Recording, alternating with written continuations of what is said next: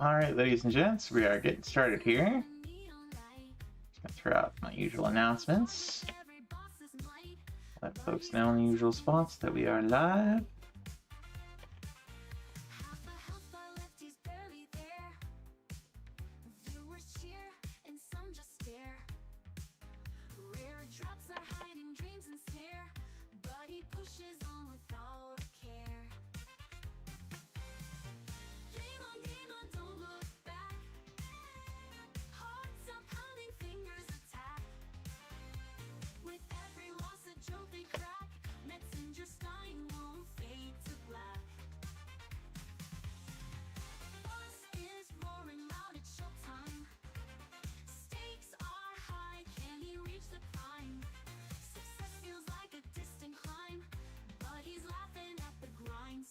Alrighty, let me throw out some, hey Draco! Welcome, welcome. Let me throw out some shoutouts for the folks that were streaming today. Starting with Foxy, who's doing Metroid Fusion. Back to working on his quest wheel. And there's a Cosmic. Cosmic was on this morning, playing some Ys 8.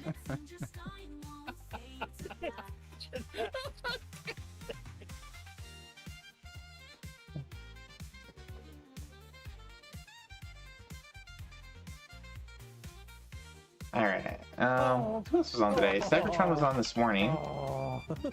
Way early. I got up to him. Playing some, ran into the wall. Sengoku Basara, Samurai Heroes. I'm gonna have to do on the Wii. I can do it. I just have to do really good. And Necro is currently on, working on some Batman. He's doing a whole week of Batman. It's pretty awesome. Man, life sucks now. And then, let's see, Lifted was on earlier. Playing some Castlevania, The Adventure, Rebirth.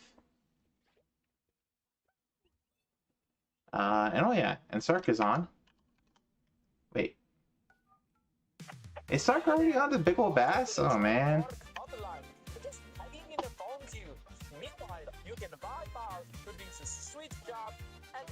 Alright, alright.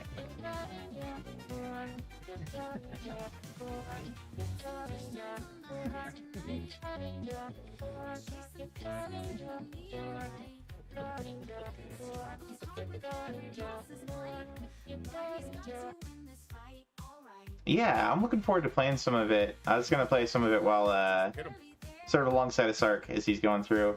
I didn't realize it was already there in the request queue. I knew it was coming up, but I didn't realize. Dang. Alright, well we'll get through our list today and then maybe right over there.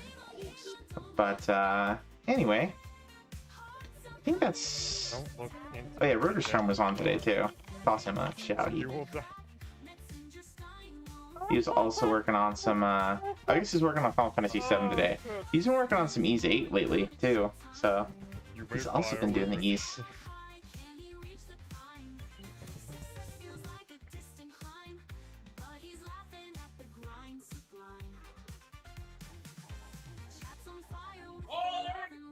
There he's doing some Primal Rage. Rotorstorm does a lot of speed running, so.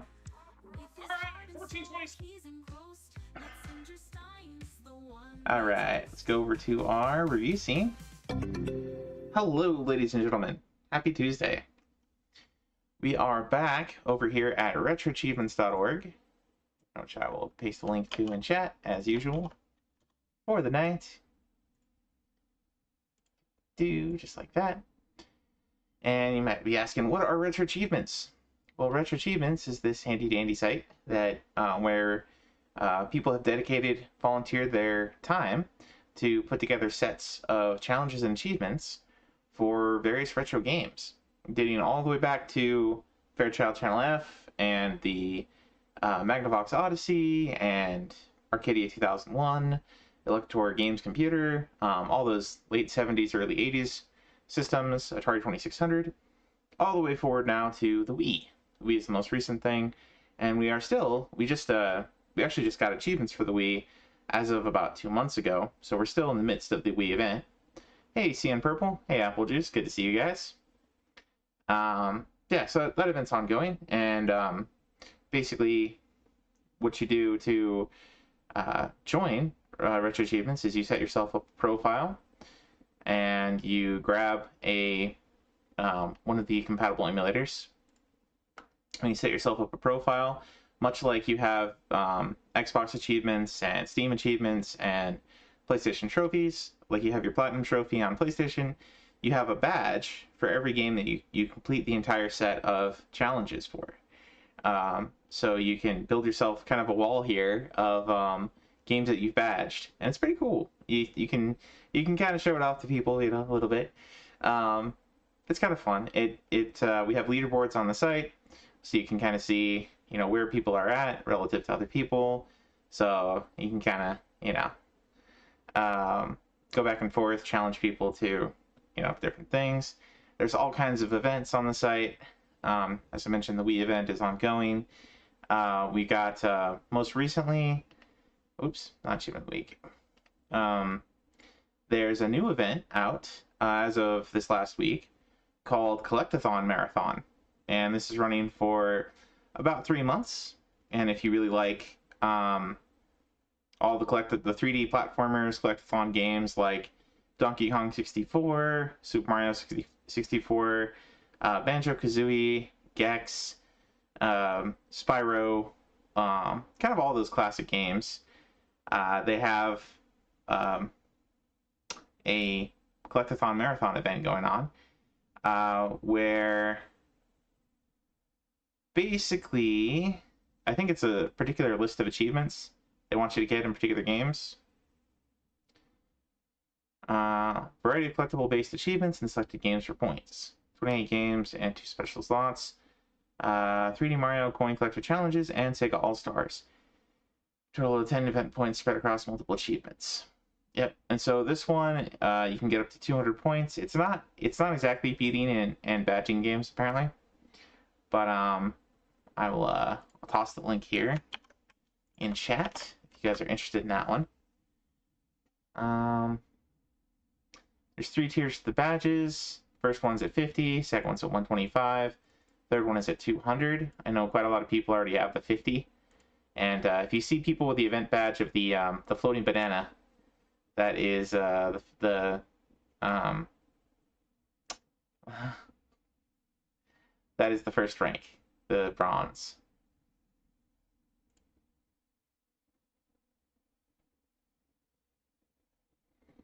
There we go. So yeah, they're having you play Ape Escape. Oh, that's cool. So 3D Mario. So this is probably in oh, this is Mario Galaxy stuff. Okay.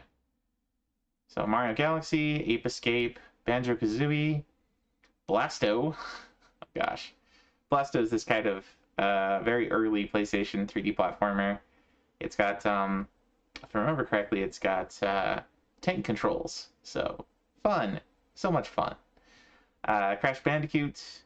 Crash Team Racing is considered a collectathon? Okay. Okay. It's a kart racer. You do collect stuff in there. Fair enough. Croc. Diddy Kong Racing, of course. If DKR is in, or if CKR is in there, Diddy Kong Racing would be too.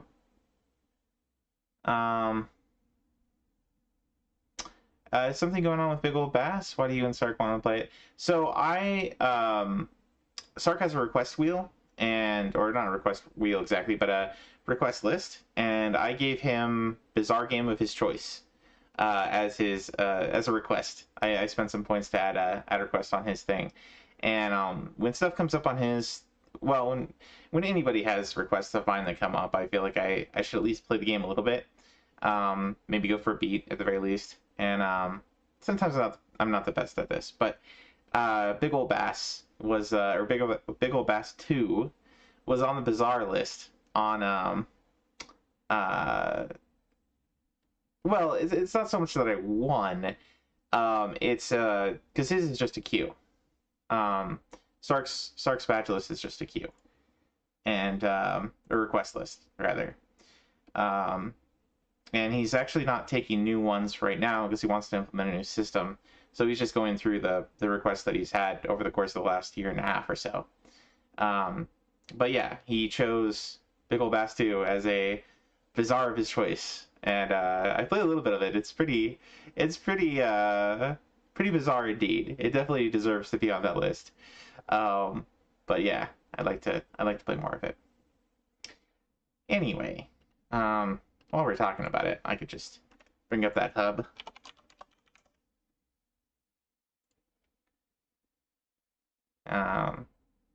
If you're interested, Cosmic, I just gave him one that was like bizarre, anything off the bizarre hub of his choice,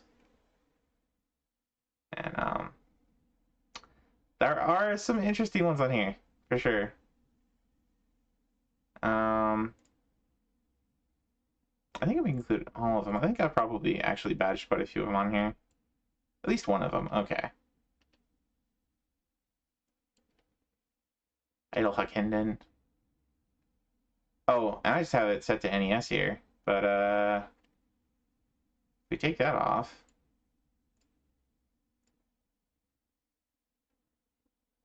There we go. That makes more sense. Here. I don't know. That just has the hub. Okay. For whatever reason, it had set to just the NES games, but there are lots of games on lots of systems on this list, and Big Ol' Bass is one of them. So, there you go.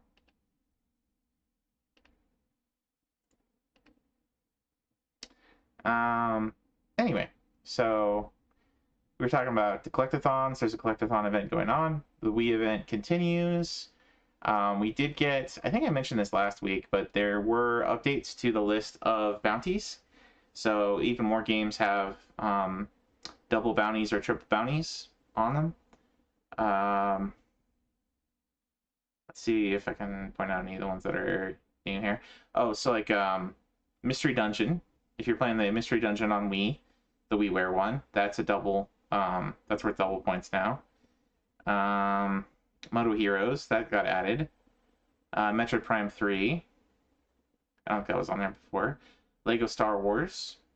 Go Vacation. Yeah, Go Vacation's worth double points. Mario Sports Mix. I don't think I saw that one there before. Epic Mickey. Endless Ocean 1. Got a double. Castlevania Judgment got a double. Boom Blocks I'm not familiar with, but that got a double. Any new triple ones? Tenchu, Shadow Assassins. This is, I think this has kind of a reputation of being one of the bad ones, for what it's worth. But this is now worth triple points. Sengoku Basara came out and that got added. What else on here? Anything else new? Fortune Street. Fishing Resort. So another fishing game. There you go. Crystal Bearers. I don't think that was on there before. And Arc Rise Fantasia. So I still want to do, we've got like 2 months left. I kind of want to use this time instead of jumping back on once I get to 50, jumping back onto Trails. I kind of want to do these 3. Arc Rise, Last Story, Xenoblade, especially Arc Rise, because Arc Rise is so much epic. So, anyway. No, we were talking about collectathon stuff earlier, and I was just mentioning that the Wii bounty list got updated.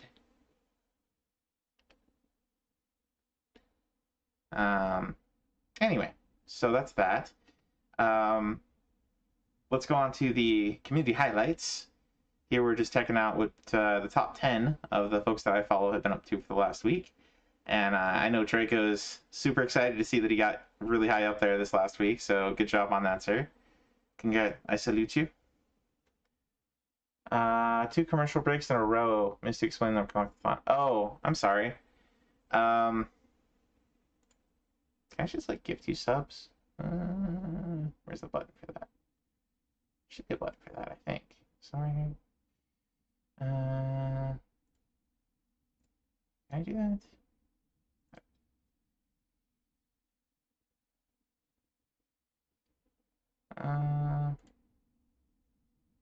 Here we go.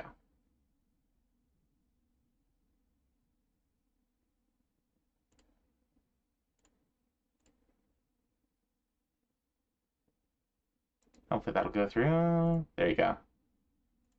There you go, Cosmic. No more commercials. Looks tasty. Retro ratio at 38. Nice.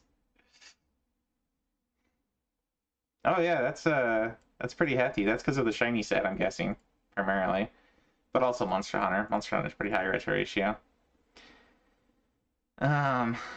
Anyway, yeah, so I don't know if you want me to re-explain Collectathon stuff, but basically there's an event that is going through, and it's not just beating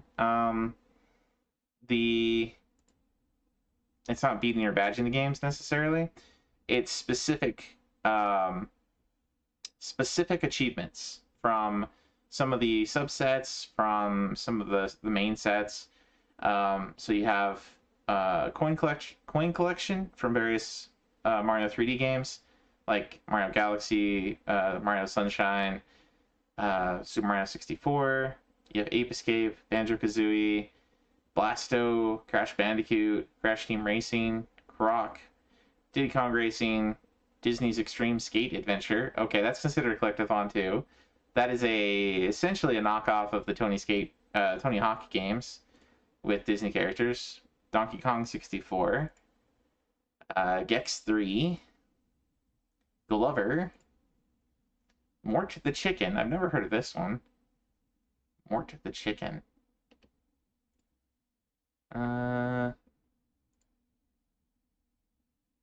Interesting. Okay. Mr. Bean's Wacky World. Okay. Rayman 2. Rocket, Robot on Wheels. Scooby-Doo Night of 100 Frights. Sega All-Stars. Sly Cooper. Sonic Adventure. SpongeBob SquarePants. Battle for Bikini Bottom. Spyro. Stuart Little 2. Simpsons Hit and Run. Toy Story 2. Ty the Tasmanian Tiger. Vex. Wario Land Shake It. Yoshi's Story. Zapper. There you go. So quite a lot of different collectathons. Actually a couple different genres in there. You got car racers. You got of course 3D platformers. You've got skateboarding. You've got 2D platformers. I think Gex is 3D no, I guess Gex 3 is 3D platformer. But yeah, quite a lot. Don't mention it. Anyway, let's get to the community highlights here. So number one on the list here is Necro. Throw Necro a shout out.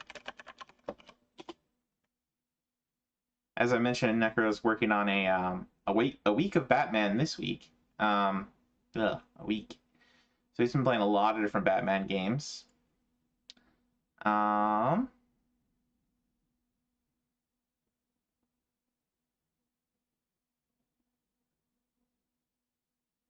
And looks like before that he was doing a bunch of Castlevania.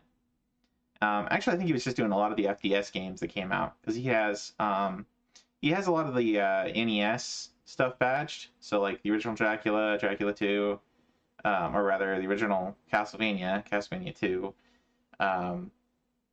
Zelda 1, Super Mario Brothers, etc. And a lot of those games are getting now these FDS sets. So he's kind of just doing his double dipping.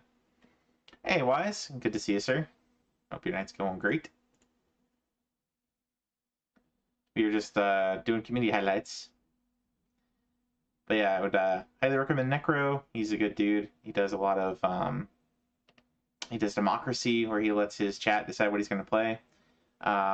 he also does subathon stuff where he like this week where he's I think he got enough subs that he is dedicating a week to Batman games. I think that's where that comes from.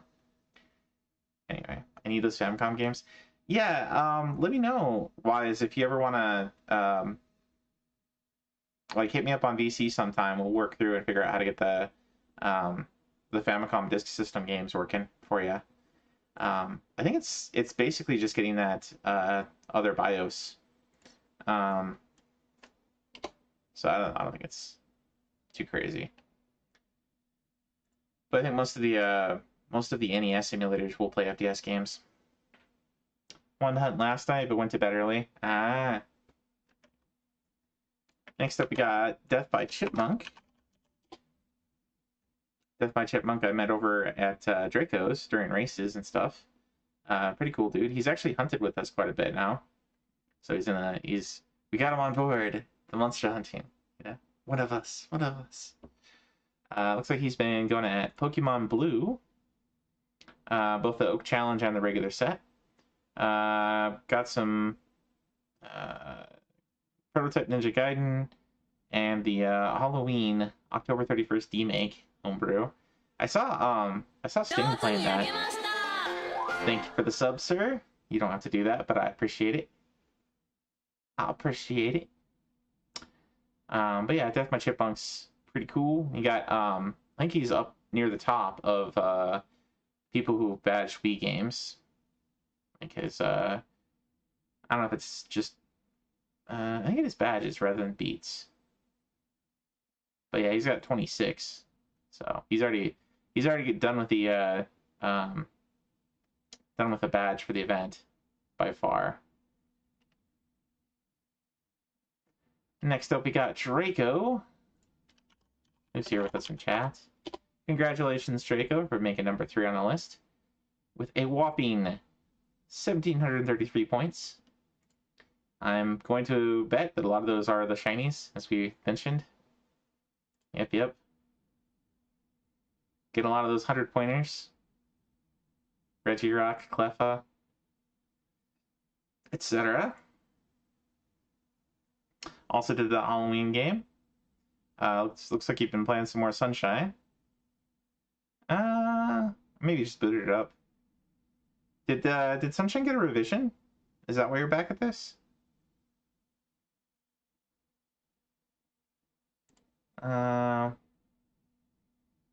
You started Trackmania?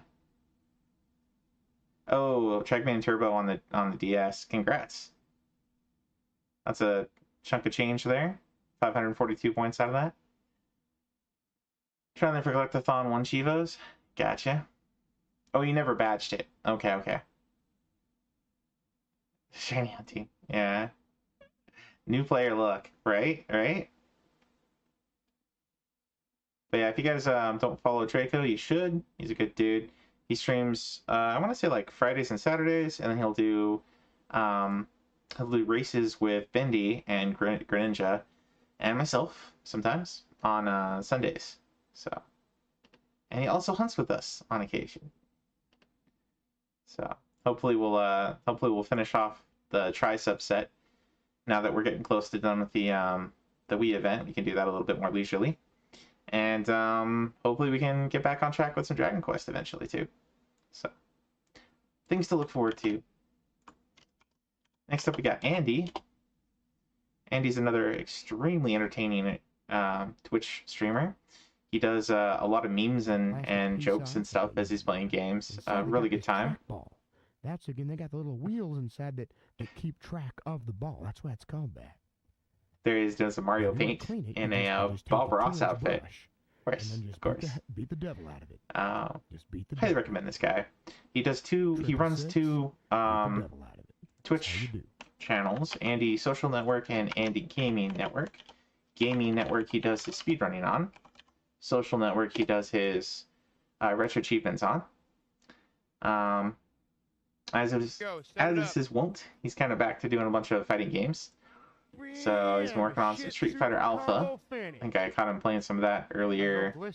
I don't know, was it today or maybe yesterday?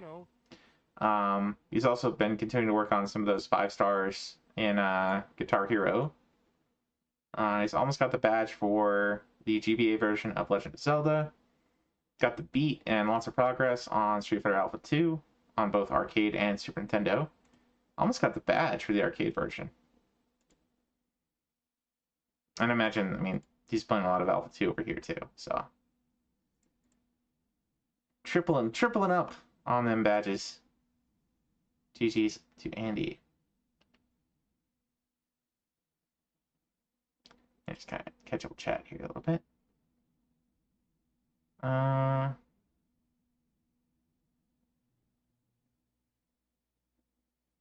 Hope you'll help me to finish it. Oh yeah, of course. Of course. We'll all be working on Monster Hunter together and Dragon Quest. I hope. Next up we got Nemad. Nemad's another really cool streamer.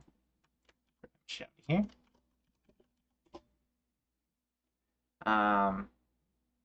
Very talented gamer. Relatively new. Well, okay, 2023. So he's been with us for about 2.5 years or so. But I think it's only within the last like maybe year or so that he's really gotten active. But he's been killing it on a variety of different games. He's been playing some Elevator Action on the NES and some Nightmare on Elm Street on the NES. All right. Next up we got Chrono. Mr. Chrono Gear. Rockin' a shouty.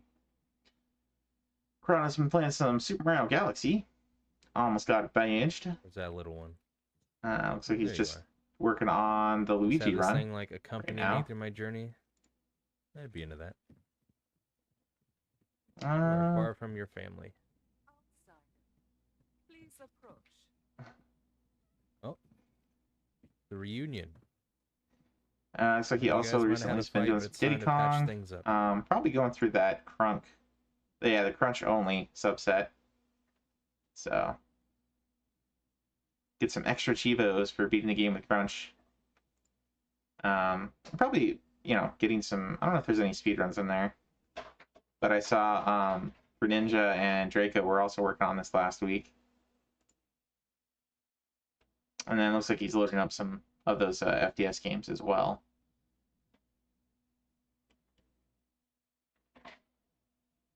Oh yeah, yeah. He got Super Mario Brothers. Also finished out Dead Rising. I think was that 2 weeks ago? 13th? No, that was last week. Okay. So we finished out the Dead Rising on Wii, which is not the greatest version from what I've seen.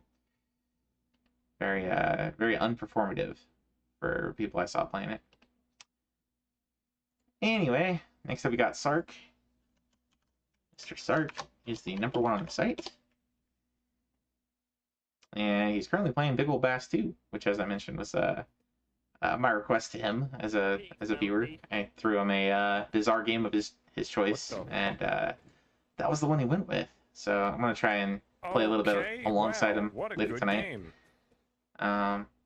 He's also been killing it on that 3D Pinball Space Cadet homebrew. That's basically the old PC pinball game that almost everybody had on Windows as a pack-in back in the day. Back in like, I don't know, is that like Windows ME?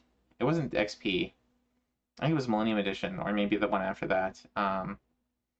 But it was pretty common to see. It's just a free game that came with Windows. It was really good. It was a really good little pinball game. So cool to see that they revived it a little bit, and now we have a version of it on RA. Very cool. He's also working on Tatsunoko vs. Capcom. This is, I think, the last one he's got for the Wii event. Once he badges this, he'll be donezo with that. So congratulations on all the progress on that. I think all that's left are looks like a couple of different combos with different characters. Dang. So that's going to be some RNG right there.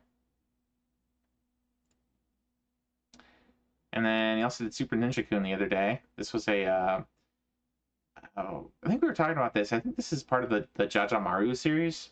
We played one of them that was kind of like a Zelda-like on NES. I'm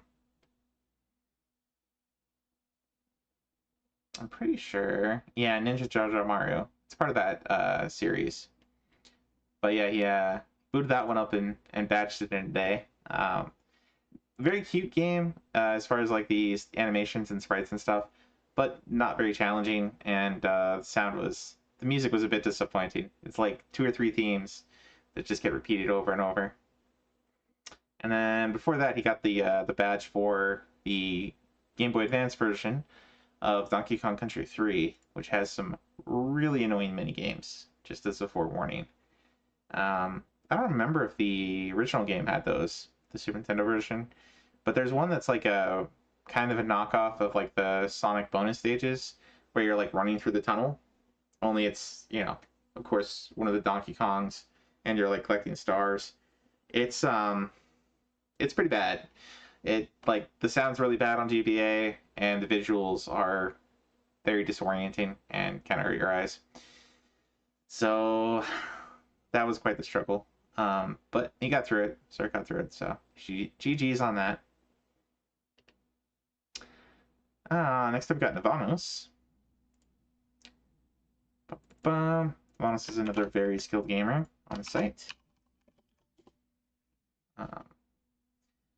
Kind of often goes through things at the hardest settings and ends up getting like the 1cc and the deathless and the hard mode, medium mode, easy mode, Chivos. Just like, you know, you'll watch them and it'll get like a quad pop or a, you know, 5 pop at the end. It's pretty impressive to see. I imagine sometimes it's more painful to do it that way, but he can also batch stuff really quick. So he picks up stuff pretty quick. He's also been going through that 3D pinball game talked about. Tatsunoko vs. Capcom, Rhythm Heaven Fever. He's also been hitting some of those FDS games. And he got Legend of Zelda Twilight Princess on the Wii badged. And yeah, this was last week. So, Navanos is also killing it. I'm pretty sure he's done with... I think he's also done with Wii. Maybe not. That's a triple pointer. Anything else? Double or triple? Maybe not. Maybe not. Okay. So he's got essentially 22 plus 6, so 28.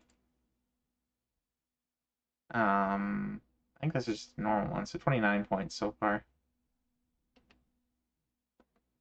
But anyway, he's been killing it. Next up, we got Rev.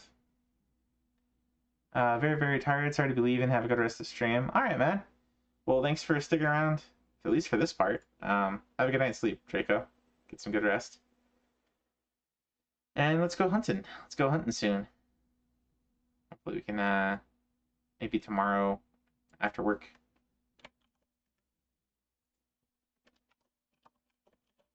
Next up we got Rev. Rev's another fellow monster hunter. You have a lot to say about it. It seems like people really like it. He's been kicking butt on, he's been continuing Peak Streak. It might not and be picking as good some, as, sometimes some pretty more involved stuff. Freedom Unite, though, 'cause Freedom getting really Unite's close to the newer. end of his Wii badge as well. Wii event badge. Got Chicken Shoot badge recently. It's got the good control scheme, though. We're all right? getting real close on It the doesn't the have Monster Hunter weird control tricep set. scheme like the first game. And he's been back to playing some Final Fantasy 11. Well, he hasn't really stopped playing Final Fantasy 11. That's kind of a daily thing. So he's been digging every day. But if you do catch Rev, he's been doing a lot of streams of Monster Hunter as of late, so he's kind of back to streaming, which is awesome to see. So, next up we got Wise, who's with us here in chat as well. For your shouty, sir. Wise has been getting back into the Streets of Rage. I know he was did the Mania mode. I don't know if you got the badge for that one all the way. I know you were almost there. If They not, get reversals and they just instantly. hey Swagger, good to see you. Welcome in. We're just currently looking at the list of the community highlights. Looking at Wise right now because he got number 10 in the list. As I was saying, he's been going through Streets of Rage 3, the American version. I think he's already got the Bare Knuckle 3 badge. I've been trying to get motivated for some badges again. Yeah. Also played some Triggerheart Excelica. What is this? Is this a fighter? Oh, this is a shoot 'em up. Cool. From Warashi. Interesting. Oh, very cool. Also booting up a bunch of Sega CD games I see. Played some Hyper Duel. That's a really cool one. I think this is also shoot 'em up, right?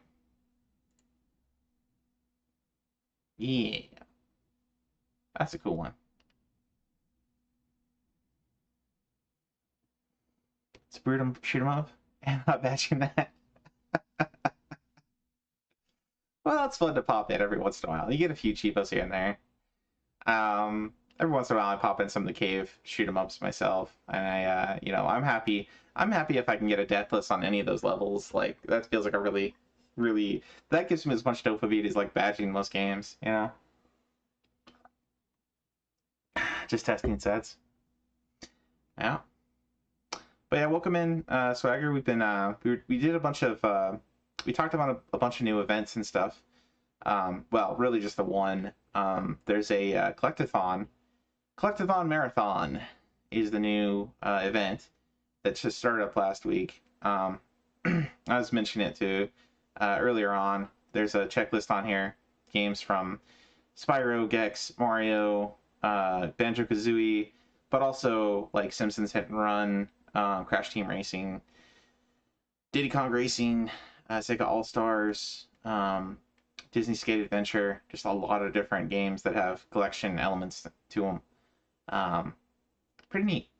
It's not your typical event where you got to beat the game or badge it. It's particular levels, getting everything in that well beyond my capabilities.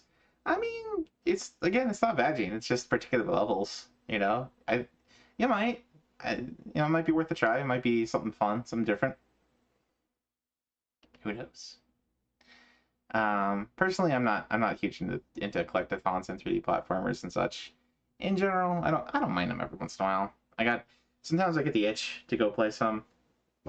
I don't know. I'm probably not gonna go for that event though. It's not really my thing. Anyway, on to talking about new games and new sets that have come out. We got behind again because we've been kind of focusing on Wii. So I think we're just gonna start with the last week's worth, starting from we were last talking together on the 12th. So we'll just cover that. And I think that's what we'll be doing going forward, just so we don't get crazy behind as we were before the Wii event. So we're gonna talk about some of these, and I'll play a handful of them as we go through. I grabbed a handful of them, so we'll give some of these a try, and we'll just watch videos of the other ones. But starting up with Dora the Explorer, Journey to the Purple Planet. We already did see this one on PS2. It's educational. It's edutainment. Let's see if I can bring this one up. I don't think the GameCube's going to be very much different from the PS2 version. Welcome in, Pulse. I don't know why it blocks butts, but whatever. Welcome in, sir. Hope your day's going well. I don't really want to walk through. A long play will work. Oh gosh, that's loud. Oh, this was the PS2 version. Same difference, really. Do you know how we can cross Turtle River? My friends and I can help you cross Turtle River. Didn't even say anything bad. I don't know. It's generic Automod. It catches things. Let's go find the 4 turtle friends. Ah, man. But yeah, this is basically a 3D collectathon with some, well, maybe not even collectathon. 3D action-adventure with some educational elements. So, if you're looking for kind of a freebie badge, this is probably up your alley. Oh, no, it's collectathon. It's got collectathon elements too, so get all the space gems. Complete all the stages.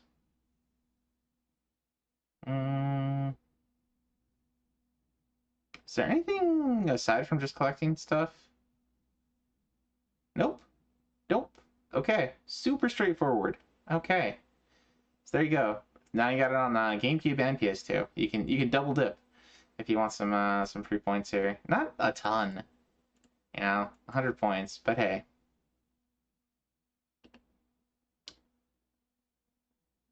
A little under the weather, but it will be fine. Sorry to hear that, man. Hope you get to feeling better as the day wears on. I don't know if you're shiny hunting today, but hope you're doing something relaxing and taking it easy. Next up we got Xmas Puzzle. So if you guys played the Pinocchio's puzzle a while back that we saw as a WiiWare game, this is from the same company. It's very similar. It's, you play, I don't know, maybe like 15, 16 jigsaw puzzles. The pieces are a little bit wonky. They're not your typical, like, usual pieces that are like so big, yay big or whatever. They're kind of all over the place. Which makes it a little bit interesting. Did hunt a bit. You're on the couch now. Gotcha. Yeah, definitely hope you get to feeling better soon, sir. But yeah, I could boot one of these up just to show you one of the jigsaw puzzles real quick. I did go ahead and badge this one because I am kind of big on jigsaw puzzles. Well, at least I don't mind them. I'm pretty decent at them. So this was the Xmas puzzle game. Throw this one up.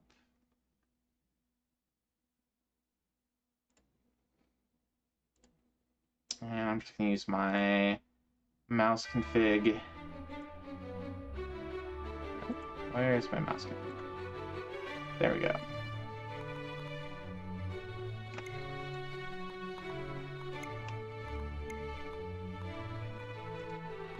I guess you'd have to start with a new one. But basically, you get puzzle pieces that are kind of like this, instead of your more typical shapes, I guess. So you kind of just want to find where they go. So this one's probably that might be here. But you do your usual thing with these kind of puzzles where you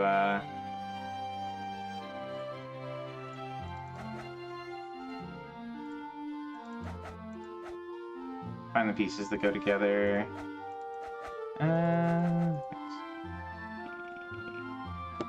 This one actually.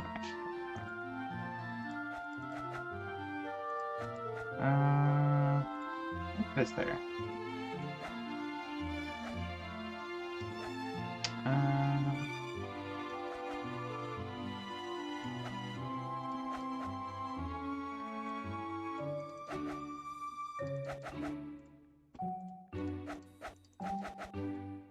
But they get progressively harder as you go, as you would expect.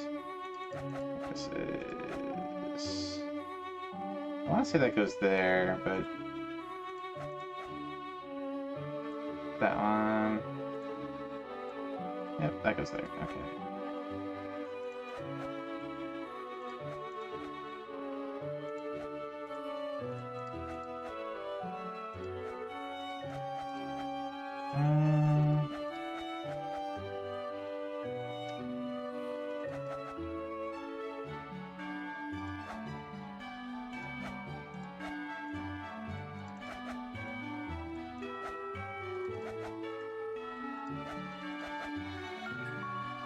Yeah, but basically like this.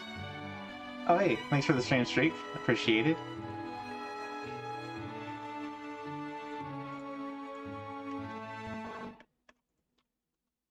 But yeah, you go through and there is what? 3, 4, 5, 6, 7, 8, 9, 10, 11, 12. Just like 12 puzzles. So if you need points for the Wii event, this one and the Pinocchio one are both pretty good. They're not I don't know if I'd really call them slop. They're definitely WiiWare. They're definitely real simple games. It's an easy 2 points for the event if you need them. It's not a bad game. Happy holidays, right? Right? But yeah, it's definitely better than that other we wish you a Merry Christmas minigame game that has at least one pretty awful minigame in there. Anyway, let's go back to our review scene. But welcome in, Foxy. Good to see ya. Congratulations again on all of the progress today on Metroid Fusion. Was that the first beat you got today, or was that I know you got at least one beat, Chivo. As a holiday? Well, we were just looking at the Xmas puzzle game, which is all about Christmas. First beat. Gotcha. Congratulations. Next up we got Dawn 2, the game.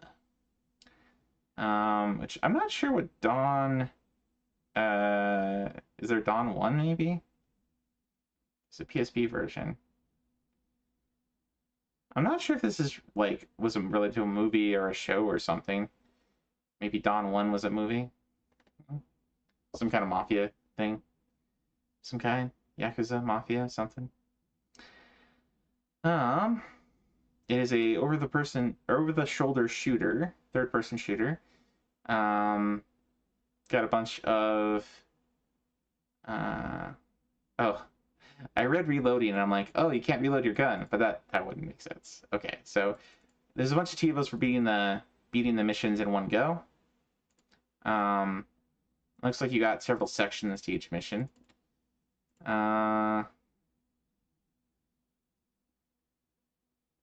Okay, so beat one of the missions without letting the boat take any damage. Okay, so kind of an escort mission without the car taking any damage. Alright, well, maybe not so much an escort mission, but probably you're driving the boat or driving the car. Wow, that is a super basic set. So pretty much, do the boat mission and the car mission damage list. Other than that, just beat each level in one go without loading in the middle. About to record some patch slot. Okay, cool. Very cool. But yeah, let's check this one out. Dawn 2, the game. Gameplay. This is not one of the ones I grabbed, so we'll watch some video of it.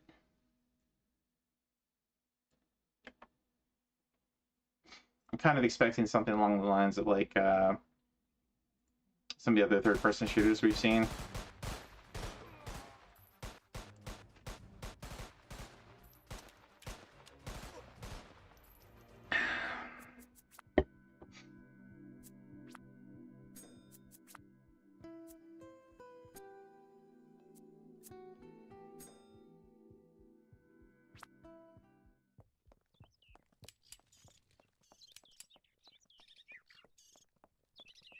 Dual wielding.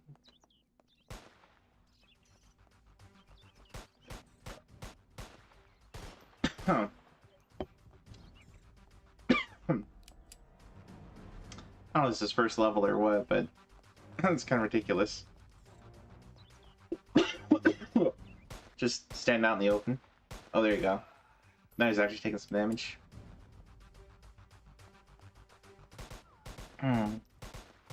There's a new Wii set for Wild West Gun game. There is. That's one of the ones I grabbed. So look forward to that one. We'll check it out in more detail.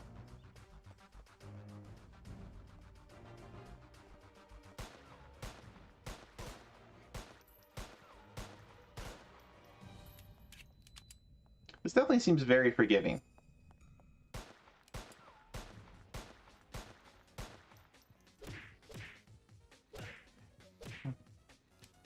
Again, it might be just like the first level, or it might be easy mode or something. But as far as the cheat modes are concerned, it doesn't, there's no requirement to play on hard. Very basic. Set. Oh, here's a boss, I guess.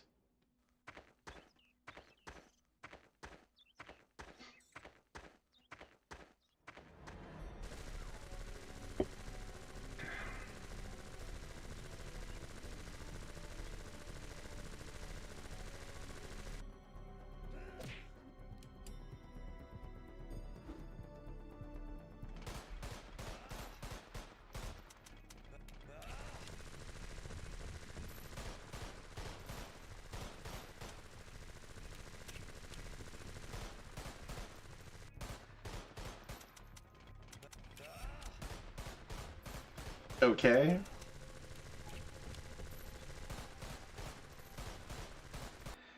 I gotta say, this game does not look very impressive.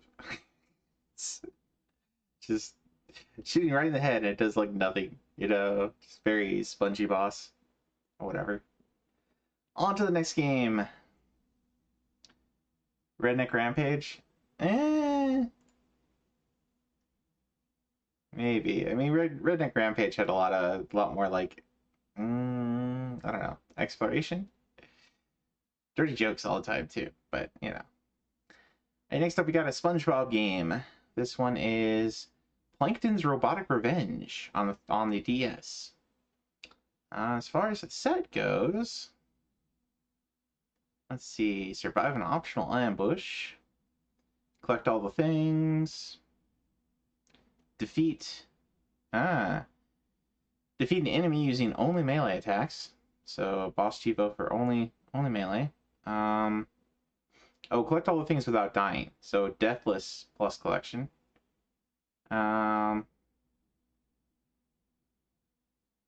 Complete Triangle 06 without shooting or dying more than twice. So the pacifist, limited death. Not exactly deathless, but pacifist limited death.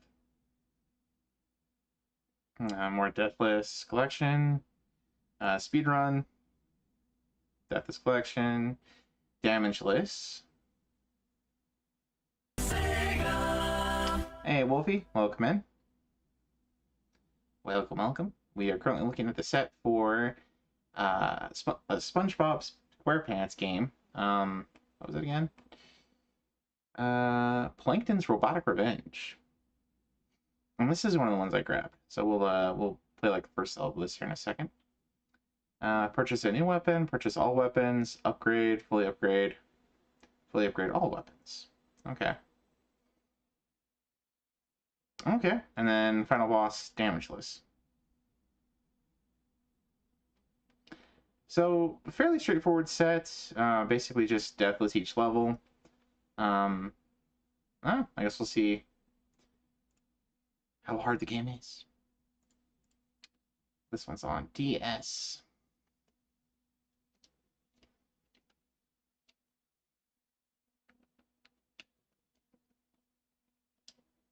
Alright, we're looking for SpongeBob.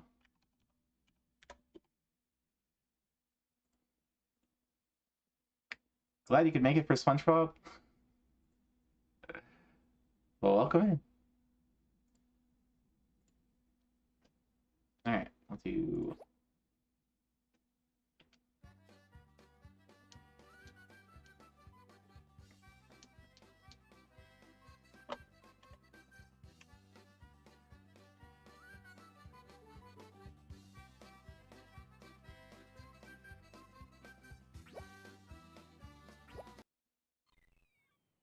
First mate, ship's radio is dead. Get some new batteries in here on the double. Right away, sir! I was just... Oh! Uh-oh! What was that? That, Karen, was the sound of my dreams becoming reality. You're getting taller? Taller? No. But I definitely will be moving up in the world.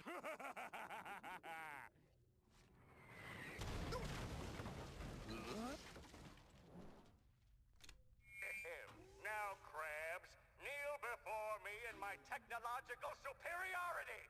Your flimsy defenses are no match for my supercharged exoskeleton and robot minions. The Krabby Patty formula is mine. Mine!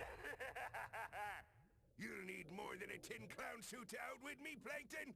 The Krabby Patty formula is perfectly safe in my new ultra-secure... safe. You mean this? Ultra secure safe? I'll have this open in no time. Get back here with me, safe, Plankton! Mr. Krabs? Alright, let's get going on a level here. Ah, you can have a character select here. We'll just play with SpongeBob. No! I have an idea. SpongeBob has an... What is it, boy? Okay, all we have to do is get a giant speaker system and play sad music about a lonely trucker really loud. Next we'll have a... And how is that gonna... Squidward picnics up... Wait! Why don't we all head out? I like SpongeBob's idea. Thanks, buddy. That's it! All we have to do is find the... Alright, let's get into it.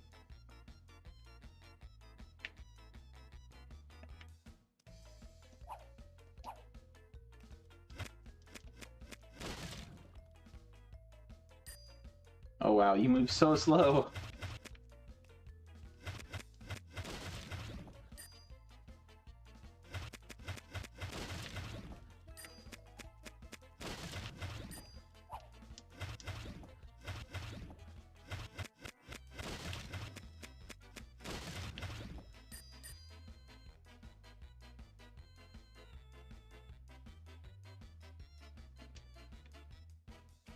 I don't think we really need a tutorial. Basically just shoot the enemies, or stay away from them.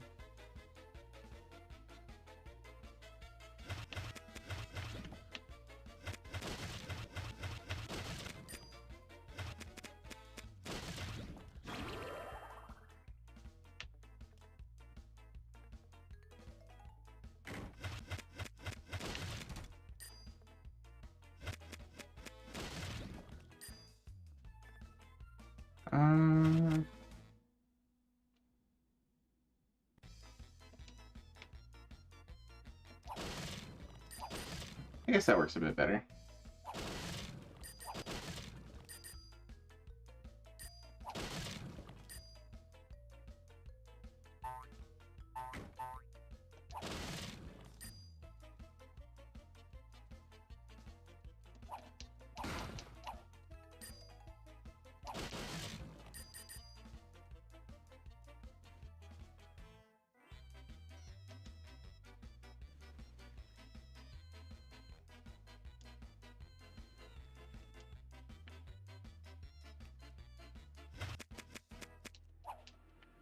Okay, so this one you actually do have to shoot. Huh. And I guess you can kind of aim your shots using the... Okay, cool. Now we can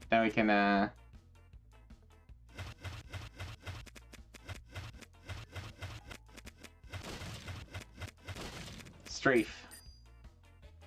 Strafing in shooters, as Wolfie knows, is kind of a requirement for me. Gotta have strafing.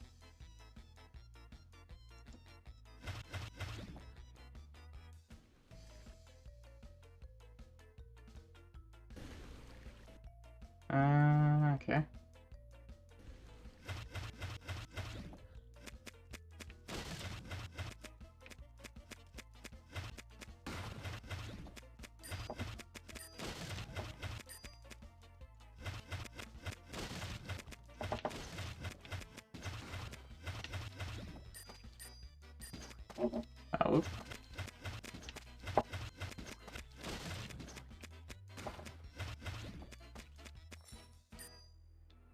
Oh. Oh, there's one of three.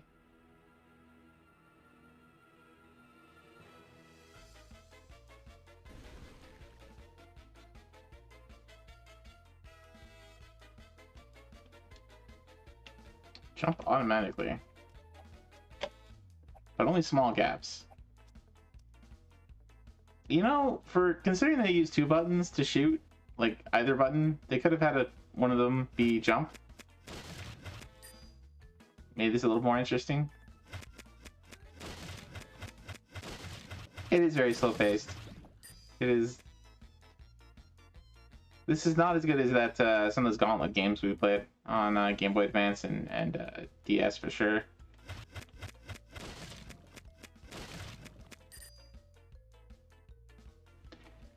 But me, you know, if you're looking for easy points, maybe.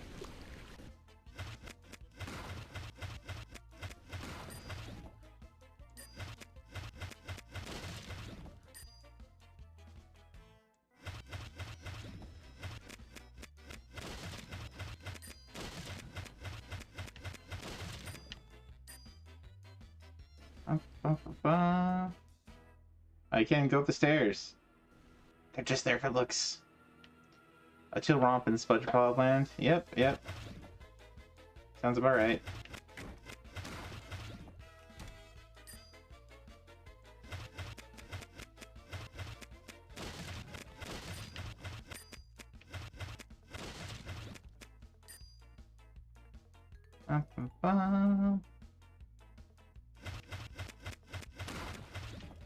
Easy peasy. I can't get that.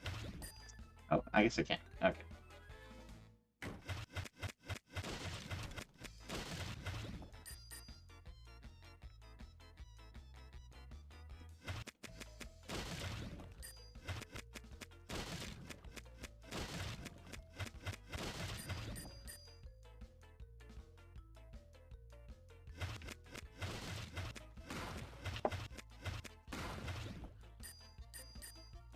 Yeah, this wouldn't be terrible for a peak streak sometime. Oh, I guess we need to find the other box.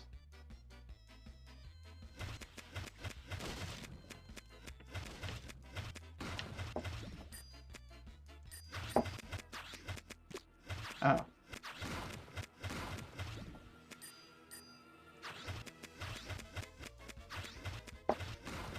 These just respawn? That's good.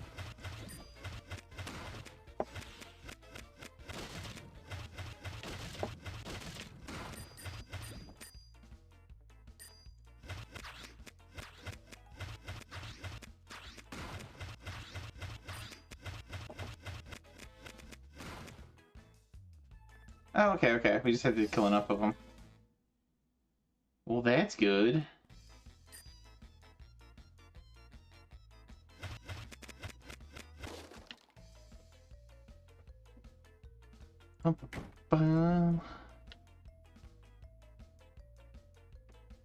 Yeah, let's get through this first level and then go to the next game.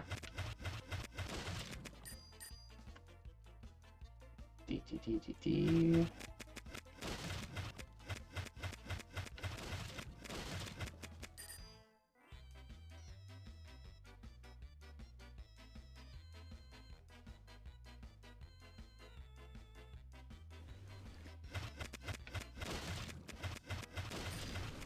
Oh.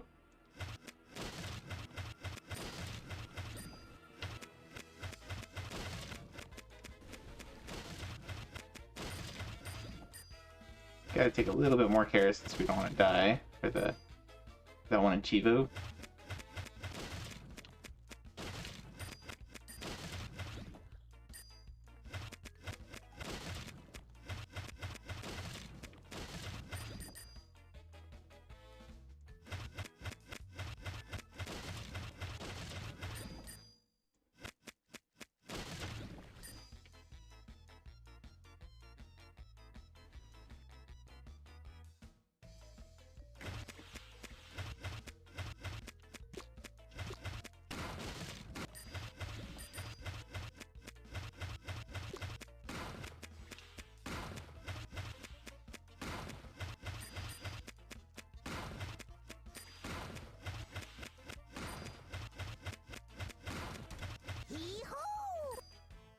Okay. That could have been bad.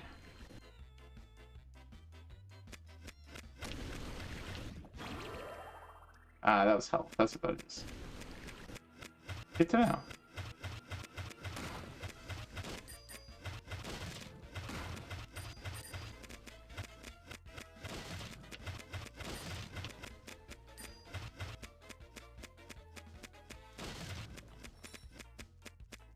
Uno más.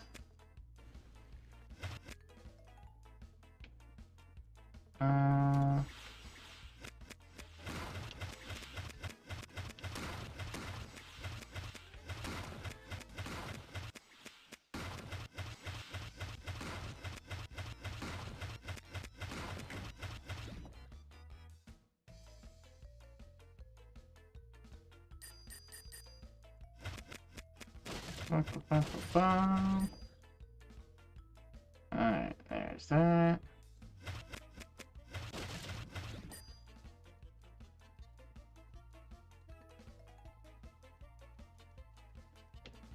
That looks like maybe the end of the level.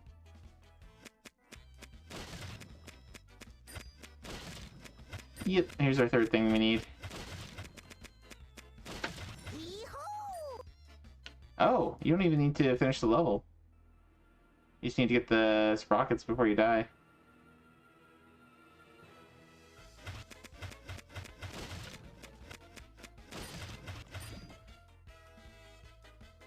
Anything else here?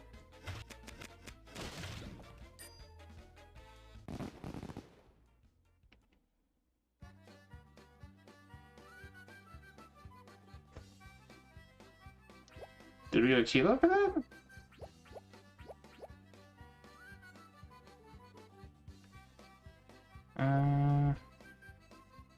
Portable tartar sauce. And tuning fork. There we go.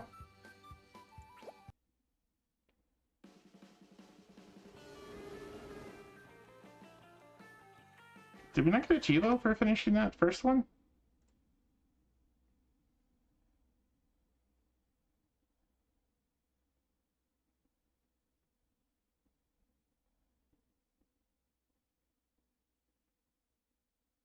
Oh 0506. Survive an optional ambush. Oh, that's what that one is. Okay, that's what that one. That's optional ambush was. Okay.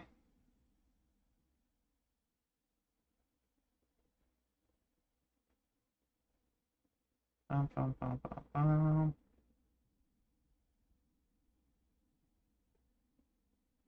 Okay. So there's not a Chivo for just beating the levels. It's a Chivo for getting all the golden sprockets. Alright. Can we just quit? We come back to this. Are we continue where we were?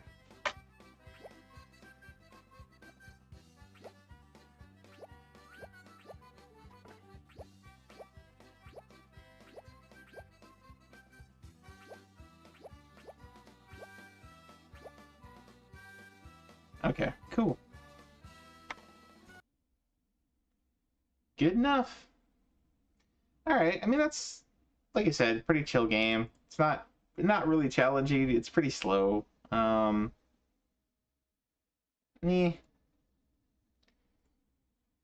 know, it's a very it's like Gauntlet, but junior mode. I don't know. Alright, next up, let's talk about this one. We saw Greninja Man, Draco, and Chrono. We're all working on this one. It's basically Diddy Kong. So you guys have played Diddy Kong Racing before. It's Diddy Kong Racing, but you got to play as Crunch. And the thing about Crunch is that he is the slowest. The slowest. It's not at all like a balanced game where like everybody has, everybody goes about the same speed and so on and so forth. Crunch is basically the hard mode. It's basically the hard mode. So let's see. Collect all balloons from Every section. Get the amulet piece. Okay, so yeah. Basically, if you haven't done Diddy Kong Racing before and you want to play as Crunch, you'll be getting all of the regular Achievos plus the Crunch mode. But it is the basically the hardest mode because you're the slowest character. You can still win everything. It's still viable. But a lot of those a lot of the races that are pretty tight to begin with like Diddy or Dixie or some of the other characters, like they are very tight with Crunch. So gotta be on your game. But yeah, if you've played Diddy Kong Racing before, if you're pretty good at it, if you don't mind playing as the slowest character, go for it. Alright, next up we got Escape the Museum. So this is another it is a Wii game. It's not WiiWare, but it does kind of feel, I don't know. Hidden object games kind of feel like Slop to be in a lot of ways, just basic as the whole genre. I did play through this one in Badget. The set here is not too bad. I think the hardest thing in here is that you have to complete the game in under 30 minutes. That is not of real time. That is like every mission you run into. You have a timer that's going up as you're in that mission, right? So you can, your mileage may vary on if you feel like this is cheating or not, but you could pause the emulator and look at the screen and figure out what you need to do, or you can figure out what you need to do in a given scene and then back out and then come back in and then do stuff immediately when you know what to do. It's not especially tight speedrun. I think I finished the game at about like 27 minutes on the clock. And I didn't do too much of the boss emulator. Like Wolfie's Cat ones. Yeah. What kind of gets me is like a lot of these games with hidden object games, you're not actually looking for, like, let's say you have to like look for a pen. You're not necessarily looking for an actual pen. You might be looking for like a drawing of a pin that's hidden inside some other object. So I don't love that. Like, I'd much rather have like there's the one game we played that was like on Game Boy Color or something that was like, find 5 of these kind of balls or find Waldo, where you can just like look over the screen and there will be that particular object there or over there. And like some of those objects are that way in this game, but a lot of them are like, this axe is, it's actually, you have to sort of imagine the axe as part of this larger thing that it's a part of in the scene, I don't know. It's like point and click adventure games where the solutions are so obscure. Well, I mean, at least with the point and click games, like you could see the objects I guess it varies. It varies from various point and click games to other ones. I would say in most of them you can kind of see what you're dealing with, like you can figure out there's things you can click on, or there's, it'll maybe give an indicator of what you can click on or something. I can go ahead and load this one up as well if we want to just kind of go through like maybe the first mission or whatever.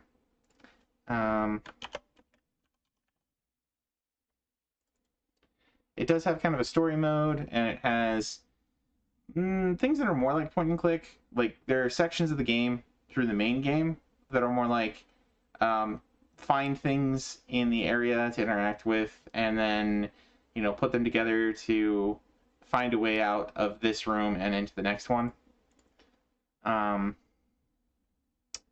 Cosmic says, I have a neat one with cartoon graphics, 3D walking around and looking for things. It's pretty neat. Okay. The basic plot of this one is like you're in a you play a mom who took her daughter to a museum. I don't know what we want to call this one. We'll just call this one art review. Why not? Da, da, da. It also has this one track playing the whole time. That's a downside. Not very much variety in music. Graphics are a big thing for these, I feel. Yes and no. Like, I would, if something is at the very least like visible. This is a faucet. Like, that's important. What was that? Just Yep. Okay. Anyway, but basic idea here is you took your daughter to the museum. Big earthquake happened. Knocked out a bunch of stuff in the museum, and now you're stuck in one of the rooms, and you need to make your way through the entire museum to where your daughter was in the like control room, and then kind of piece by piece make your way out.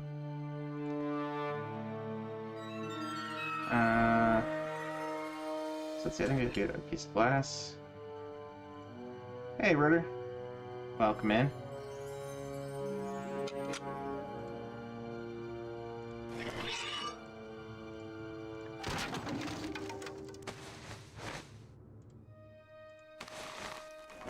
Yeah, but see, like, there's, in this case, you know, there's a couple of things you have to, something of a puzzle you have to solve just by clicking on things in the environment.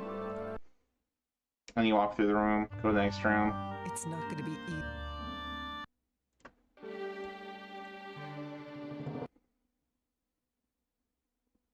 And then you have, you do have levels that are more like your traditional hidden object game. 2 days off are about done, and back to work tomorrow. Ah! Well, I hope you enjoyed your vacation, man. Is that you? I'm fine. I've been Got a lot of work done. Or a lot of, not a lot of work, a lot of gaming done. I just want to be my Mark. I'll... Blah, blah, blah, blah. Okay. So, this is one of the more traditional levels, I guess. You're going through and you're trying to find these objects. Lighter, roller skate, wallet, knight, rope. You can kind of zoom in using the B button. Oops. You kind of go... Oop, there you go. If you zoom kind of, and like you go left, or you go right, and it'll zoom in or zoom out. So,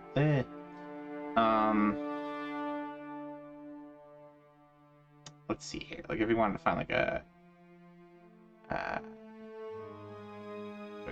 first aid kit, that's that there. There's a trophy. A knight is over here. That's a coin. So like some of them actually are objects that you just find, which I like. Not bad. But other times you have like a shape that's hidden inside something else. You know, like here you have a globe, and maybe there'll be like something inscribed on the globe, and it'll be like a little picture of a rabbit, and then that's the rabbit you're supposed to find or something. And it's like, I really hate that kind of thing, you know? Like there's a roller skate. There's a ticket roll. I think it's a base? Hard to see. Come on, zoom. Zoom!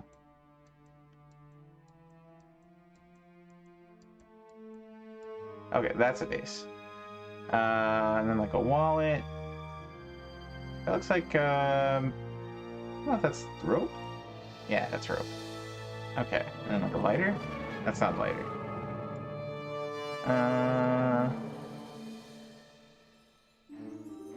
Something? No.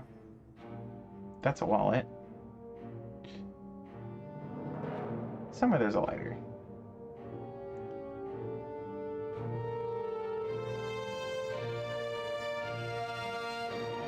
Anyway, you can also use the hint thing here. It decreases your accuracy, but in this in the set for this, it doesn't require any particular accuracy. So that tells us the lighter is somewhere in here,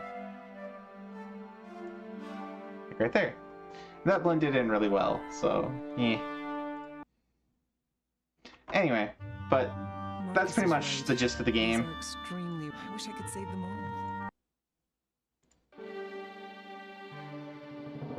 You get missions that are like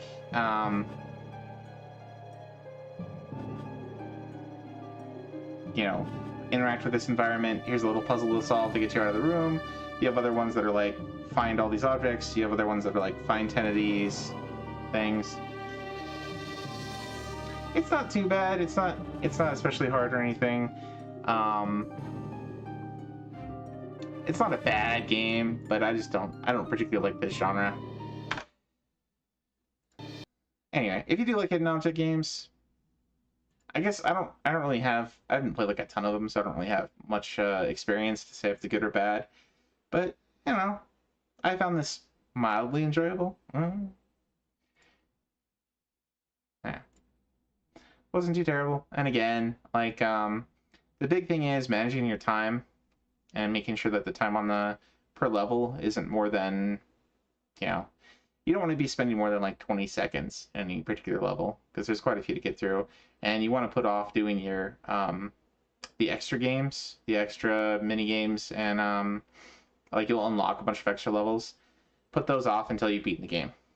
And it's not too bad. Like I said, I think, let's see, I think there's a leaderboard for how fast people beat the game. Yeah, and people have done it in like 15 minutes. And I was at like 25, so I had about 5 minutes left, something like that. Most of the levels, like some of them you can do in under 10 seconds if you know what you're doing, where to click.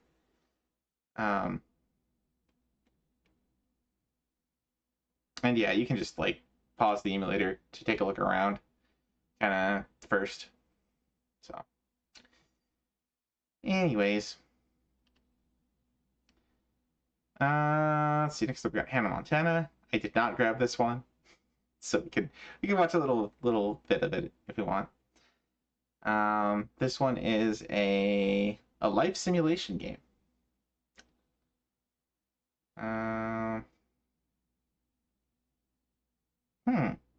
Okay.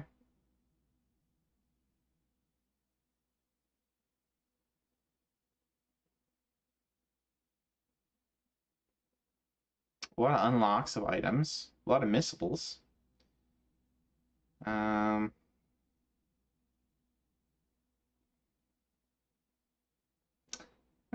I'm gonna say this sounds from the achievement set, it sounds like there's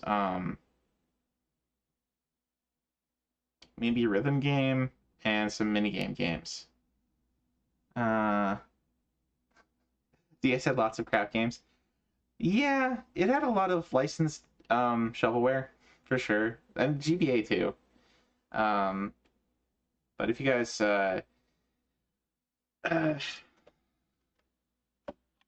if you guys don't remember Hannah Montana, she's a little after my time too. I think she's maybe before my niece's time, but after mine. I think she was like I don't know, it was like this show on TV. Miley Cyrus, I think, was the girl who played Hannah Montana. She became a star, kind of in her own right, or the singer. I don't know if she's very well known now. She kind of aged out and was not kind of like Britney Spears, but even less, even more of a fad. I don't know. But Hannah Montana was like this. I think it was Disney. Yeah, Disney. It was like a Disney show, like some of the other teen shows they had back in the day, of like what was it, like That's So Raven, or there's a lot of them on like Nickelodeon too. None of them were very good. Josh and Drake, I think, was another one. We saw quite a few games. We've seen quite a few games on GBA and stuff from some of those series. But man, they are forgettable. So this was Hannah Montana, the movie, DS, gameplay. You sound like Josh and Drake. Well, Josh and Drake wasn't that long ago, was it? Oh, and this was actually just want to do YouTube, but whatever. Oh man, that's gonna be that's probably gonna be licensed music. So yeah, what was it we saw? Foxy and I were playing. Foxy played on my behalf. He saved me from having to play the that one game that's probably very similar with the twins.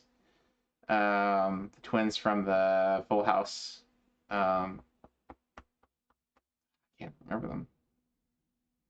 They had something of a modeling career, I guess, after Full House.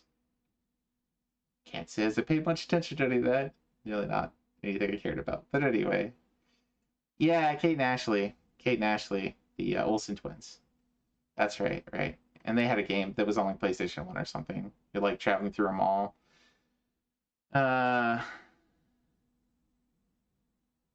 Shocking how many of those games there were. Like Pete and Pete. Well, Pete and Pete was fun. I remember Pete and Pete.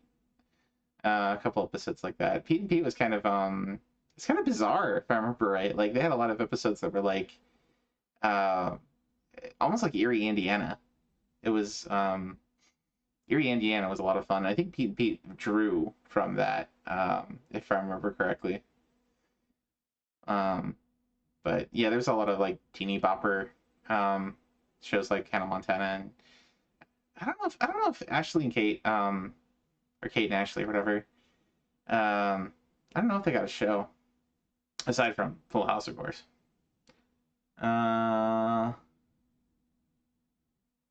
Anyway, but there you go. Some rhythm game stuff, some mini game stuff, a lot of like sort of adventure game type stuff. Next we have Transformers Decepticons. This one is an action adventure game. I did grab this one, so I should play this one a little bit. Complete the missions. Complete the mission. Okay. So earn bronze, silver, and gold medals in challenge missions. Get up to level 20. So you have a level, apparently. I think Mary, Kate, and Ashley did several made-for-TV or direct-to-video movies after Plus.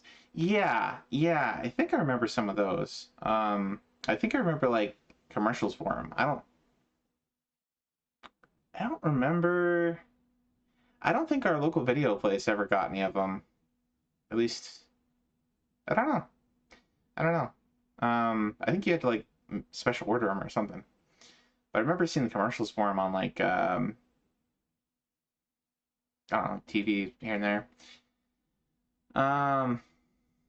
Anyway, obtain every scannable offline vehicle. Get a max wanted level.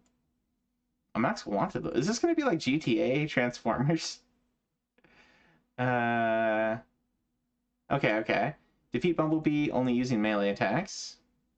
Destroy the 5 satellites without turning into a chopper. Under 30 seconds using only melee attacks. Without using chopper after destroying the first turret. Without losing any generators. Using only melee. Okay, so you got a lot of mission-specific achievements. That's kind of cool. Try to finish the intersection without robot forms or aircraft, and finish at the Keep Fountain within 1 minute.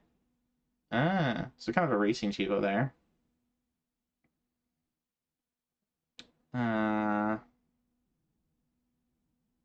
Without crashing into anything, destroying anything, or drifting in a circle.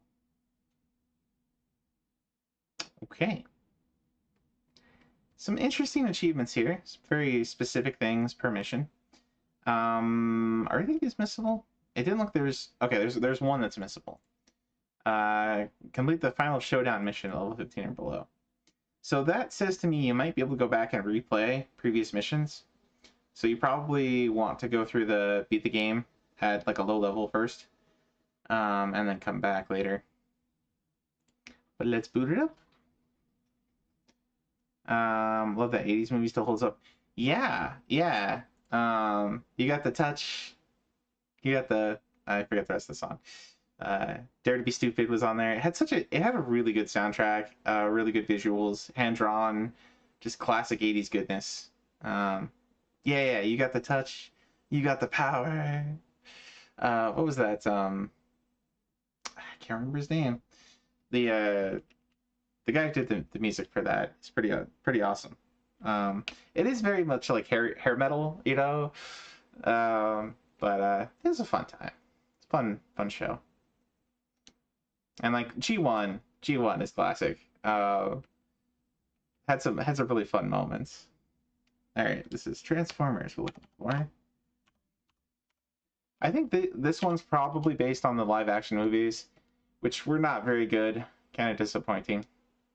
I'm not a huge fan of the Michael Bay productions. Okay, so it should be about there we go.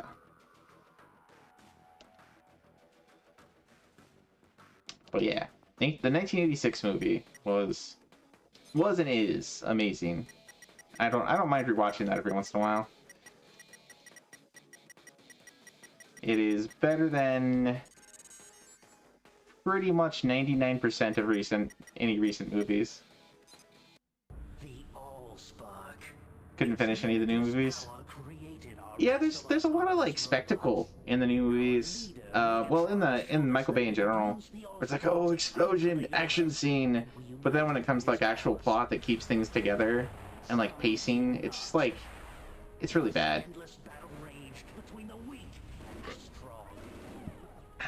Literally couldn't tell you one plot point in any Michael Bay Transformers movie. I mean, aside from like the Transformers show up, people are surprised. Military decides to side with them or fight them or something. Yeah, this is based on the Michael Bay films. Yay! Though I will say the some of the PS2 Transformers games that we played have been pretty good. So I mean, you know, this could be a decent game even if the source material is kind of eh.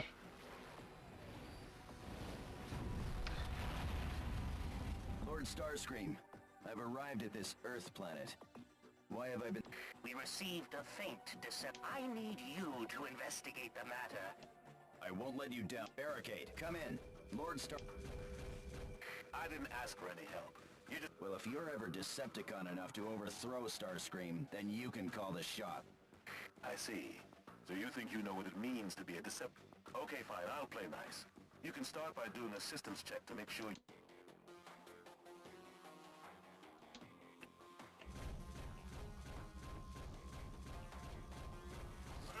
Okay, we got to jump. We got to attack.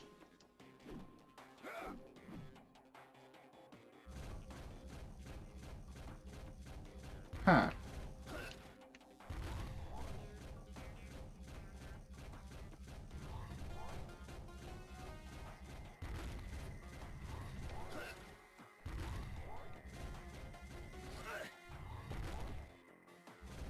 Destroy the bus stop.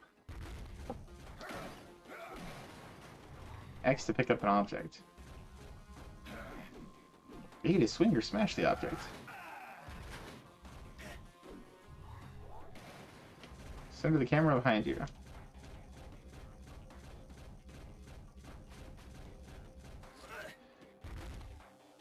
Have two of the games that got deleted on Steam. Both are fun.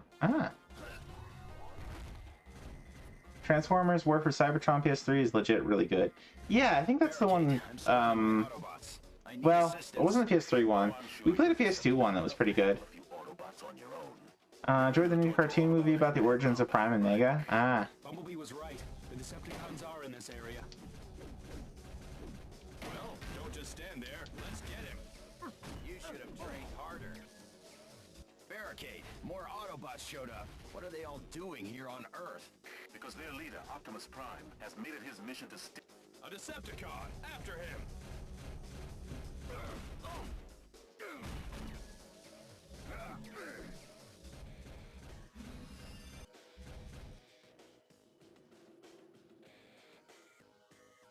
All characters unlock new abilities as you level, but only your character gets increased stats. Okay. So we've got a car mode and a weapons mode. Blaster. Getting the target of use an LRR.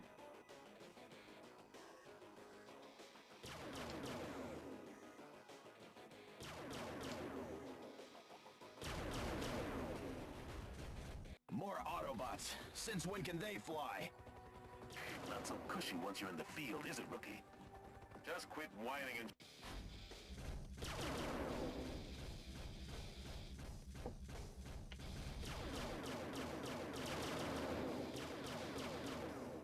Autobots neutralized.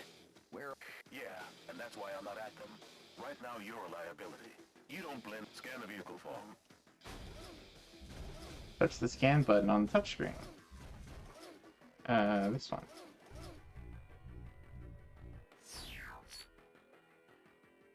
Hey, Necro, welcome in. More than meets the eye. Yep, we're playing some Transformers. Have followed Cybertron, Rise of the Dark Spark. Never got to pick up War of Cybertron before it got delisted. Pause. Barricade. I've scanned the form. Now. Oh, sure. I just sent coordinates to your radar.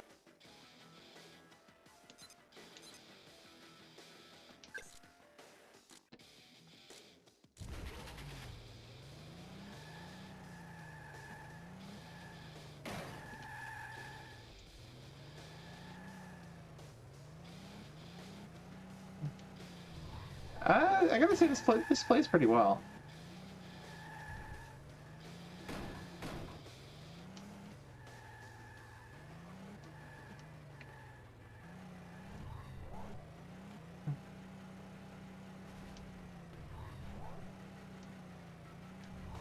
Like, especially for being on the DS, compared to some of the other stuff we played, like that, was it the 3D platformer that was the Over the Hedge game or whatever?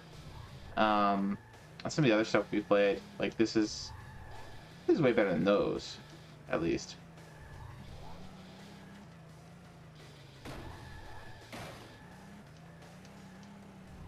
Oh,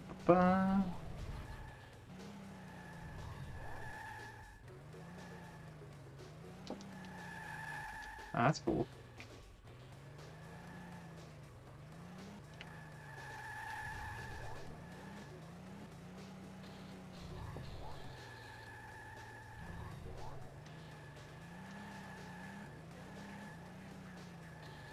There. Was that some... Maybe you're not...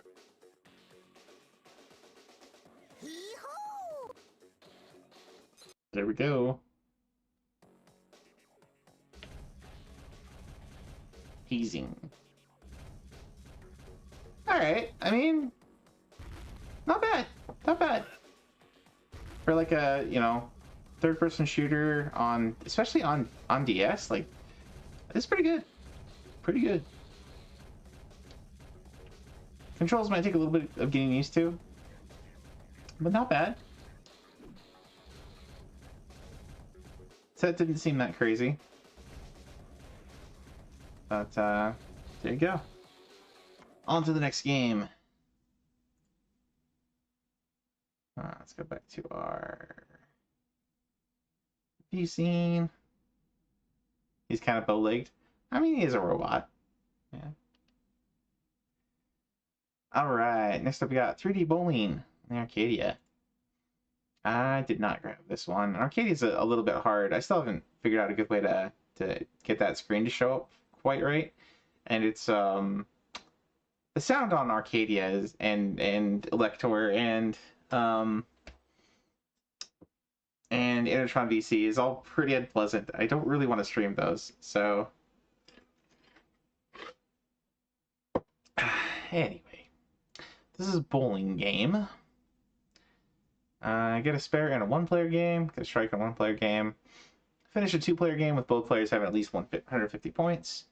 Gotta get up to... Oh, you do need to get a perfect game. So 300 points.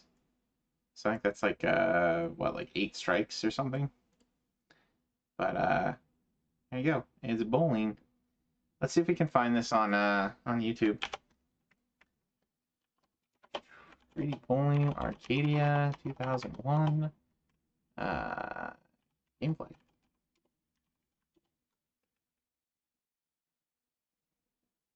Hey, what do you know? Apologies in advance. I'm sure this sounds pretty awful. Oh, 12 strikes.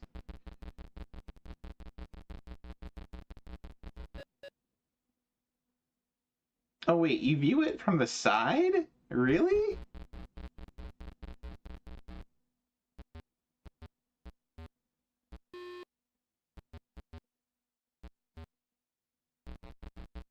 Oh, that's interesting. Usually it's like, usually you have sort of control of like, you know, which way you're gonna aim, and then like how much power you're gonna put into it. But this is different. This is different. It's kind of the side view. That's interesting. Kind of set up like a DS game. I mean, kinda. It's got the view of the top on the top, or it's got the view of the pins on the top, and then you know your character is kind of in a different view. Okay, that is very different for a bowling game, because usually, like I said, usually you're viewing it kind of straight on only, you know, and you're kind of like picking your position. So that's different. But there you go. If you like bowling games, probably not the easiest. Well, I say that there's already 8 masteries. And I'm sure you get used to it. I'm sure you can get used to it. Hopefully easier than real bowling. I want to say a fair amount of the bowling games we played are harder than real bowling.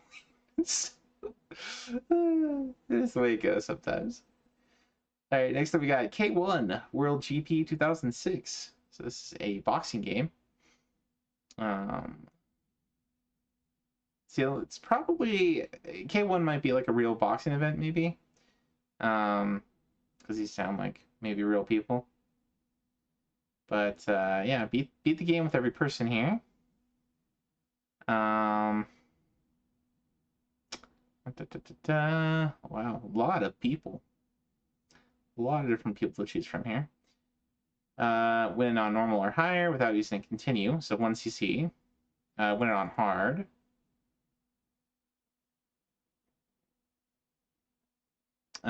Beat each character's mission battle mode. All their missions with an S rank.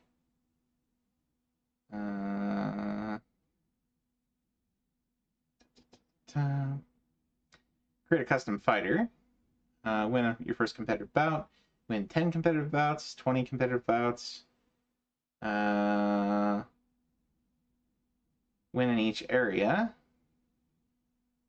Equip a new special move. And improve your character. Increase your punch speed or kick speed along with your speed and stamina 25% or higher. 50% or higher. Punch power.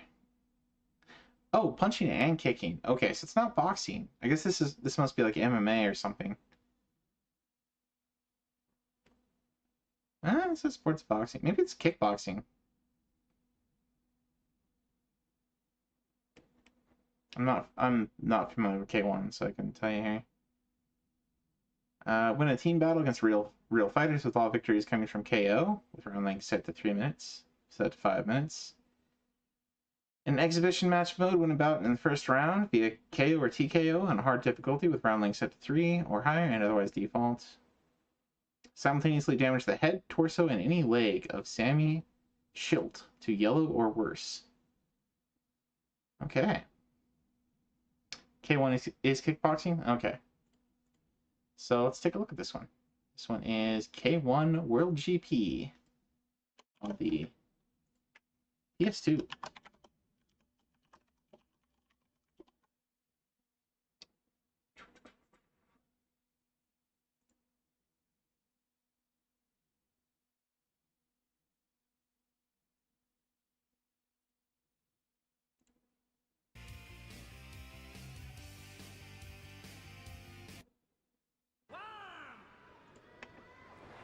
Here we go.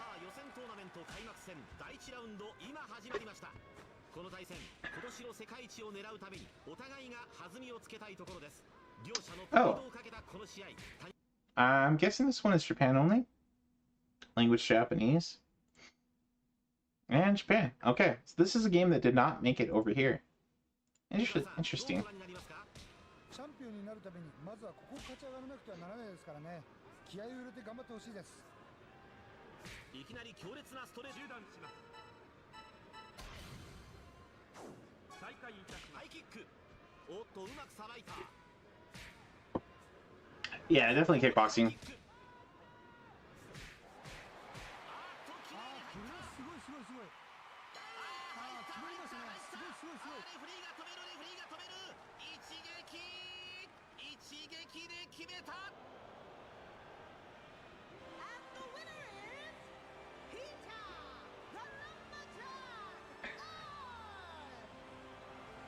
ただいまの試合、1ラウンド48秒。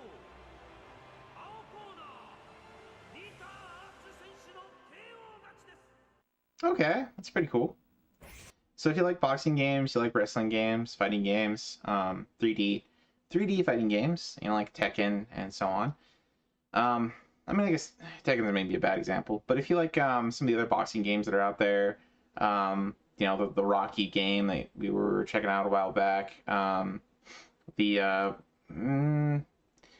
was that one, like Black and Bruised on Black and Bruised is kind of like a cell shaded cartoony one, but you know, if you like those kind of games, then maybe check this one out. Hard to say, you know, hard to say how it controls, but I don't really play these games, so my experience would be kind of, I wouldn't be able to say much even playing it, if it was good or bad. But there you go, K1 World GP 2006. For those who like the more realistic fighting games. I know some of those wrestling games are pretty fun. It's just kind of silly of the different like moves and things that they can do in a lot of the wrestling games. This one's probably a little bit more realistic, so maybe not as fun. But anyway. Next up we've got Mercenary Compendium Edition. This is a simulation game, which can mean a lot of different things. I don't know if it's like flight sim or what.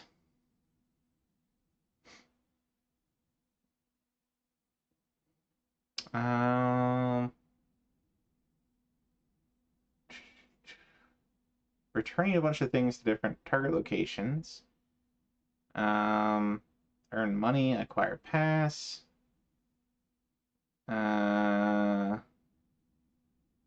Using the cheese ship. Tiny item. Yeah, that's very unmovable objects. Okay, so a lot of very level specific achievements here. So it might be like a flight simulator, maybe? Or like maybe a tank sim or something. Escape the planet. I guess you have multiple ways to win. Huh. Okay. Somebody's already badged it. Only one person has played it, and he badged it. Worth quite a lot for a Amstrad CPC game. Let's see if we can find it. If we can find a video of it. Mercenary Compendium Amstrad.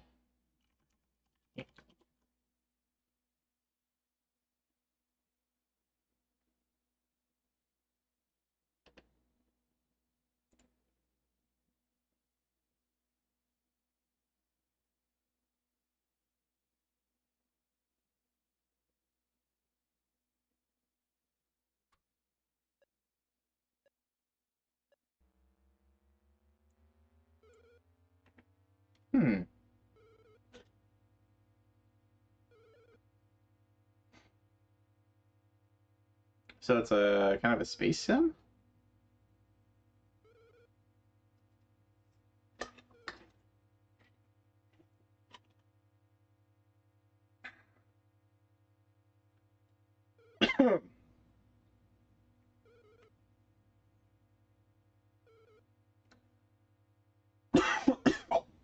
Excuse me. So it's going down the wrong pipe.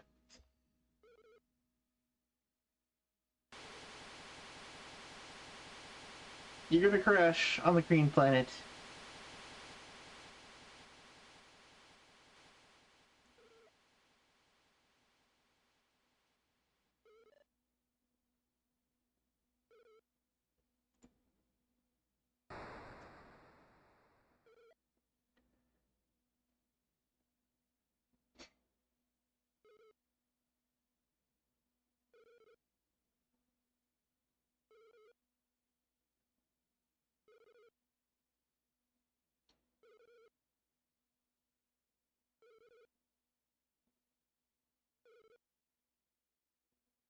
Aircraft on pad.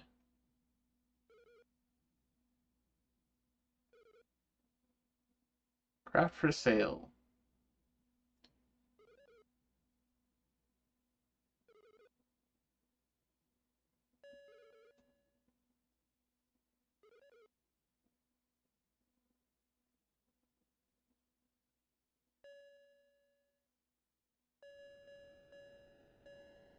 Hmm.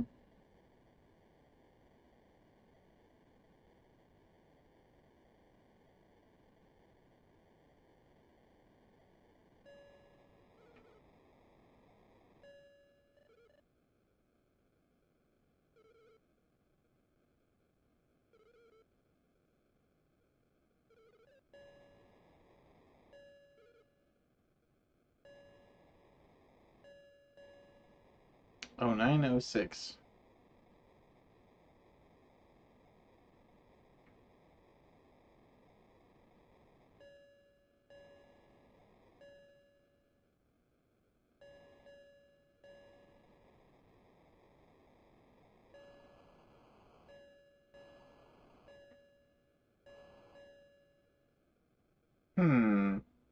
So, very early game. You have to use your imagination a lot with these graphics. It's very... Whew. Man, you thought N64 3D was early. Ooh.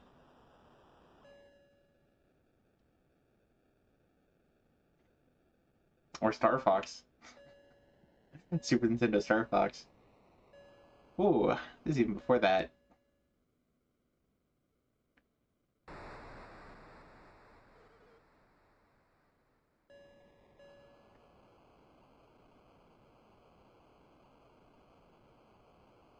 Okay. Well, that is interesting. That's probably takes a while to really get going, and you might need a guide to figure out where to go, what to do. Interesting though. Interesting.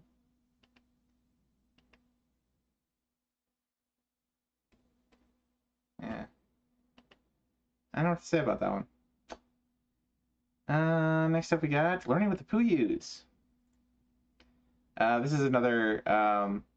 So interestingly enough, there's a set for Learning with the Puyus episode 1, and now there's a set here for episode 3. It's an educational game aimed at a very young audience. It is kind of silly fun, silly stupid educational game fun. I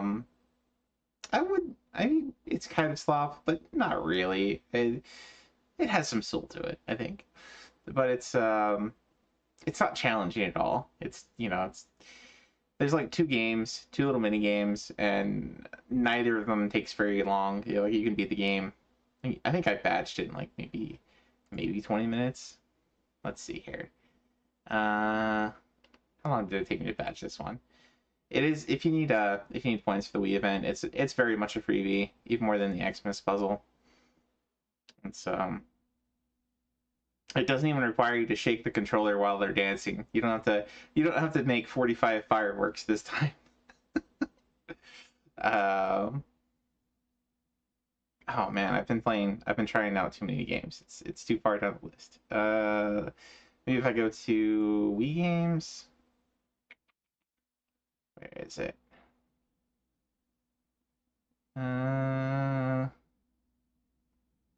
Oh my gosh, where is Wii? Am I blind? There it is.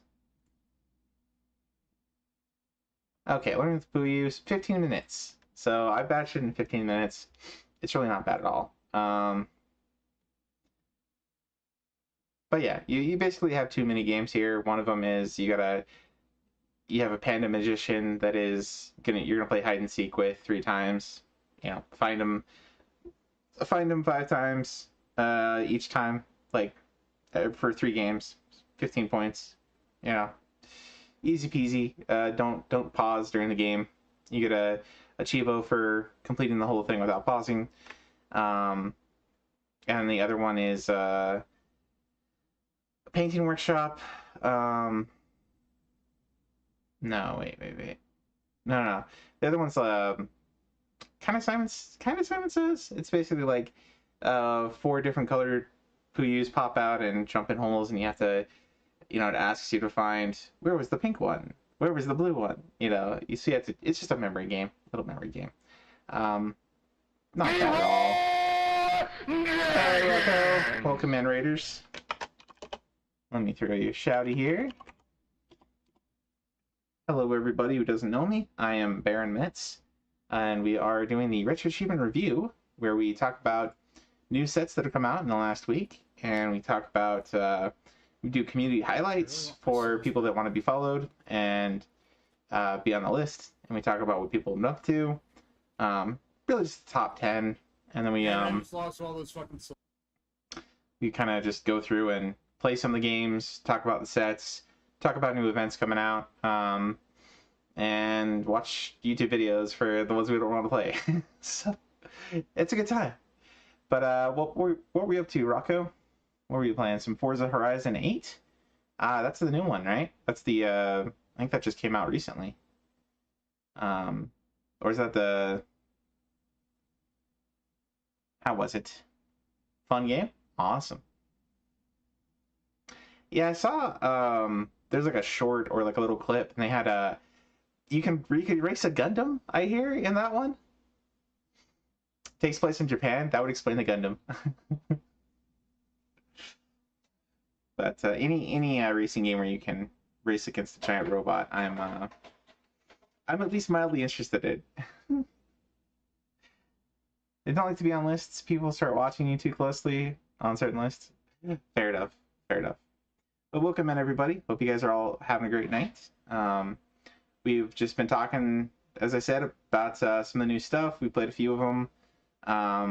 We are currently talking about Learning with the Puyus, episode 3. I'm not even really gonna bother pulling this one up. It's super short. It's just an educational game, cute and fun. Easy points for Wii if you're after easy points at the Wii event. Yeah, nothing much more to say to that.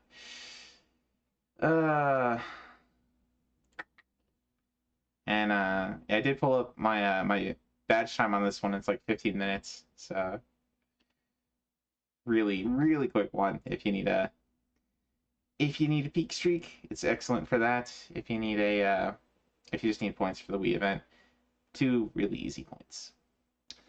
Next up here we got Just Dance 2. This is a rhythm game, as you might expect, kind of like DDR.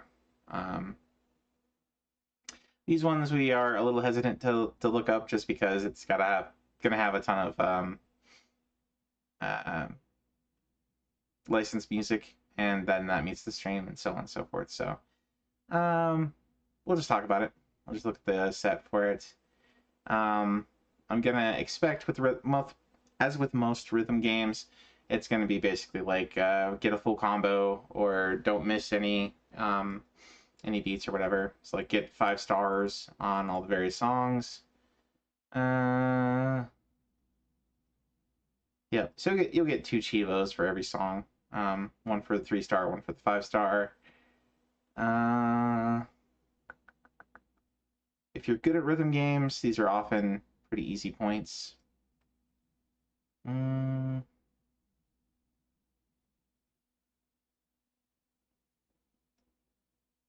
Oh, looks like there's a Simon Says mini game. There's a medley, which might be sort of randomized, maybe.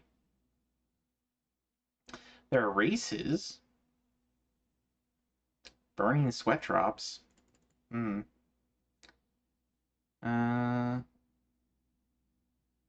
5 stars and 3 consecutive songs in Nonstop Shuffle. Ace your first gold move. Ace 25 gold moves in the same session. Finish any song without falling. 5 stars on any song with the pictograms turned off.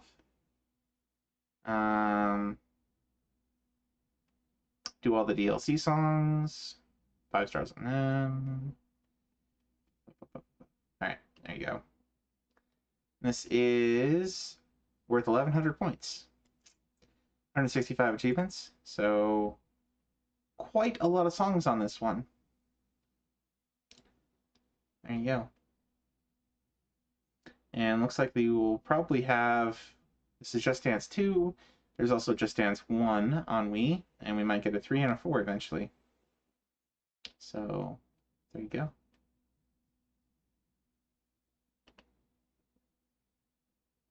And what's this back here? Oh. I don't know if you guys saw that, but Windows was bothering me about get more security, blah blah blah blah blah. I'm still on Windows 10. Haven't done the 11 upgrade, so they really want me to. I don't know. All right, next up we got Dr. Mario Online RX.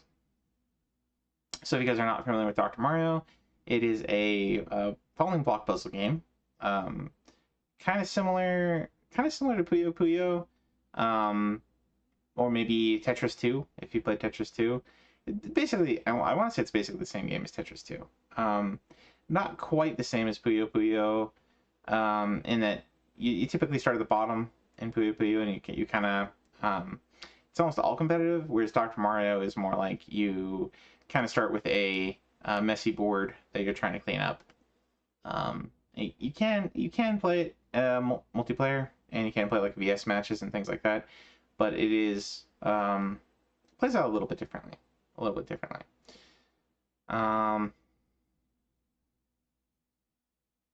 Let's see. So basically, clear out 20 levels on low speed, 20 levels on high speed. Get up to level 24 on low speed or faster. To get all 20 levels on low speed without retrying, on medium speed without retrying, high speed. So if you do it all on high, you'll be popping cheapos left and right.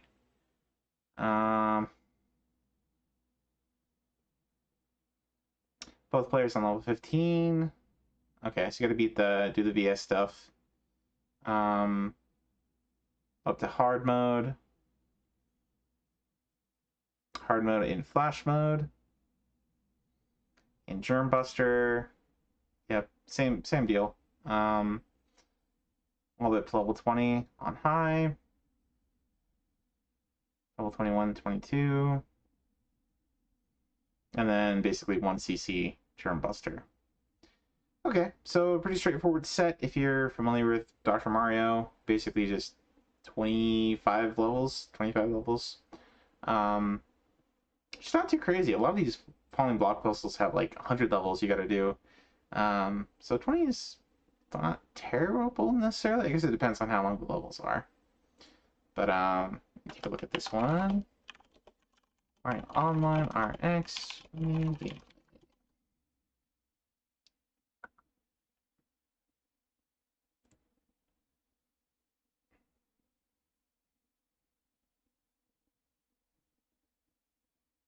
Kind of skip forward a bit here.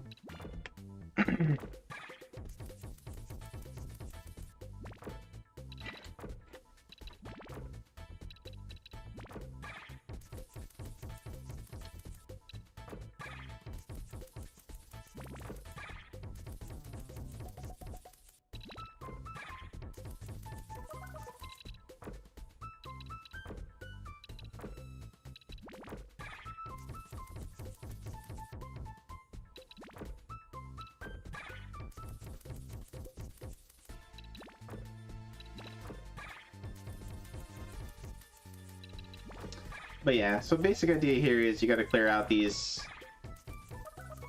Birai,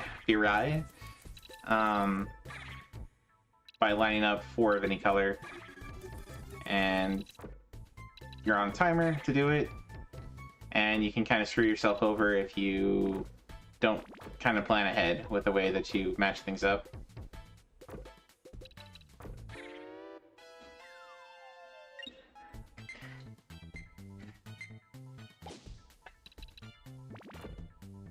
There you go.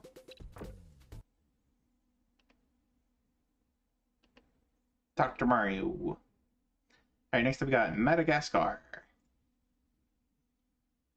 So this one is based on, it wasn't Pixar? Yeah, it was DreamWorks. One of the DreamWorks, kind of one of the crappier looking ones.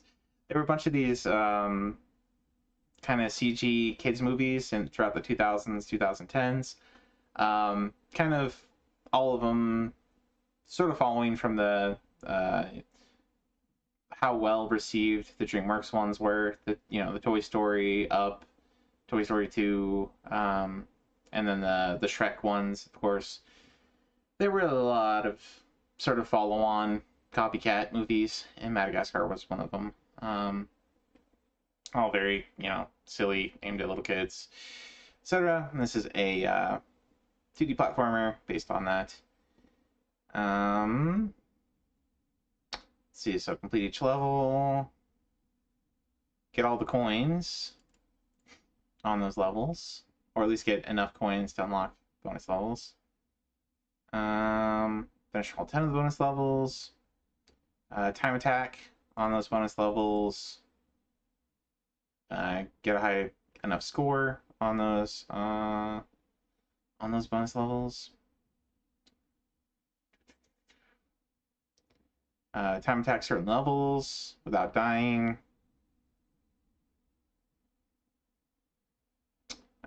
Third area without dying and only playing as Alex. Clear an adventure without moving left. Is this a Gato set?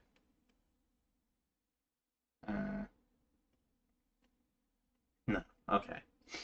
No moving left though. I kind of hate those types of achievements. It's like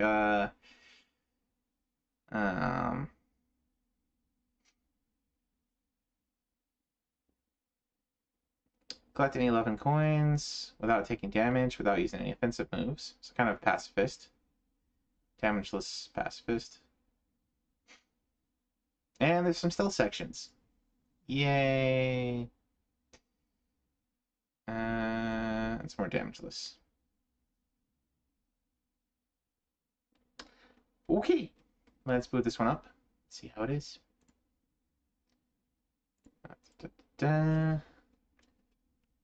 We're looking for DS.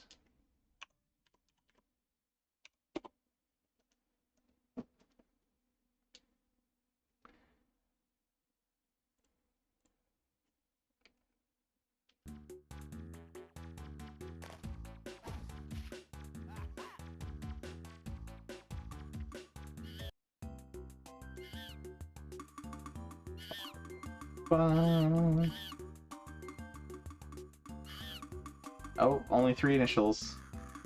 We'll go with that in TZ.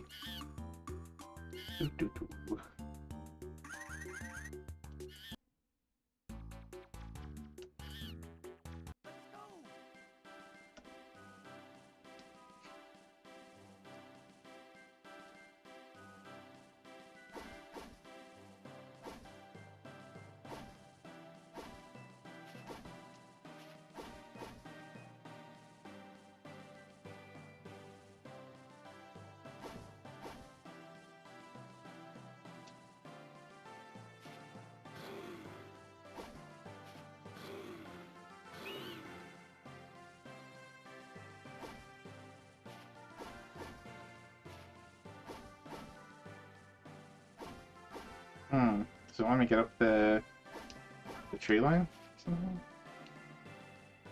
Restore your health.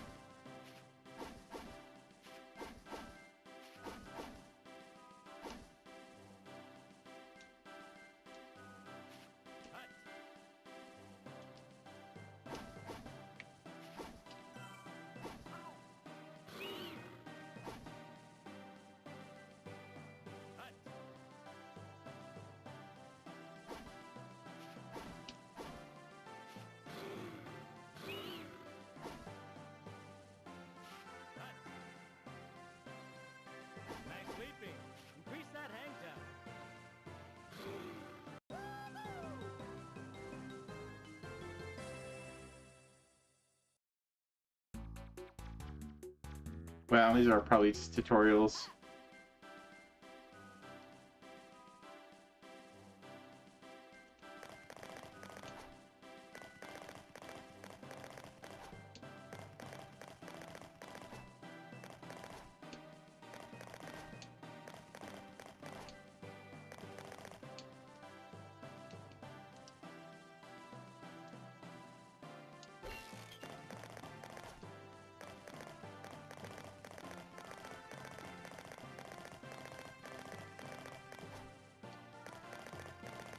Pick up the pace, soldier. It's double time.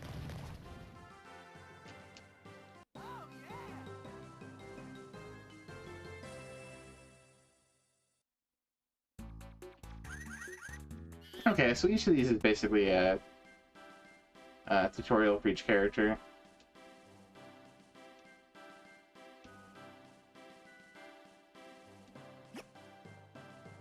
Really?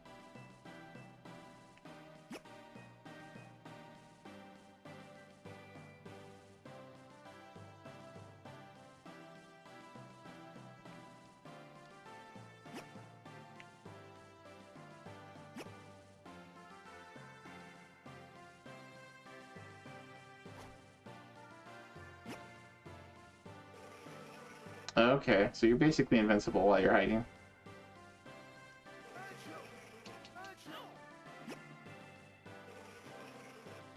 Okay.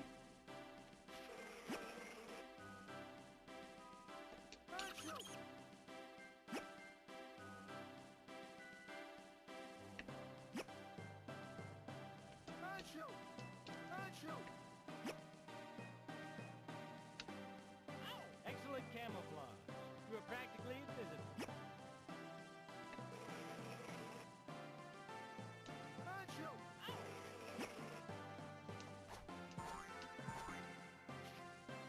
Okay. Meh. I guess there's a hippopotamus level.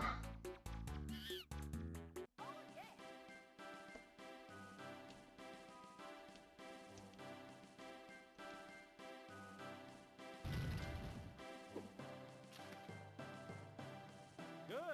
Amphibious maneuvers are crucial to our operation.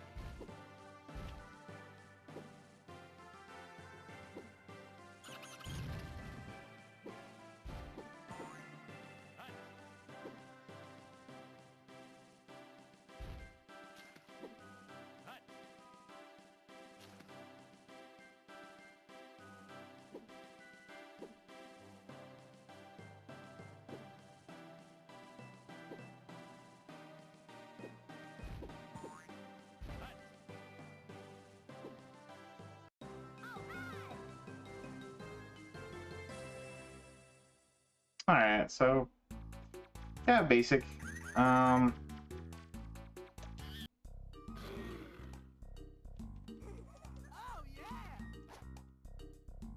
We'll do at least one rail level here.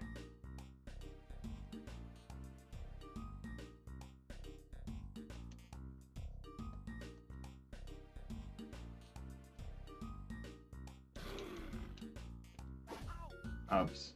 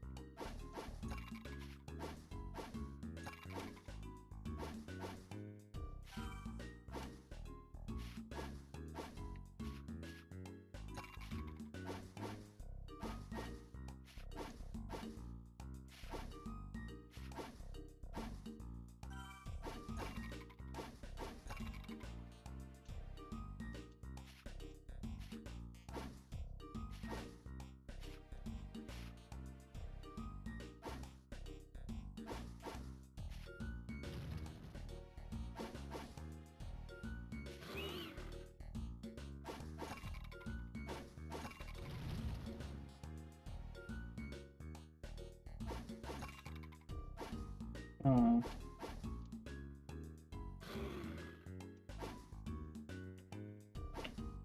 I think it's down there.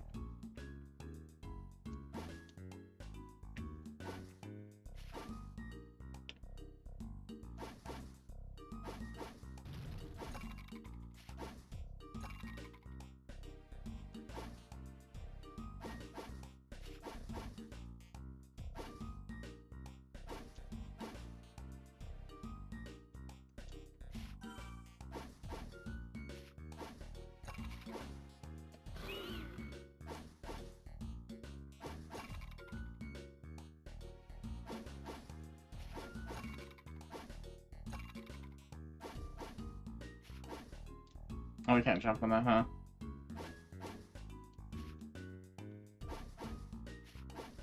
Don't you ever wonder what's out there on the other side of all those buildings? What, like New Jersey?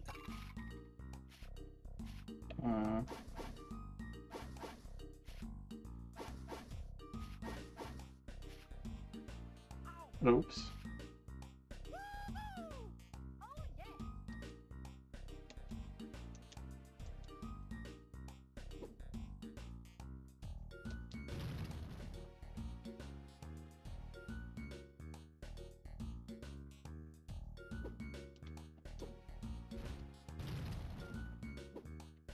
Oh, I see. That would be for the draft.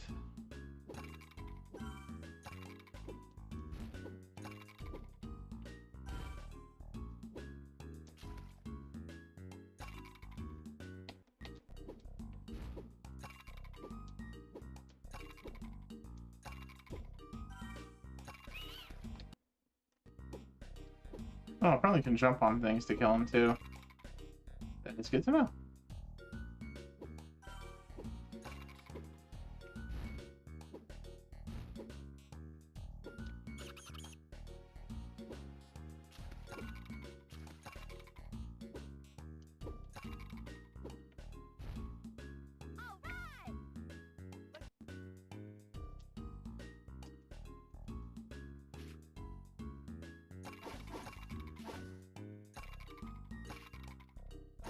We'll just worry about getting through the level. We'll collect whatever coins we can, but not be too worried about it either way.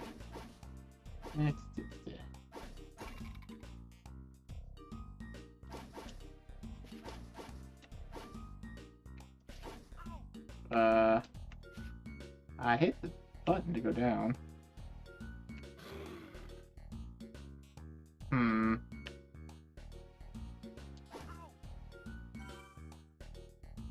Okay, we won't be able to get past there.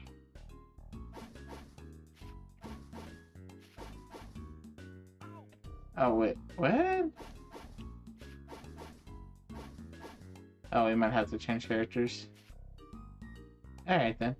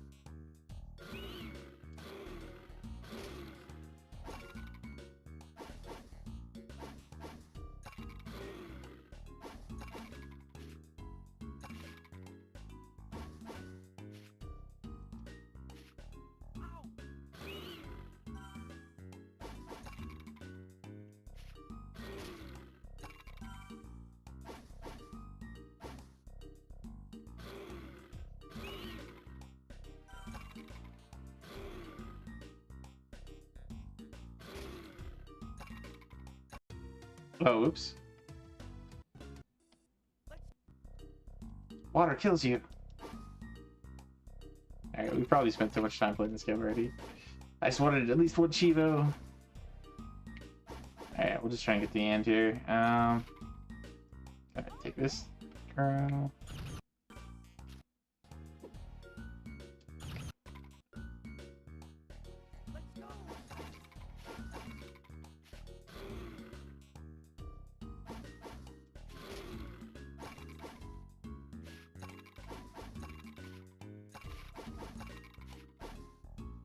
So many movie TV games? Yeah. Yeah, there's a lot.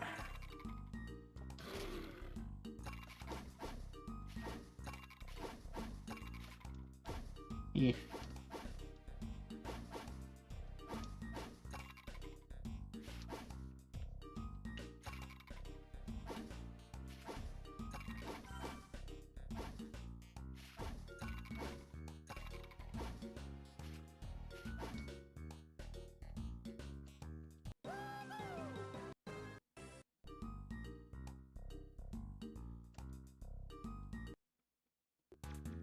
Oh, we didn't get a Chivo for that. Boo. I guess you have to get all the coins. No, I mean, you have to complete certain levels. You'll get Chivos for certain levels, but... Alright. Yeah, it's mostly just getting all the coins. To unlock the, bonus levels. Oh. Marty's Crawl is considered a bonus level. Well, that's enough of that. On to the next one. I got Cliffhanger, like NES. So, speaking of movie games, here's another one. Was there any update on the DOS sets? I have not heard anything about DOS in a while. So, I really don't know. The one I heard about was Pure DOS, I think. I think there's a core called Pure DOS, and I think that is eventually, if I bring it back up RetroArch. Let's see here. Online updater, core downloader. I think it's DOS Pure or Pure DOS. DOSBox Pure. Okay. So this is the one I have, and I think this is the one that's going to be used eventually. I have no idea who all is working on it, but I did grab some games for this. And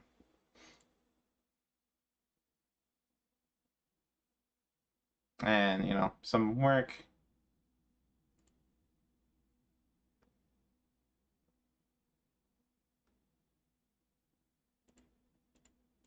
It's like here's the King's Quest 6 on CD.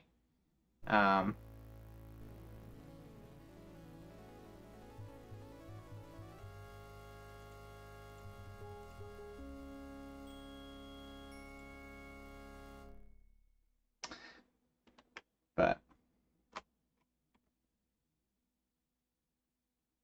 opening.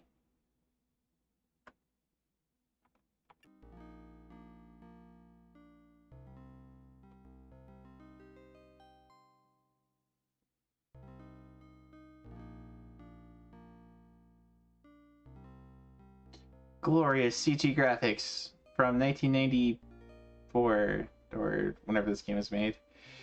Early CD. Alexander, here you are. Oh, you're still not thinking about Cassima, are you? Anyway. But hopefully, you know, within a year or two, maybe. I haven't heard any kind of more solid news than that. But hopefully it's being worked on, continued and so on. Has anything been said other than DOS support will eventually be a thing in the future? That's all I've heard. It sounded like it was likely years away. Yeah, I heard something a little bit more positive. Positive to me, not the right word. From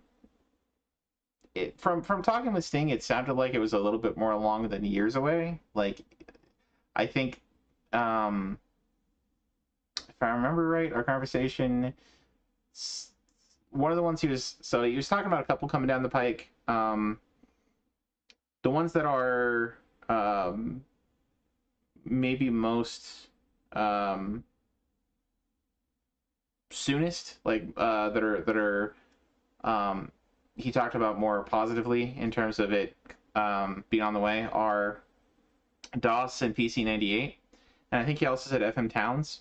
So PC98 and FM Towns are two of the late 80s, early 90s PC Japanese home computer systems. PC-98 is the successor to the PC-88, and that one's made it a little bit difficult in that there's, much like the PC-88, there's like 30 odd different versions of PC-98s that came out. It's still a lot easier than DOS, but anyway, FM Towns there's a lot fewer versions of, but FM Towns is more it's actually more along the lines of the PC-88 in terms of its time period. So it has a lot of the same games. PC-98 has a lot of the same games as well, but they're like visual upgrades in a lot of ways. I'm looking forward to the Brandish games on PC-98. Anyway, that's neither here nor there. But yeah, he talked about those three as coming down the line. Other high possibilities he talked about are like PS3 and Xbox, potentially. The PS3 emulator is apparently pretty good. I've not even messed with any PS3 emulation or any Xbox emulation, but I've heard PS3 emulation is pretty good. I have no idea about Xbox. 3DS is another one that they were talking about, but the 3DS, the main emulator out there, Citrix is I don't know if the team for it is super active anymore. I think there's some other emulator that Sting had mentioned would be the more likely one, but they are not. I don't think they're very far along. Xbox needs a lot of work. Original Xbox would be great. Yeah, I think the biggest question mark maybe with regards to Xbox and PS3 is that a lot of the PS3 games, like the initial PS3 games, didn't get achievements. The achievement system came along a little bit afterward, but the Xbox games all had achievements from the very beginning, and the PS3 games eventually got achievements. So there's kind of an open question of like, if we had RA, if we had retro achievements for them, would they be exactly the same?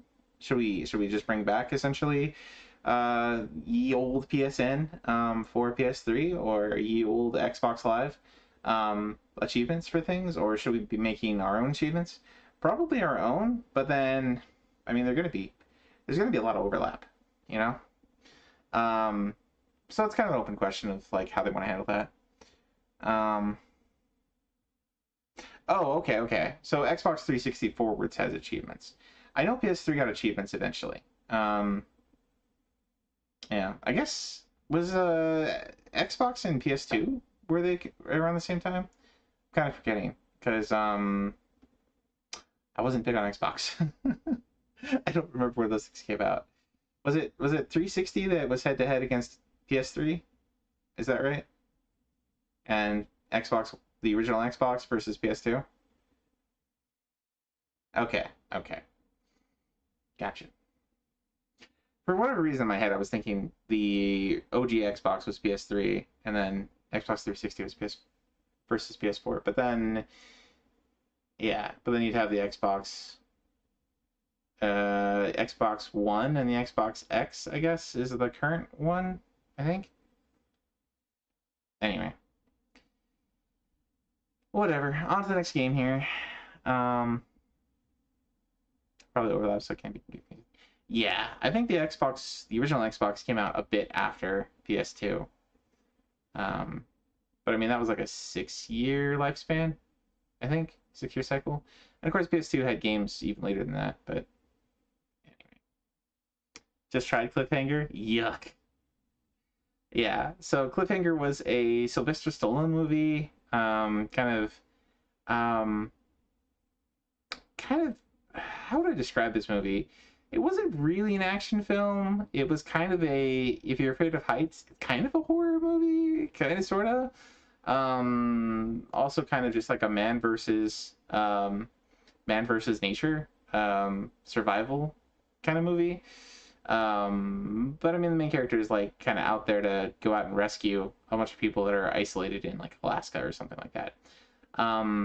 So yeah, it's actually a pretty natural fit for a platformer, but it is a tie-in licensed movie game, which means they probably made it on a rushed schedule. So who knows how good it is? From wise, it sounds like it's pretty bad.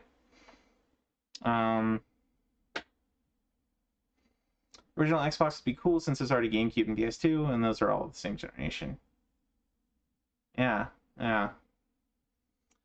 A lot of the same games though too.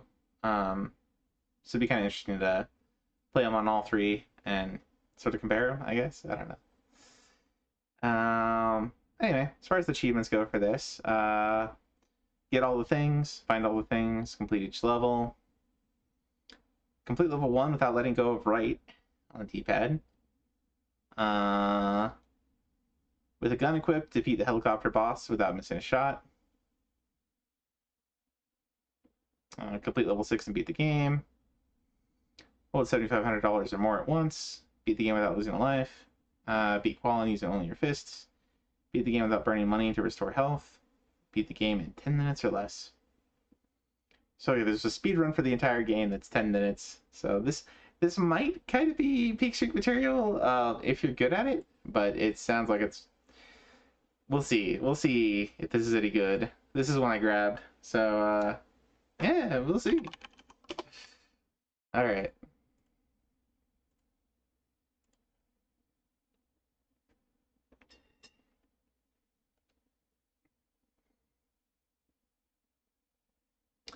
Alright, let's do retro scene.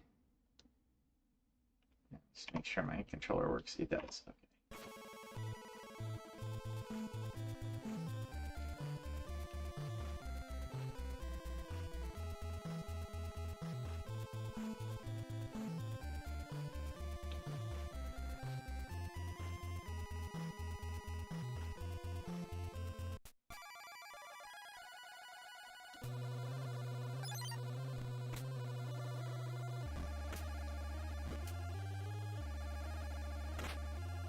Okay, I'm like getting hit by everything because I'm holding right.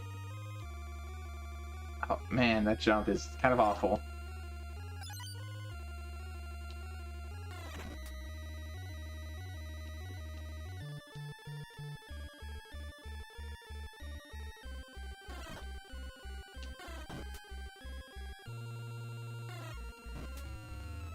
How do you hold onto that?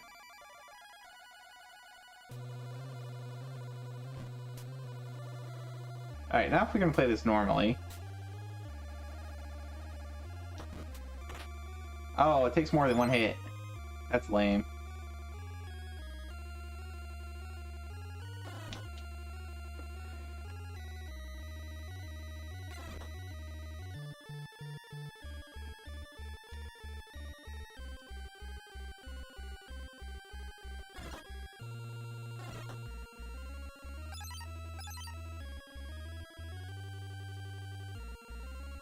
Okay, so... How do you climb?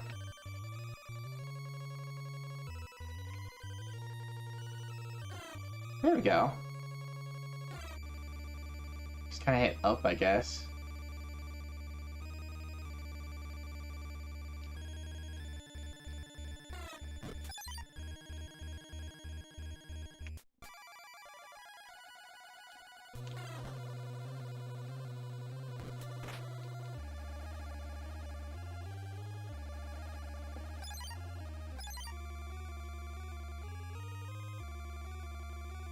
I mean, not the worst platformer I've played.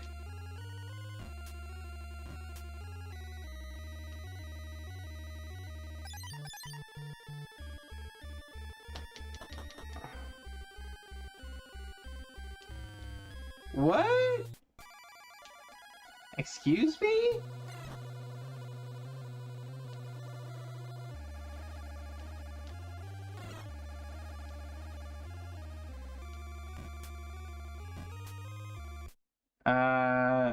You know someone who played through this every stream? It's pretty short. It's got Rocky and Bullwinkle energy.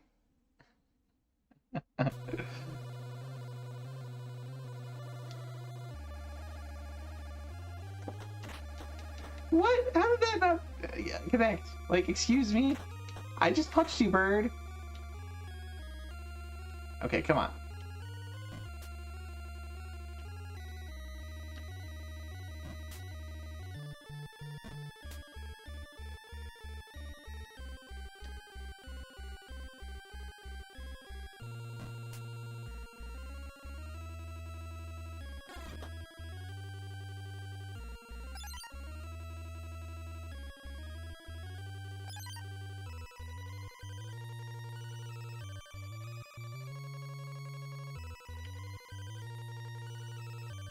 Is there a way to get up there? Can I climb that, maybe? Nope.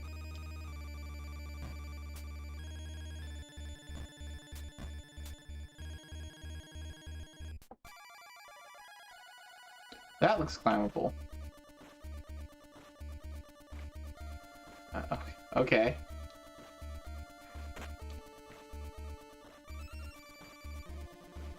Wait, what? Oh my gosh. Ugh.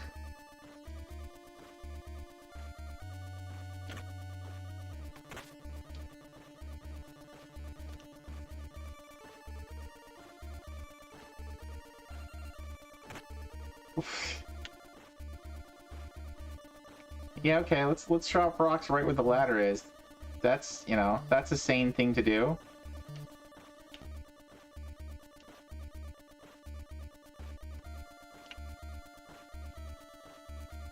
Nope.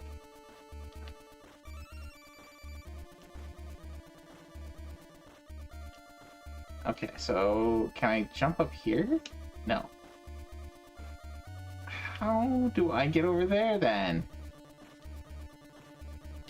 Can't jump that high.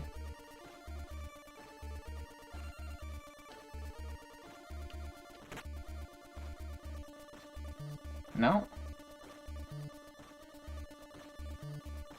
Still better than most Wii games? No. Well... I like NES badges, but this one will have to wait. Remember when you worked at a computer? There on a stall in the small opposite just had Cliffhanger playing on repeat, so that was fun. Obviously landed a couple feet behind where you landed. Right?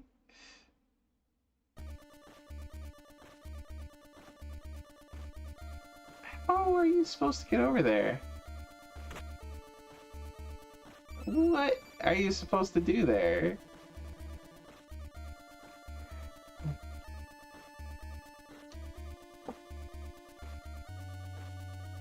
Oh, I wonder. Can I jump up to the thing? Nope.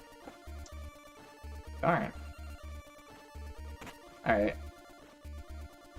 Oh, if you hold up when you jump higher. Like, what the? Oh, that's dumb.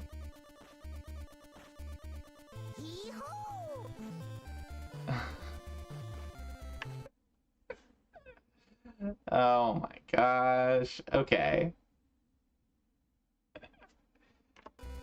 Okay.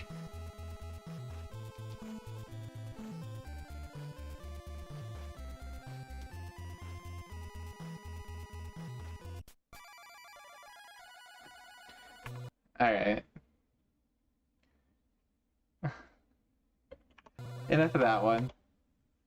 Not the most terrible platformer I played, but not great. Not great. Maybe one of those challenge games to toss on people's wheel if you're just like, you know, like with Jackal or Batman. Well, Batman NES is a really good game, so I won't say Batman NES. It's pretty hard, but like Jackal or Werewolf or Bayou Billy, you know, games that are kind of bad and kind of hard because they're kind of bad. But you know, you get used to some of the little eccentricities, I guess I would say.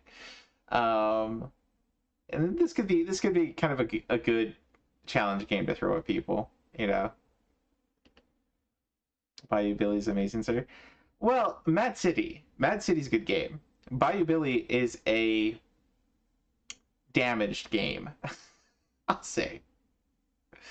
You know, like if the enemies weren't like spongy nonsense, you know, where it takes like 15 hits or something to kill an alligator, and you have to kill the alligators to progress. And if you take damage and lose your wooden stick, it takes even longer. It's so retarded. I'm sorry. That's just bad. It's just bad. Jackal is the best NES game made. If you say so, Cosmic. If you say so. I'm sure it ranks up there with Athena. Alright. It's so good. The Adventures of Bayou Billy. Alright, next up we got essentially Last Blade 2, I think is what we would call this in America if it had come over here. Yeah. So Last Blade is a kind of weird SNK 2D fighter. The controls are... It's a little bit slow. It feels a little bit slow compared to a lot of other fighters. It's not... It takes a bit after you hit a button for it to actually do something. It's a little hard to explain, but it's... I don't know. It's a bit different. I'm not huge on fighters to begin with, so I don't know. I don't hate these games. They're very highly stylized. I like the art for them. I don't like them as much as Garo. Mark of the Wolves. That's a bit more my speed. This one just has kind of its own rhythm, I guess I would say. Which, I guess you could say that for any fighting game, but I don't know. Anyway, we'll give this one a shot here. As far as the achievements, get it perfect. Land an unblockable attack 5 times with the BC attack from power mode in a playthrough against the CPU. Land both a stagger and a launcher with the BC attack from speed mode. Perform a guard cancel. Yeah, so this game is definitely one of the more advanced fighters with a lot of different mechanics underneath that are way beyond me as somebody who's very much a noob when it comes to 2D fighters. Jackal, the game where you drive around in a Jeep. I haven't really played Jackal, and I don't really know what all is involved with Jackal. I'm just kind of, I don't know, being a little facetious. But Jackal's a game that Pulse has given out to some other people that not as a joke per se, but as a the game might actually be pretty good. The set is kind of notorious among our circle of friends, at least.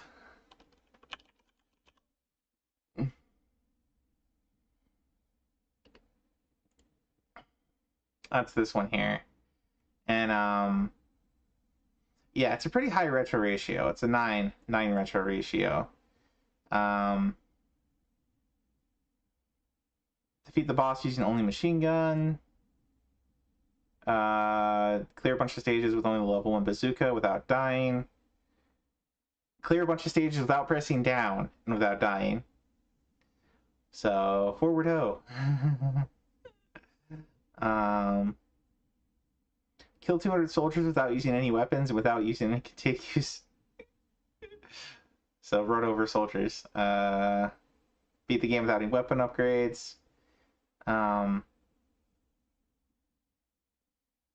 Beat the game while throwing grenades or firing the bazooka less than 60 times. Beat the first loop with at least 510,000 points.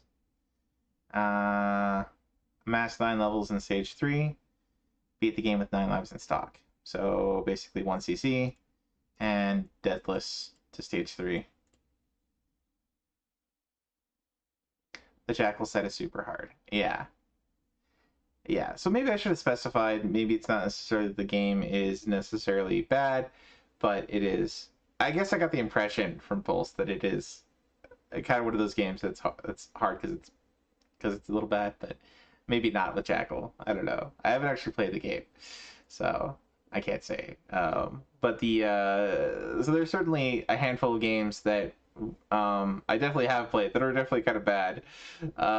Werewolf among them.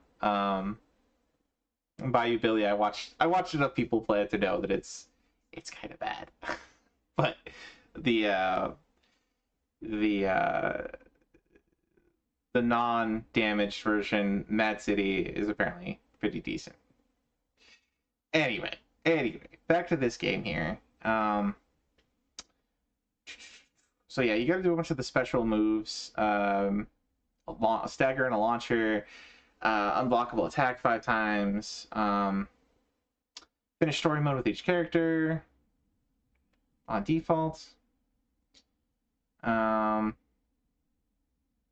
to play as Kotetsu. As Awakened Kaide, land all 4 super secret slashes in a playthrough. Deal the finishing blade. Okay, so you have to win certain fights against certain characters in certain ways.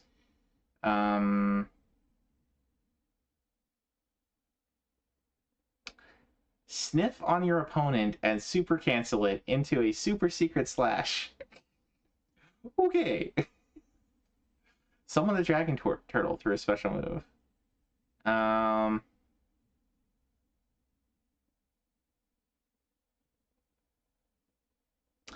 Perform a bunch of different combos with each character.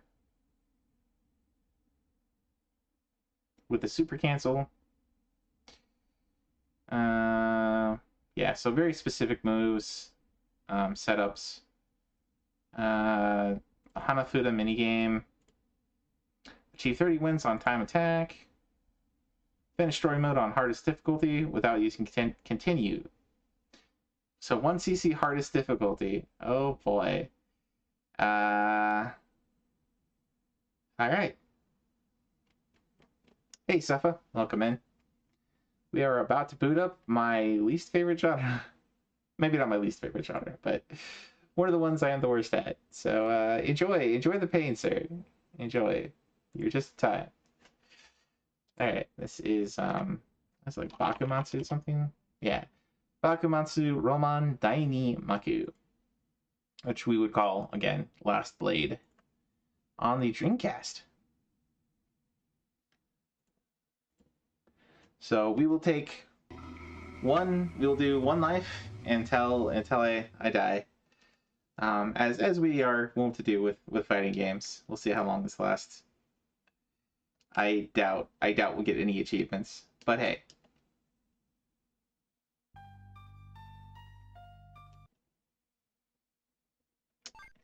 Alright, story mode. You even played the first Blade? Alright, we got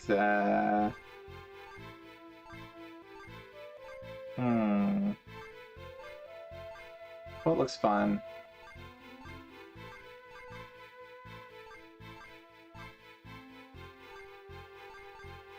Hawk Guy. Plays Hawk Guy. Do you want power, speed, or what is this? Technique? Let's go with power. Shikara!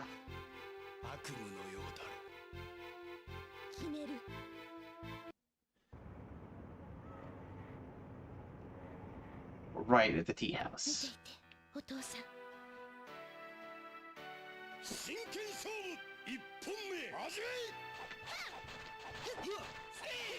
Oh.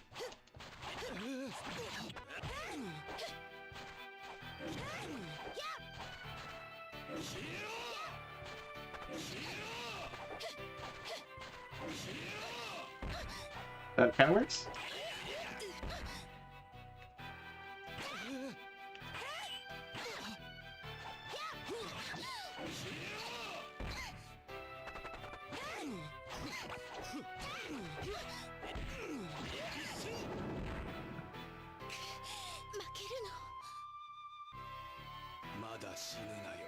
Let me just check controls real quick. Okay, so we got A, B, X, Y, start, trigger.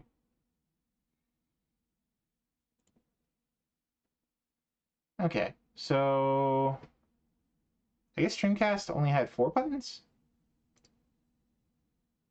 I'm so used to like Saturn with its 6.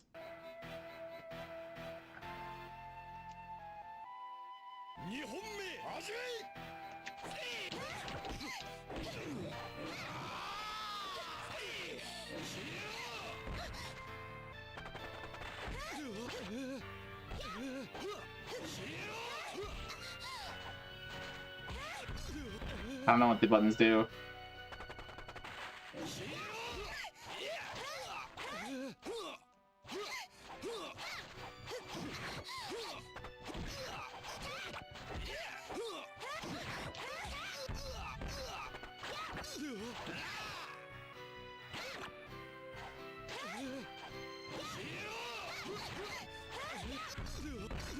I'm not doing great.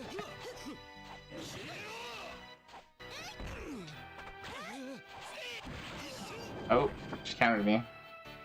This looks very Samurai Showdown. Yes, SNK made Samurai Showdown too. Just got back from work. Hope your night's been good. I think that's pretty good. We played some fun stuff.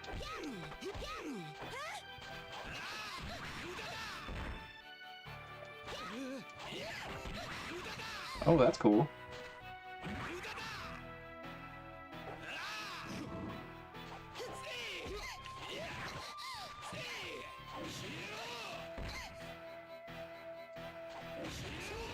There we go. That's kind of his Dragon Punch ability.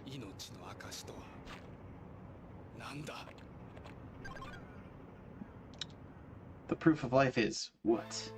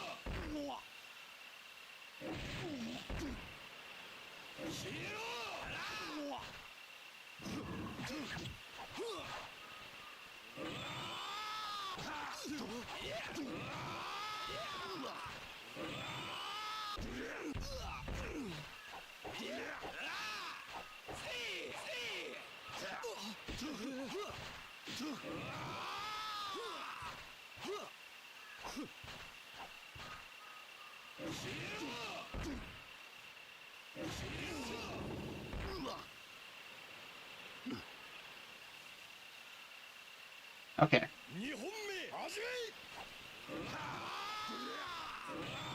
That's cool.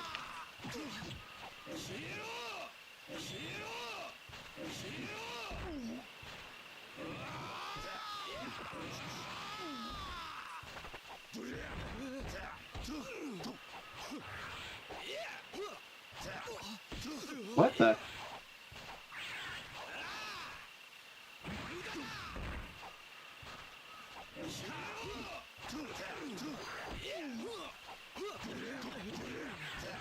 Oh gosh.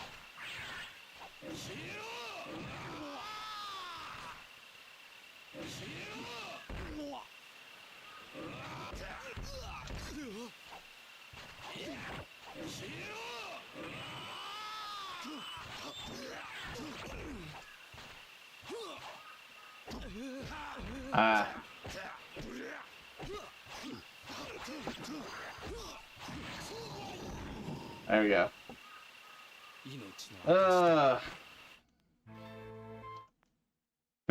Barely finished that one.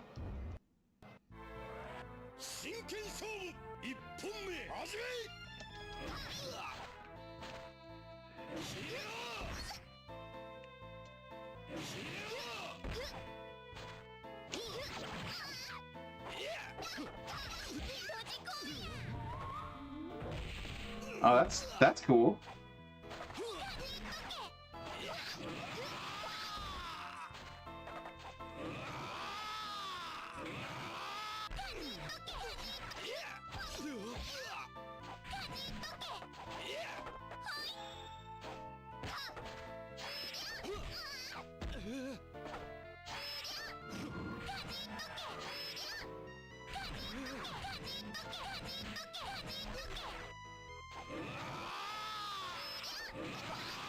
There we go.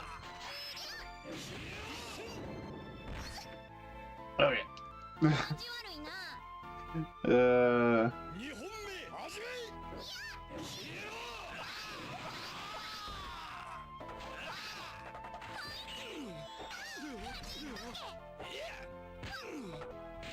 Oh, just putting seals on me. What the? Wow. Shinto girl.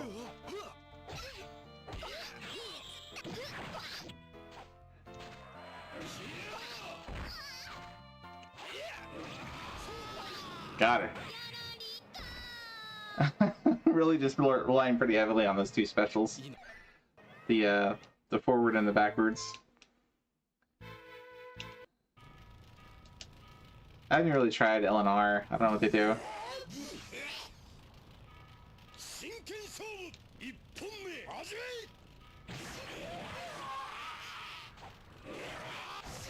Oh. Oh.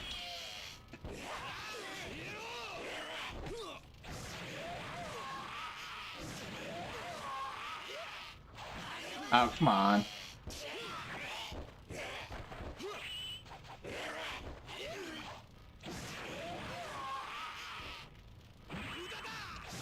What the heck was that?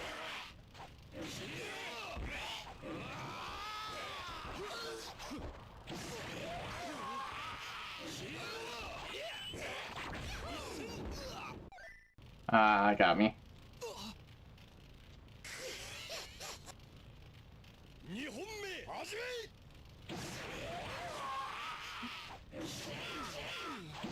Oh, man.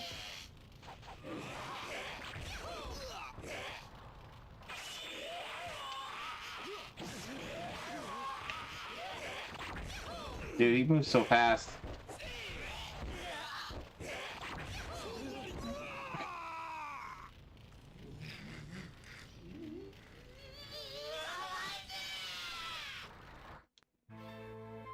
Alright. Well, that was a good run. We made it to like, what, 4 opponents? 5 opponents? Something like that?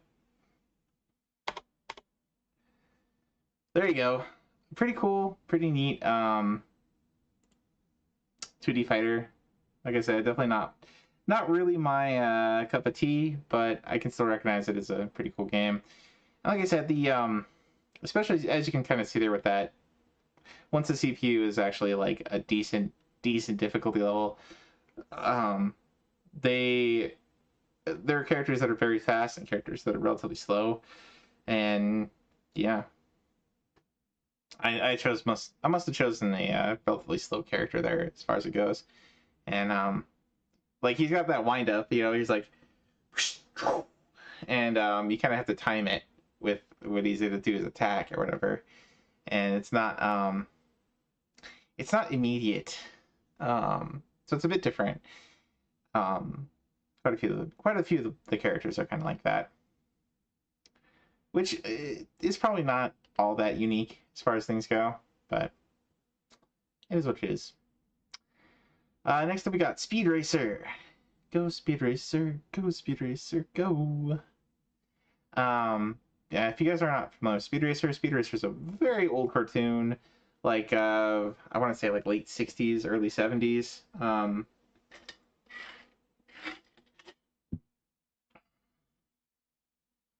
One of the very earliest animes to ever make it over here. A lot of stuff is, I almost want to say it's not even like animated in the original cartoon. It's like just like people talking over a static screen kind of thing.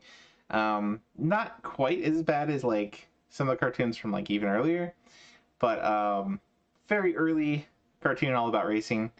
Actually pretty cool cartoon for what it was when it was.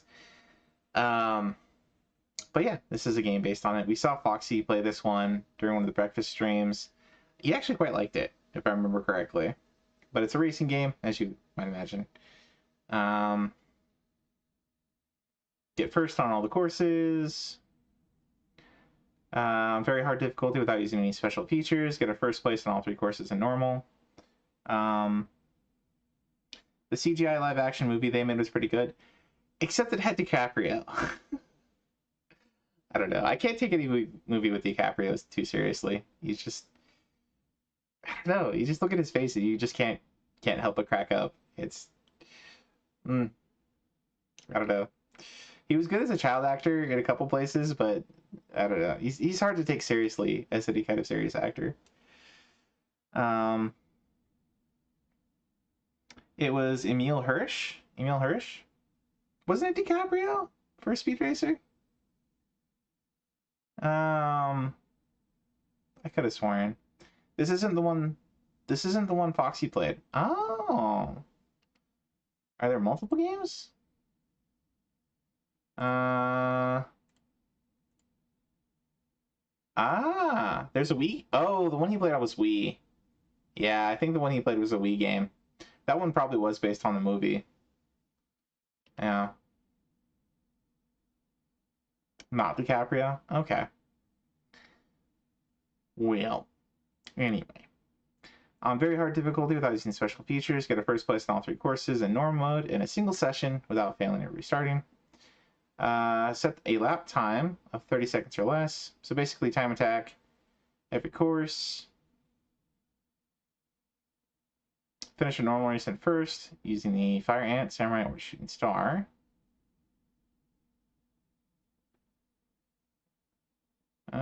Without crashing, going off course, or using a special feature.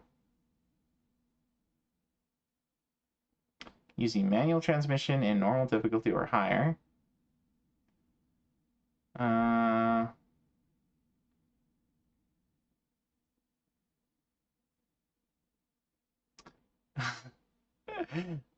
Select the overhead view. Keep the entire race and finish in first. Oh, wow. In normal, let's see.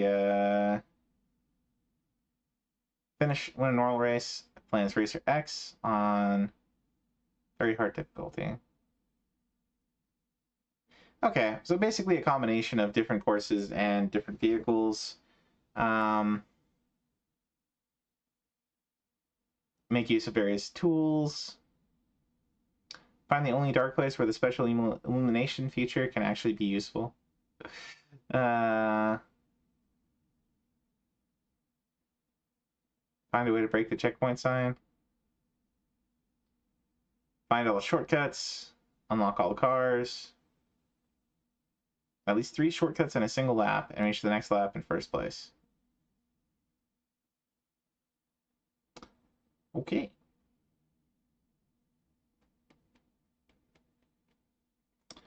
Speed Racer live action movie, you'll have to check it out. I don't know. I just remember the old cartoon. The old cartoon was a good time. Generally I don't put much faith in live action films of cartoons. So. Oh, and I wanted to run this not in RetroArch. We have a new standalone. Well, new to me, anyway. I've been using this one. So pull up Speed Racer. Boot. That may be a little loud. That's okay. But yeah, I started using Swan Station as the standalone PlayStation emulator. I hear it works a lot better, so we're gonna try this for PlayStation 1 games going forward. Sounds interesting, even if it's bad.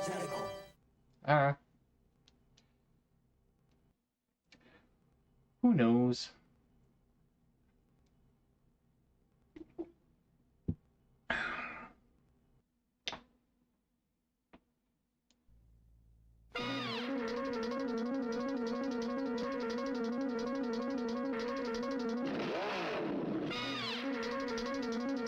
So, on a side note, part of the reason why Go Speed Racer Go, why that's part of the song, is because it's card number 5, and 5 is go in Japanese. This is a fun little note.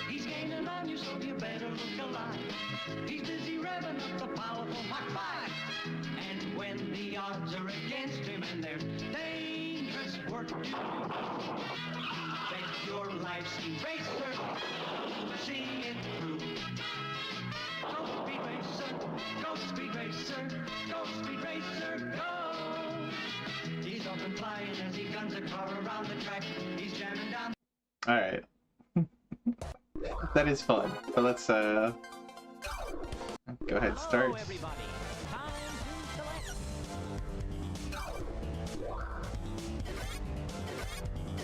Matic S. Alright, we'll go with the middle one. The Mach 5. We'll just do one race here.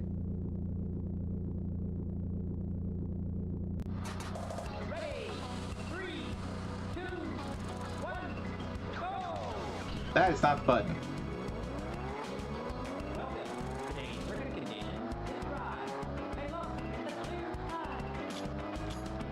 Uh-huh.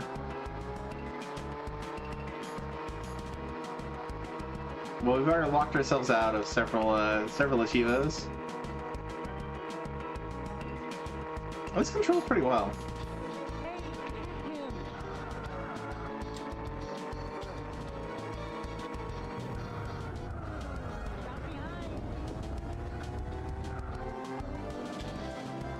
Rotary saws. Deflector. Oh, so much for not crashing.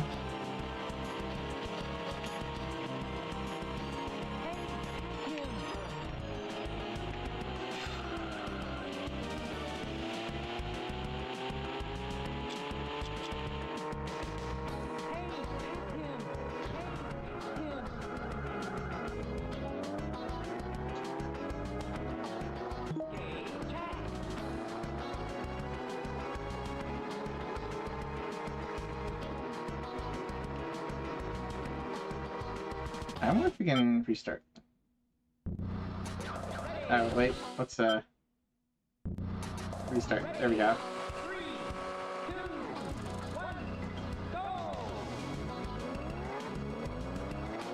Alright, we'll try to do this without using the tools. Alright, Cosmic, thanks for topping in, man. Have a good night.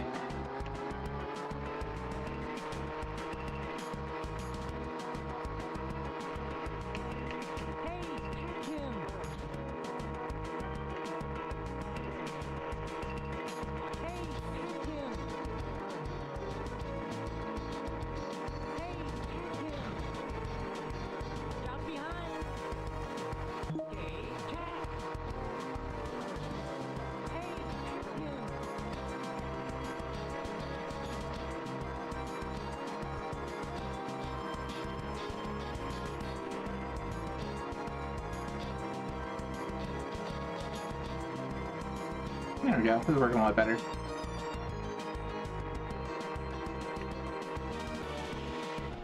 Oh. Yeah. Hey, there we go. Got a Chivo. I like it.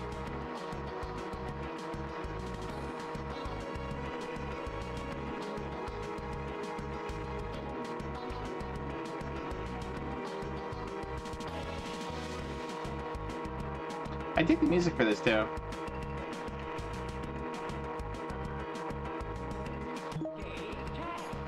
Oh wait, there's 6 laps? Really?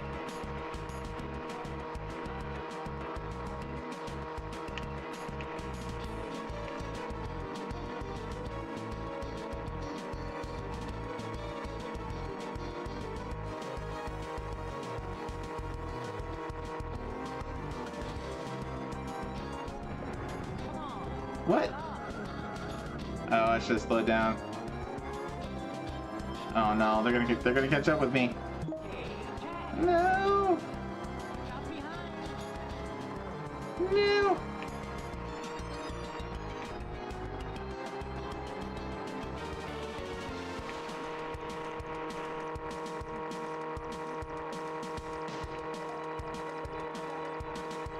Alright. Alright, we'll actually slow down a bit. There we go.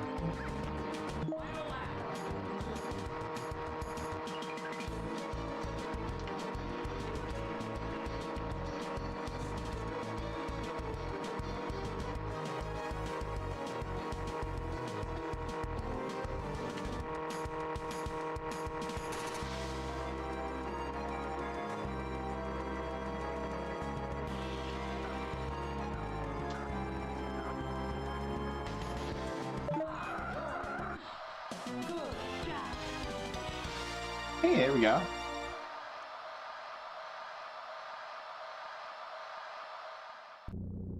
Ready, 3.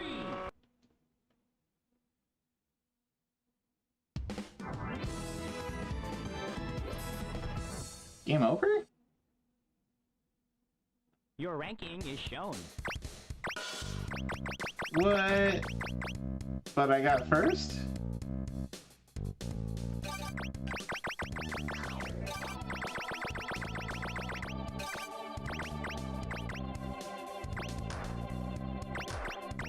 I don't understand. I got first and I still lost? What?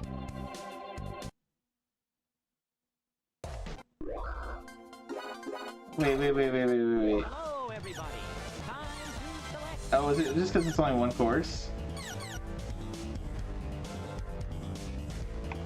Alright, so... What achievements did we get? Oh, it's in the pause menu. There we go.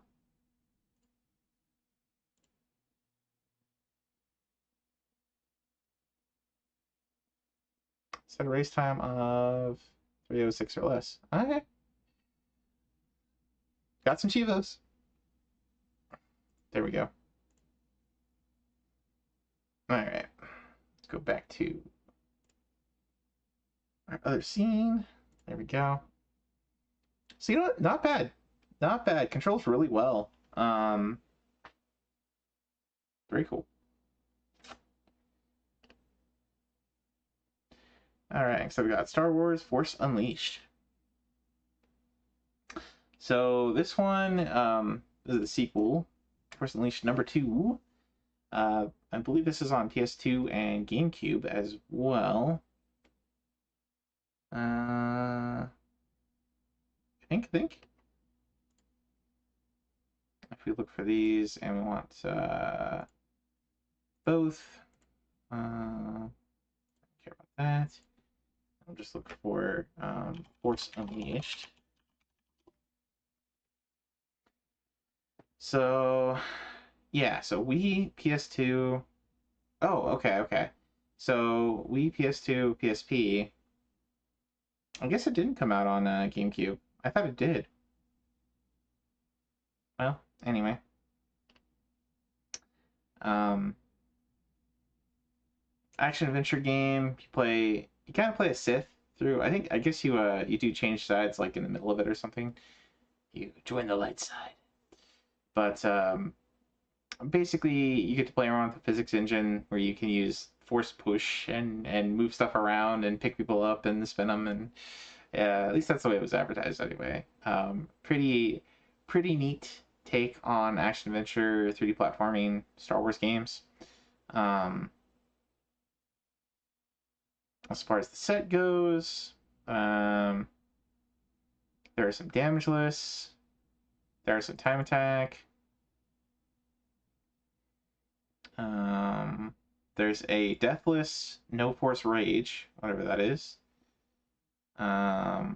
Beat the game on Unleashed difficulty. Unleashed with the insane cheat on in one session. So basically extra hard mode. Upgrade all your force powers to maximum. The best Star Wars game prior to Fallen Order. Okay.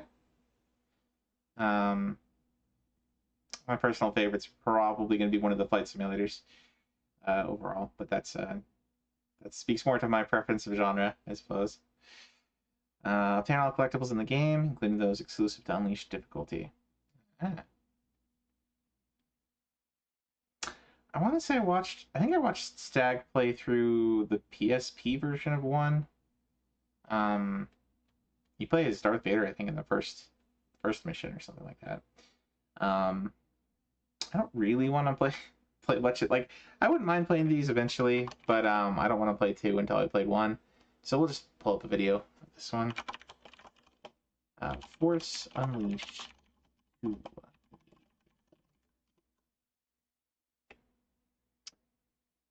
We don't want to walk through. Whole game is fine. That's fine. We want to get into... Here we go. So, this is after you join the light side, I take it, because of the green lightsabers, and you're fighting stormtroopers here. But...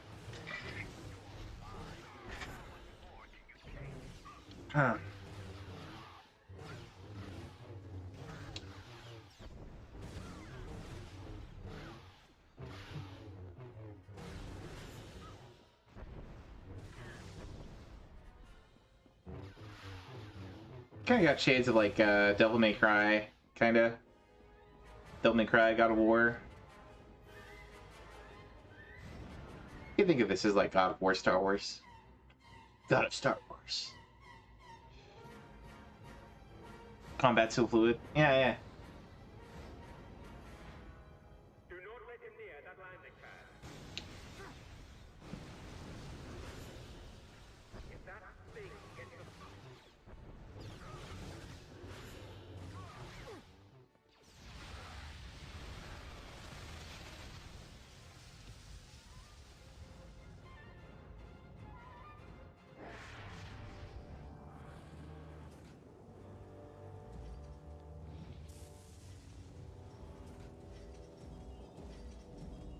Yeah, definitely not the most impressive game for Wii. Like, I want to say they probably just ported it, mostly just ported it from PS2. That's fine.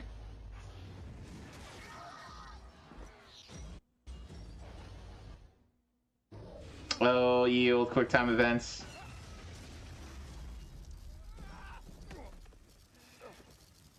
Missed that one.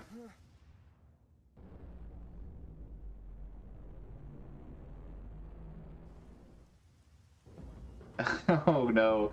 Okay, so it's got QuickTime events with the Wii Vote. Motion controls plus QuickTime events. Oh boy. Oh, I don't know if I don't know how I feel about that.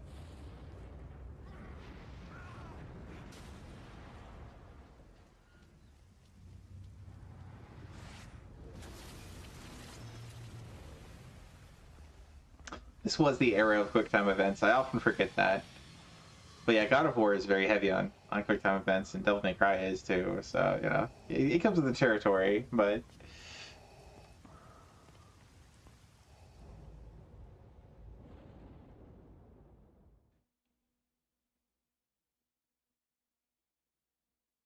Quite a lot of locales. You can just slice up stormtroopers in all kinds of different places.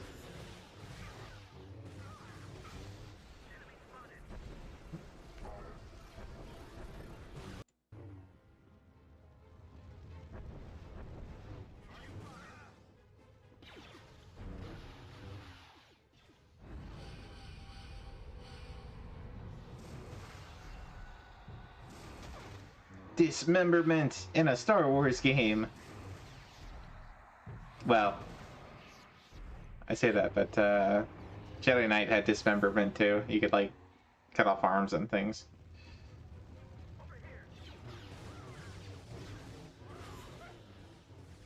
Dark Forces. Actually, Dark Forces might be my favorite. Might be my favorite Star Wars game. It's pretty good. It's pretty good. It's a classic first person shooter, which is another genre I kind of like a bit more than the God of War games. But anyway, yeah, if you like action adventure, if you like Devil May Cry, if you like Star Wars, give this one a go. This was from before they ruined it. Well, nah, depends on. I guess your mileage might vary on that. If you like the prequels too. I don't know. I thought there were some cool moments in the prequels, but it definitely not. Probably would have been best if they had only done maybe the first movie or the first two movies, even the third movie. You know, the Return of the Jedi is a little questionable. Episode 6, but anyway. Next up, we got Sonic Blast Man. This is on Super Nintendo. This is a beat 'em up, and I want to say I think I've seen Wise play this one before. I don't know if it didn't have a set before, or maybe the set got taken down or something. Or maybe it was the sequel. I think it was Sonic Blast Man 2. Yeah. But anyway, if you like beat 'em ups, here's another beat 'em up. Let's see. Complete all stages. Take the most heavily guarded path and finish off the stage 5 boss. And hit stage 1, hit stage level 2, Okay, so I think between levels you probably get this like little bonus extra that's kind of a mini game. So there's 5 of those. Earn a score of at least 1,000,000 points. Land 100% power punch. 3 punches of 100 T or more on any hit stage. Complete any stage without using the dynamite punch.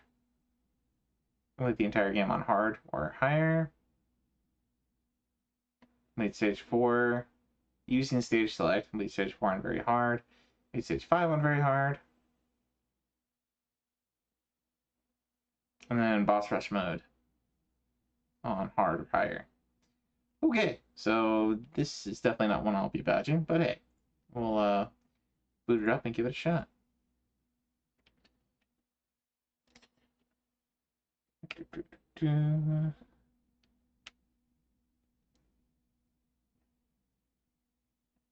Oh, I didn't throw it up somehow. That was weird. There we go. So we want to load up Sonic Blast Man.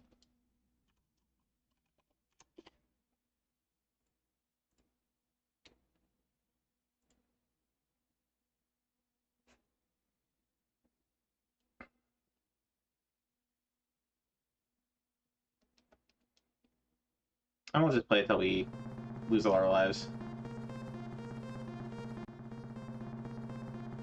Take that!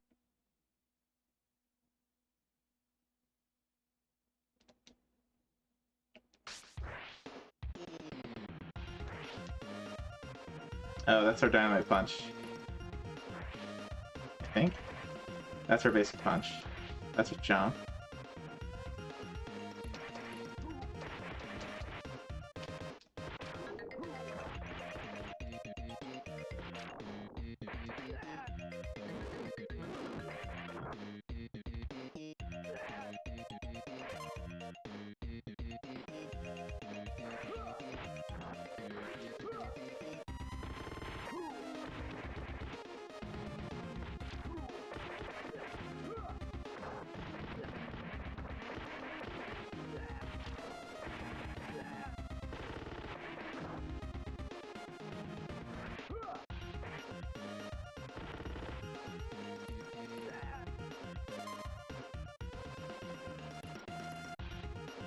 I don't like that you don't have a run.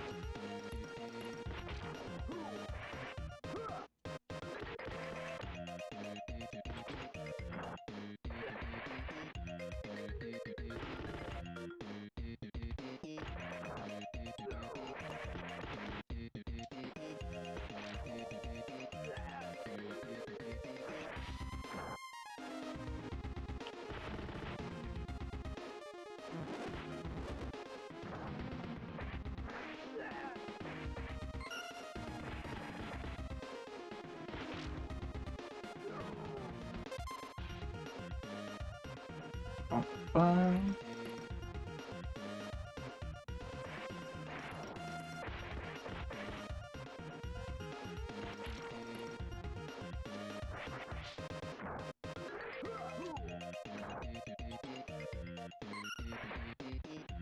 What?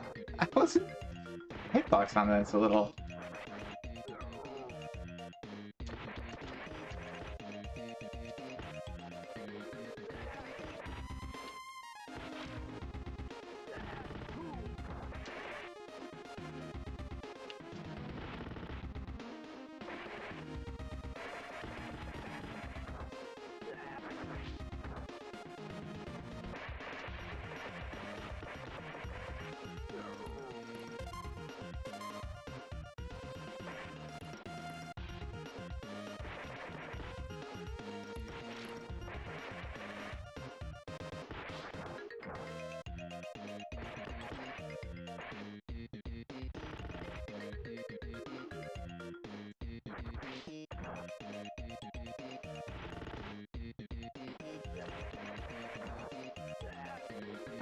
Not doing too badly, honestly. I was not expecting to do this well.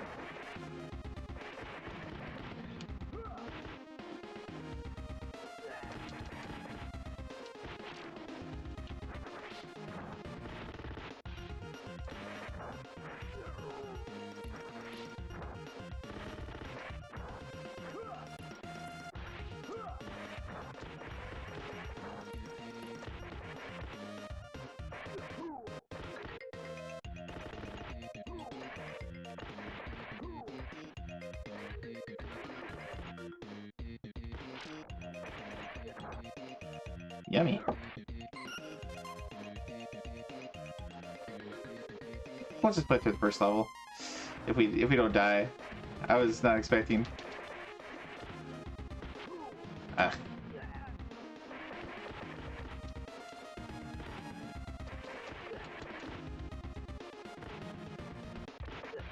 Where did the turkey go? Does it disappear after a while? That's really lame. Alright, so word to the wise, don't break canisters if you don't need them. Okay, what controls what throw you do? Because like, I did that throw without really pressing any direction. Oh, come on. Get over here.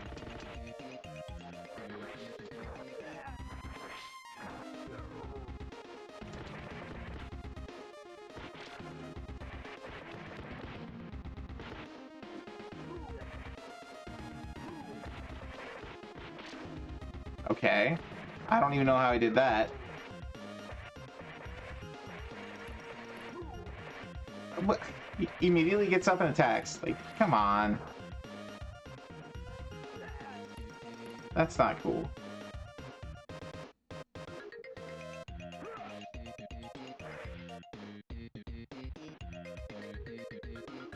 Hopefully get some health here.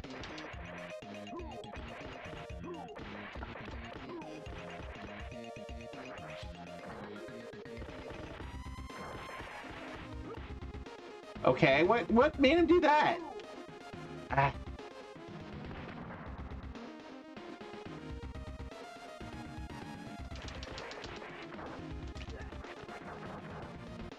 Let's just put that on turbo.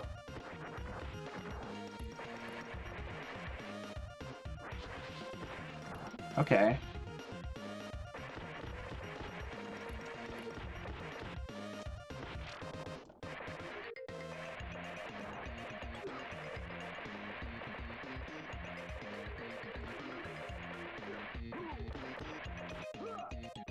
There we go. I have no idea what controls which throw you do. It's a little bit annoying. Oh, great.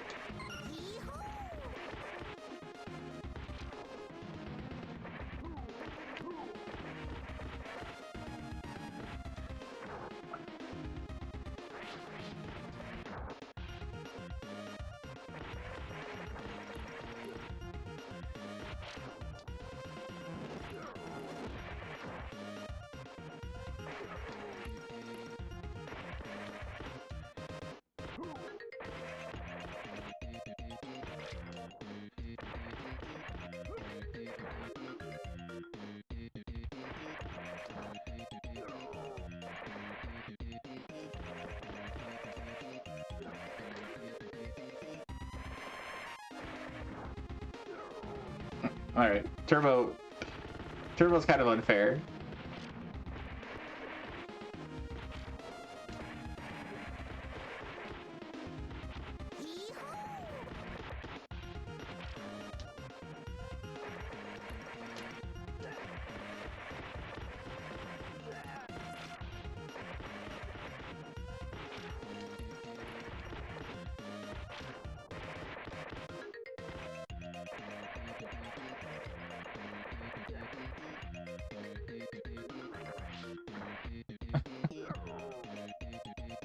It's just the score thing. I was thinking that was the hit with 100% punch or something. Okay, so apparently the faster you hit the button for the turbo.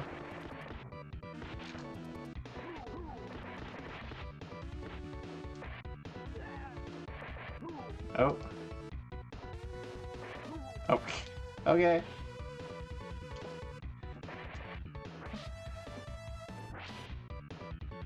Oh, come on! Like, really? Nope. Okay. Alright.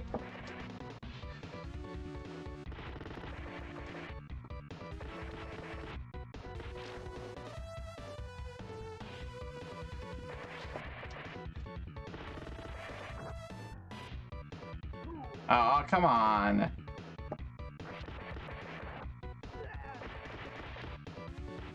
There we go.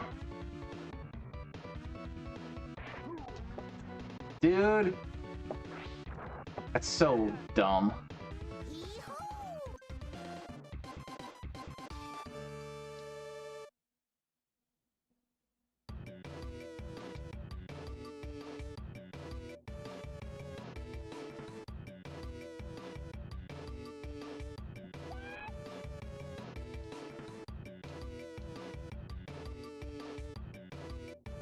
The powerful bombs? Take that!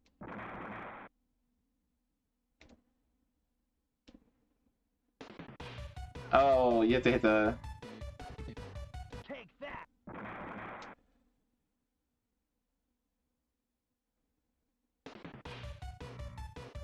Take that! Okay, so if you just let it turbo, you'll get a hit right off.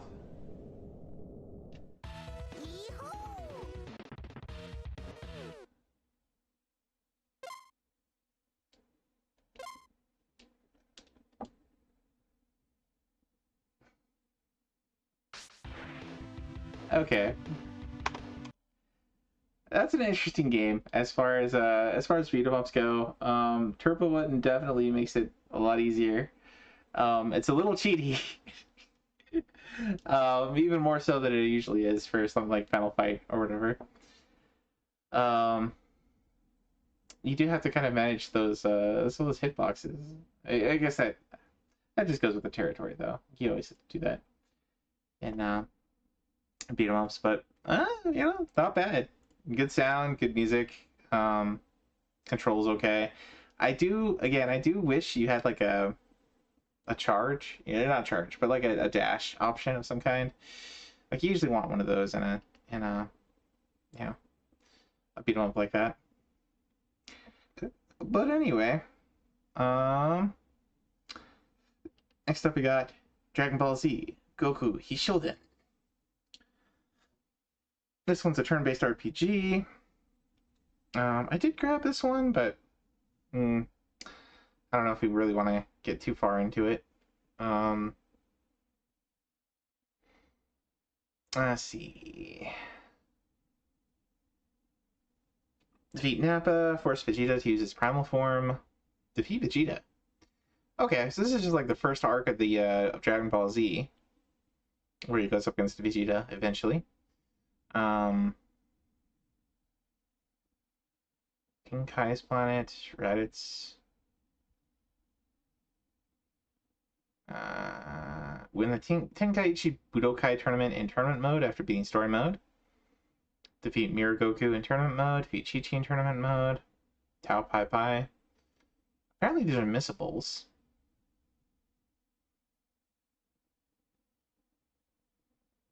I wonder why those are missables.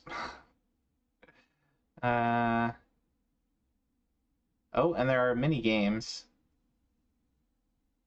Oh, so many mini games. Fight with Goku having over 8,000 BP. Win a fight without losing HP. Win a fight before your opponent has a chance to attack you. Win a fight by only using beam attacks. Win a fight by only using physical attacks. Execute 5 successful blocks or evades in a row in a single fight. Interesting. So it's kind of it's an RPG with some of those like Paper Mario style. You can maybe like block an attack as you're getting attacked. So let's fun up Dragon Ball Z Goku Hishouden GB gameplay. Next time on Dragon Ball Z. Um.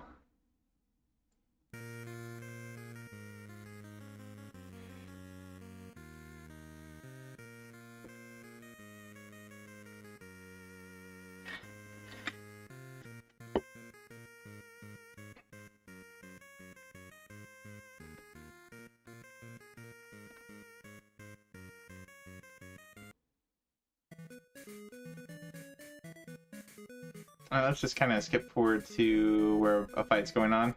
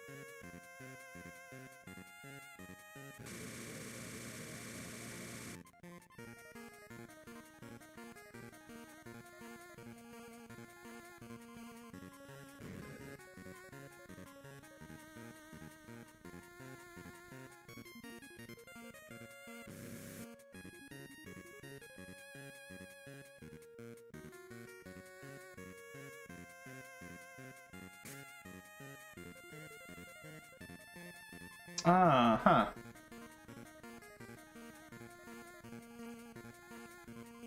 So this looks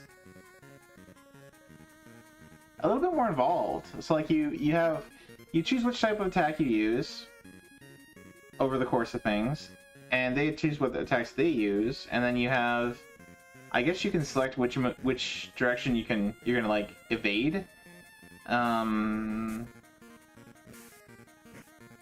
That is interesting.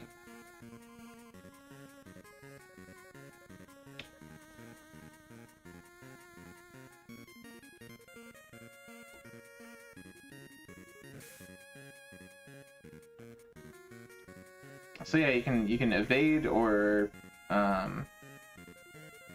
block or just defend, I guess.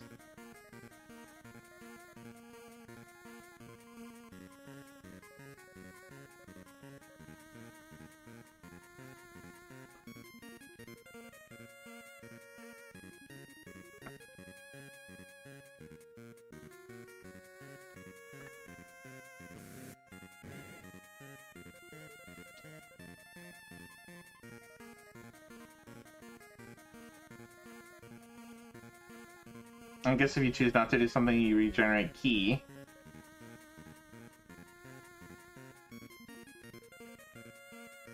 Oh, he's just to do a Kamehameha.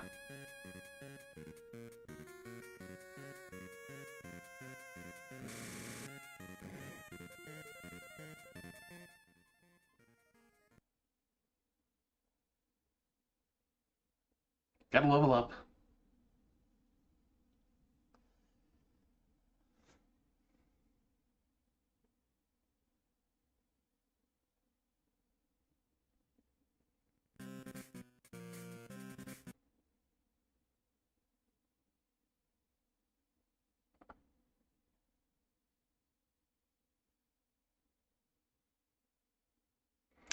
Alright, well, that is interesting.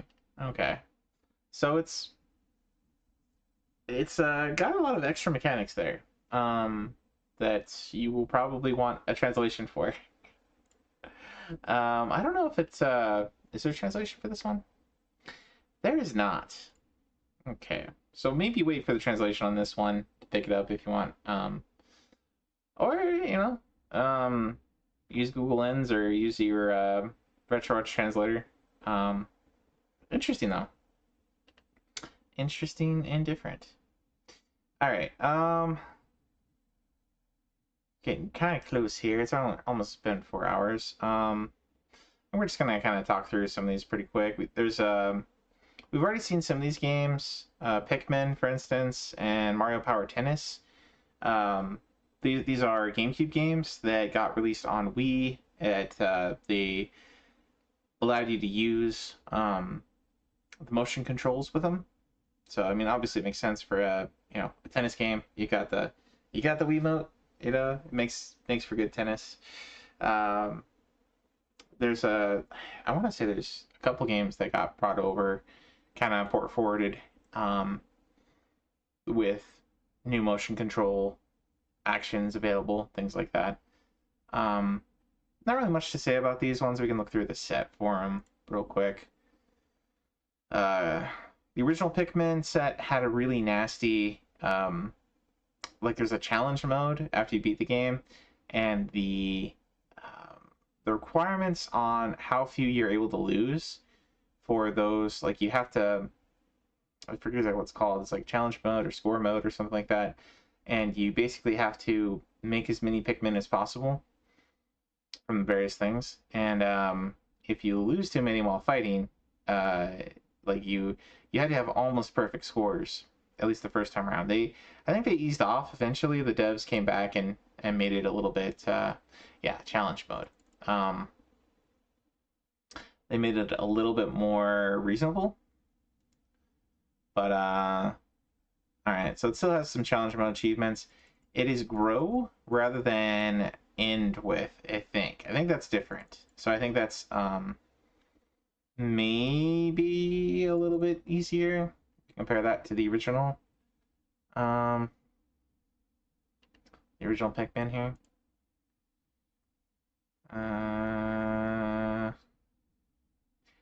Yeah, okay, so there's a score in challenge mode. I don't know if it's the same as making Pikmin, or if it's the score overall. Because it is really easy to lose some here and there. And I think these were initially higher. So if they have the reduced amounts, which looks like they do, reduced amounts on those. So maybe that's not so bad.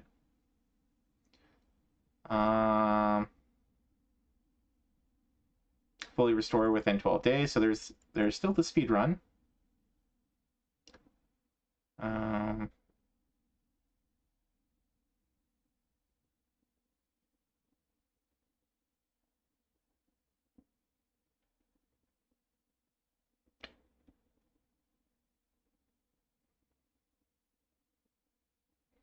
Failed to take off on day 30.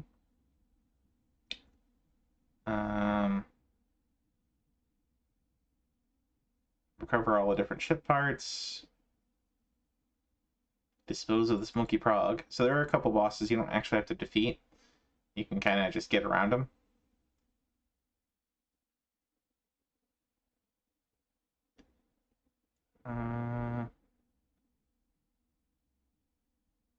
Dissolve the Gulix. Grow 25 red Pikmin on your first day after crash landing.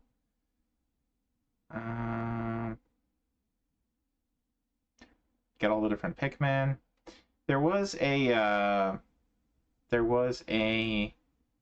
Chivo, or a subset for the original Pikmin. Looks like they haven't instituted it here yet, but there were actually a couple subsets. So there's a 6-day challenge in the original here, which is beat the game within 6 days. So basically, you have to clear pretty much all the ship parts in one day. It's kind of crazy. Very tight speed run on that. And there's another one where you recover the parts without ever getting the blue Pikmin. So the blue Pikmin are your swimmers, and there's a couple of different parts that you can get without actually by using some carefully planned throws and movement around. But yeah, if you've already badged regular Pikmin on GameCube, this is, by all I've heard about it, an easier version. You get a bit more throwing distance, which is huge for making some of those really tight throws, for doing like speedruns and things like that. So I don't know if eventually they'll add in extra subsets like they had for the GameCube version. I wouldn't be surprised if they do. But here you go. If you've already beat the other one and you're good at it and you like it, then go for it. Let's see. We also got Dokomodake DS. This is a game where you play a mushroom. It's a 2D puzzle platformer. Unlock all the different things. Get S ranks on all the stages. Time attack each area. Which you might do if you S rank every stage. Yeah. But, alright, we'll boot this one up.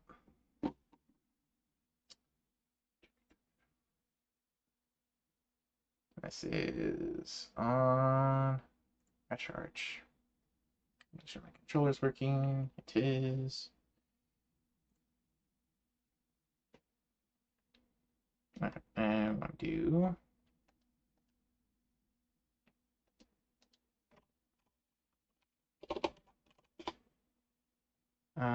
Wait, what was this one again? This was Doko with a K with a C. Okay.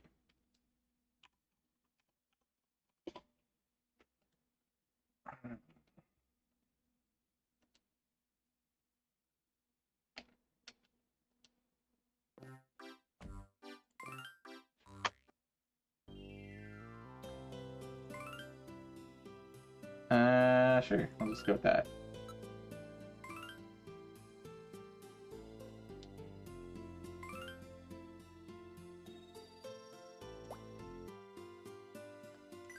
Sure.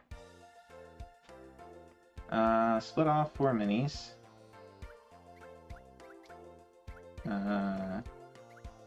Jump, climb ladder. Move left and right.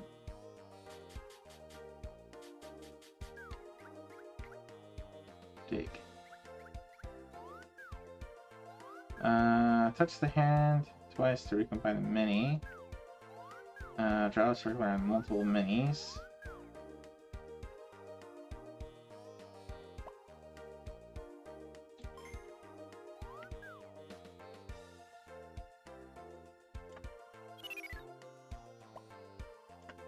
Oh.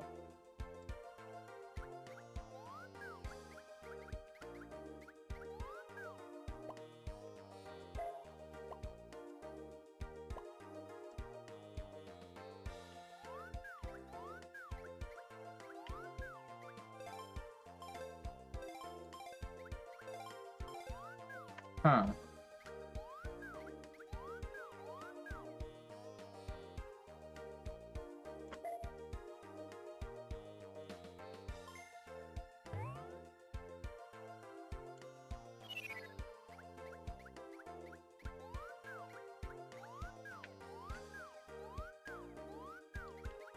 What am I supposed to do here?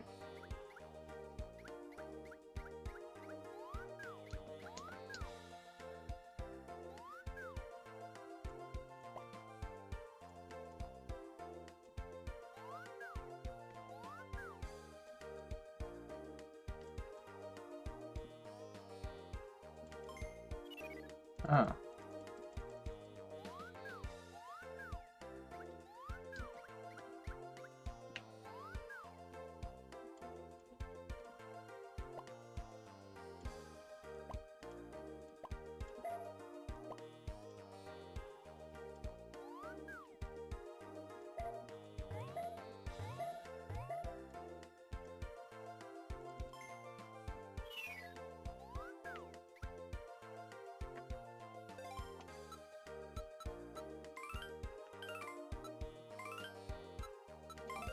Okay.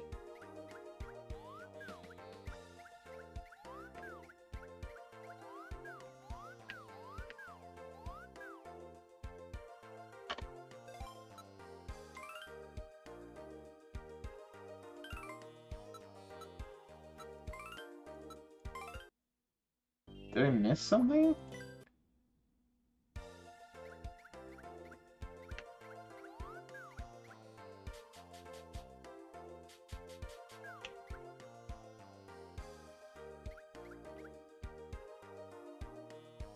Slide them all together.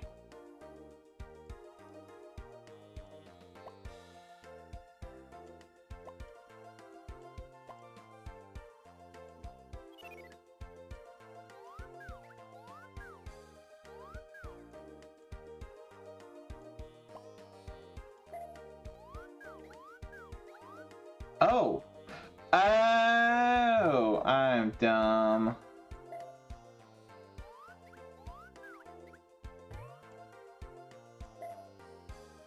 I'm so dumb. I didn't realize you could do that.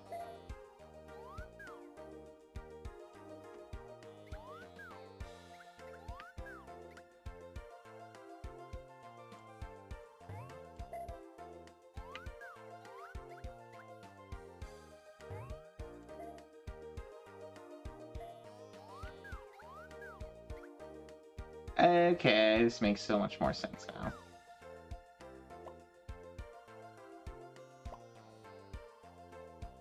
Okay, so we'll just make like a stair. Why?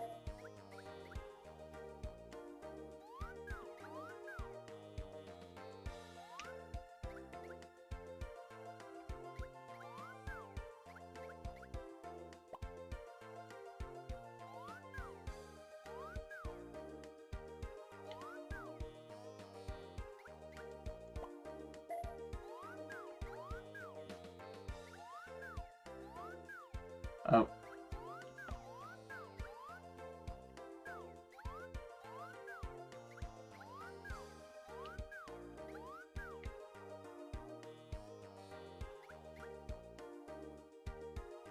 Oh, we lift it up. Throw it by touching the screen. Many spell I'm exhausted.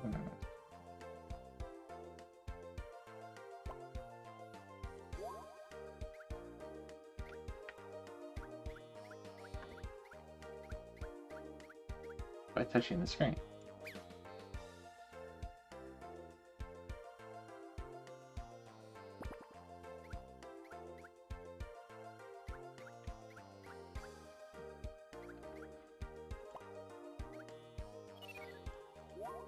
Oh.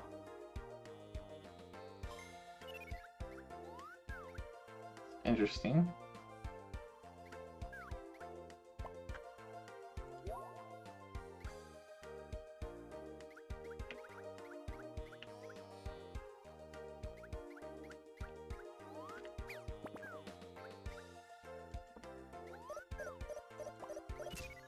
Oh.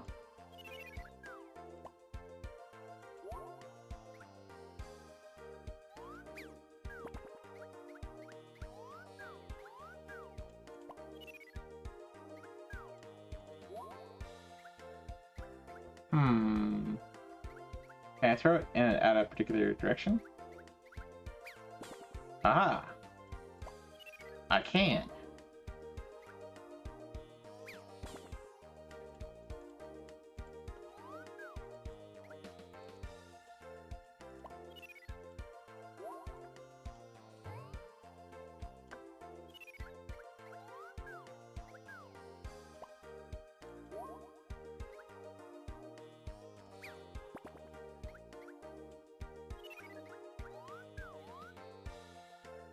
Okay.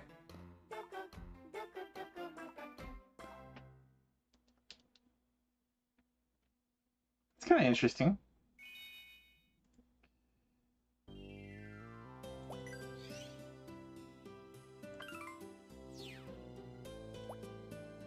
Alright, we'll do this first level.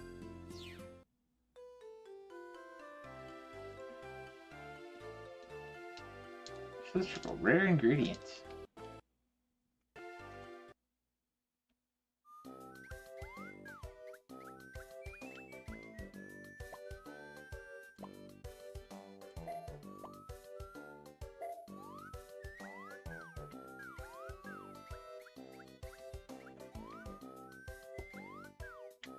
Ugh.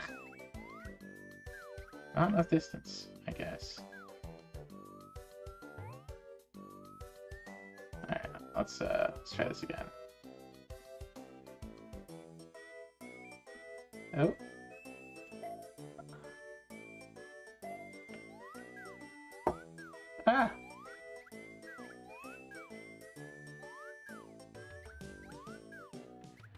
Why?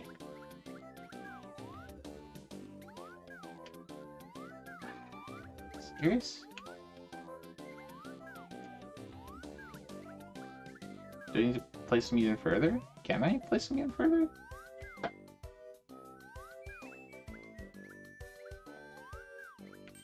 There we go.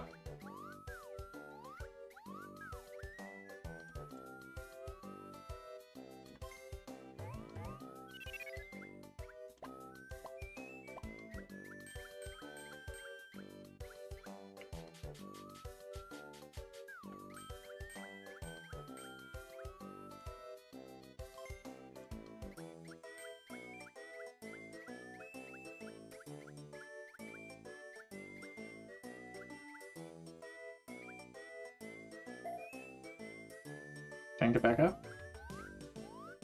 Yes, I can.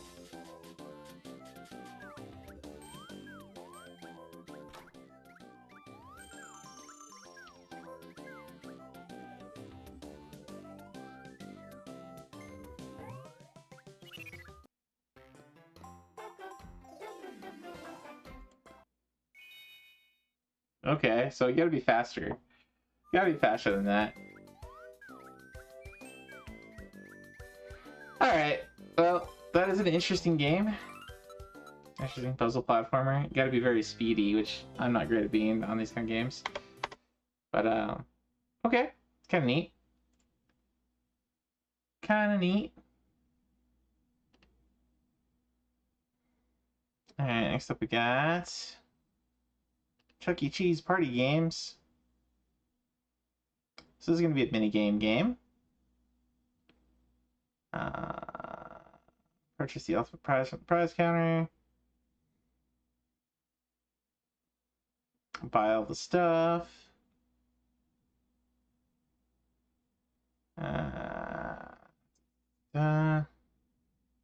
Serving Chucky 500 times.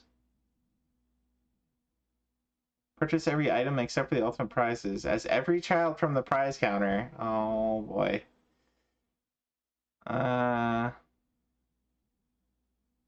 This seems like a grind. Alright, so you get a made to order minigame, so that's probably pizza making, balloon alphabet, smash munch, basketball, air hockey, alley roller, galaxy shooter, Jasper's racing, counting, photo hunt, cowboy Jasper, connect the stars, matching, target practice, dancing queen. Oh no, rhythm. No. I'll load this one up. We'll just see how bad this is. I have bad feeling about this one, but we'll even play it with the regular Wiimote. How about that, folks? The real Wiimote. Alright. Chuck E. Cheese. I'll load up the dolphin scene. I have my nunchuck ready if we need the nunchuck.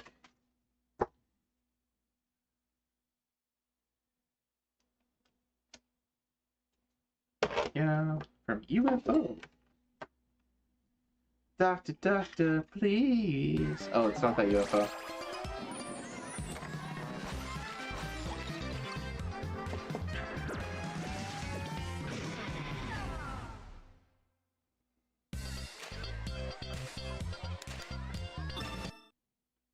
Where a kid can be a kid.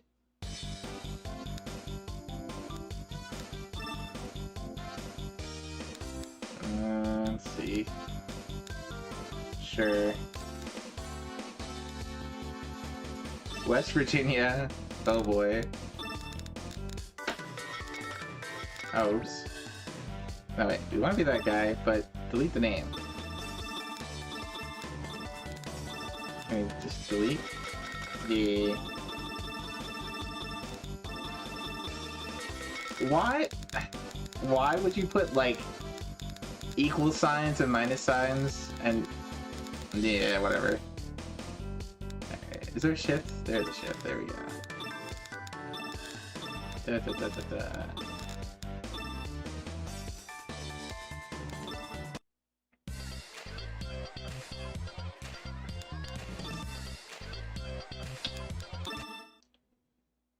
Let's go play in the ball pit.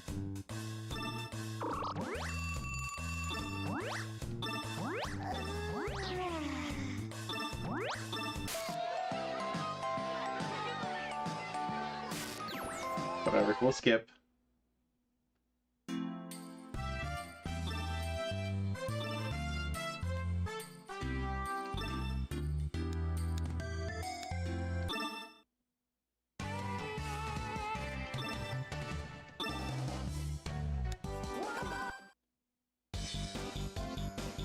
Shoot balls and to score as many points as possible before time runs out.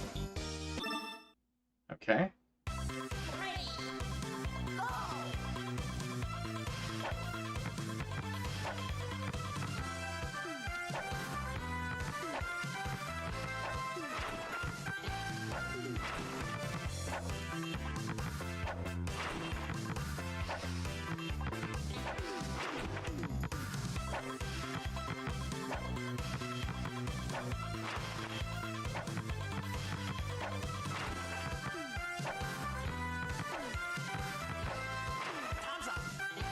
That was kind of bad.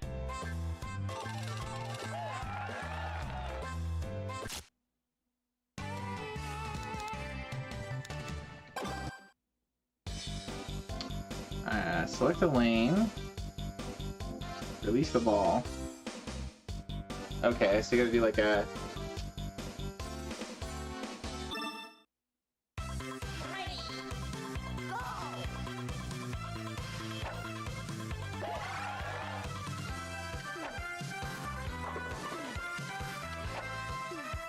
Too much.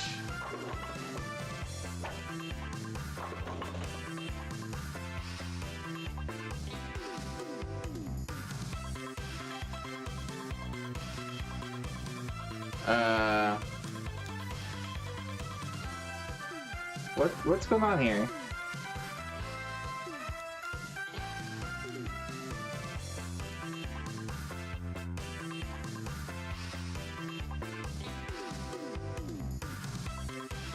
Game? Hello? I'm doing the same motion I did at the beginning.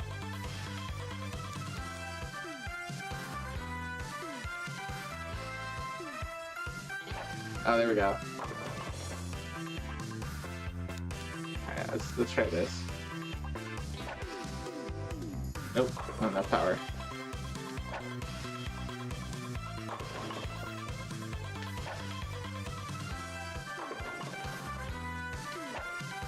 No?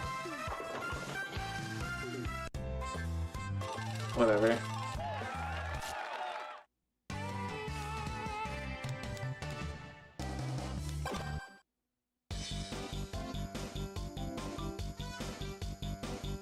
Don't hit anybody except the purple one. Okay.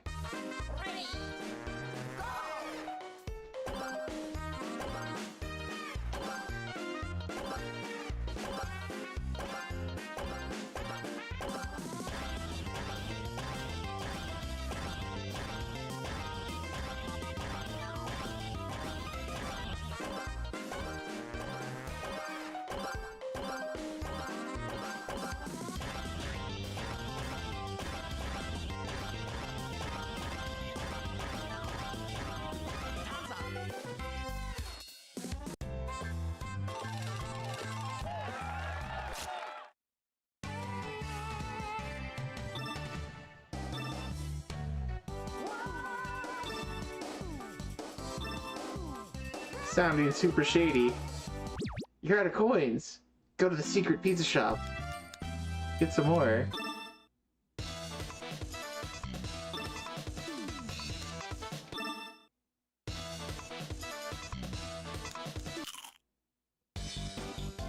As many pieces as possible before time runs out. Okay. Ready, go! I'll make combo. What was the... Good.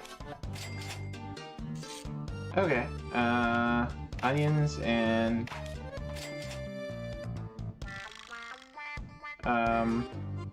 Okay, so that one and bacon? They're so tiny. Alright, bacon and ham. That and bacon. What are these anyway? These look like onions. It says all meat, but I don't think those are meat. What the heck?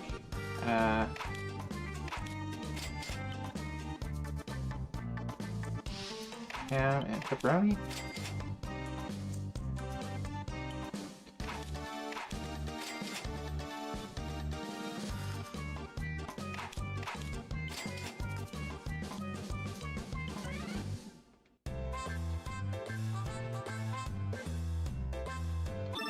Tokens.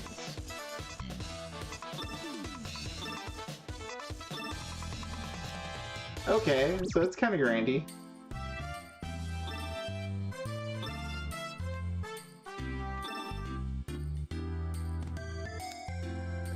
Where's this lucky wheel?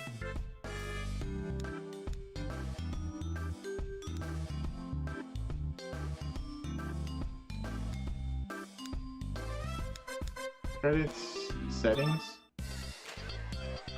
Okay, volume.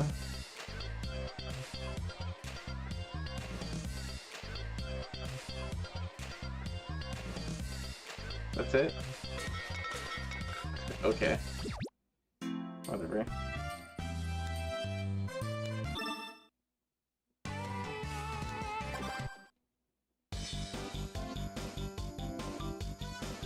Unlock the game. Win tickets or win tokens. Okay.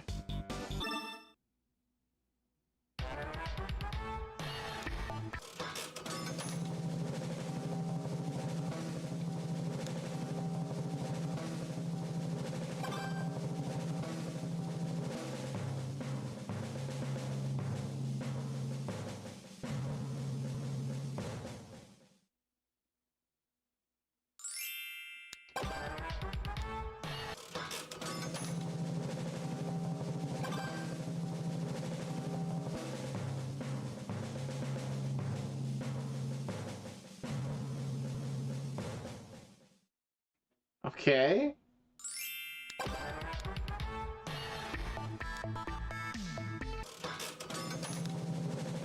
So I guess if you just wanted tokens or coins, like this is the place to go.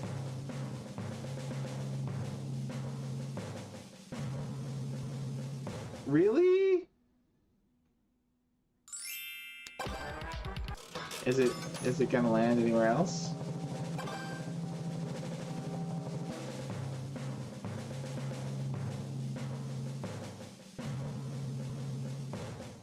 There we go.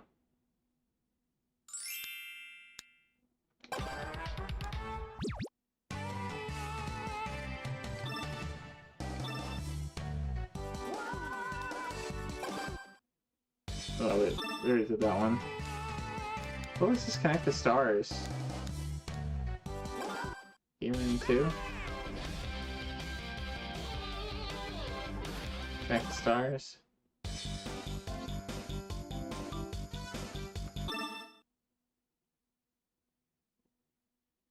Alright.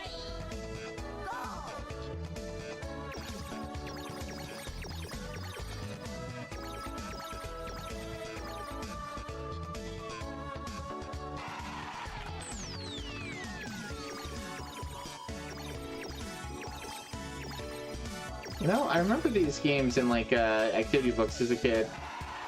Connect the stars, connect the dots, or whatever. Meh.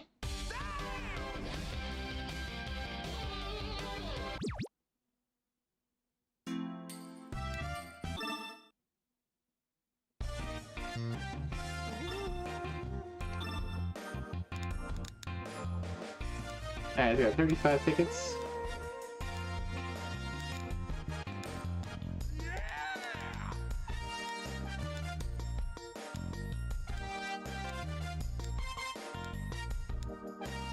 Said I could afford something, but I've got 35 tickets. What can I afford with 35 tickets? Are you sure I can afford something, game? I can afford some coins. That's kind of sad.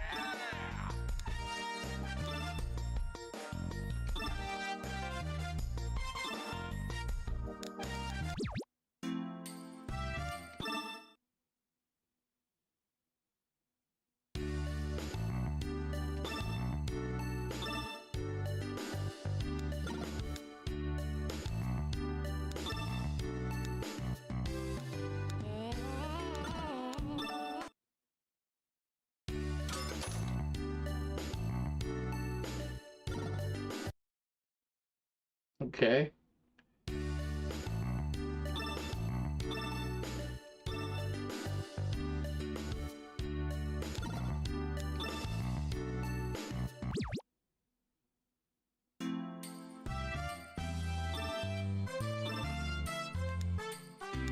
Well, there we go. We got Ichigo.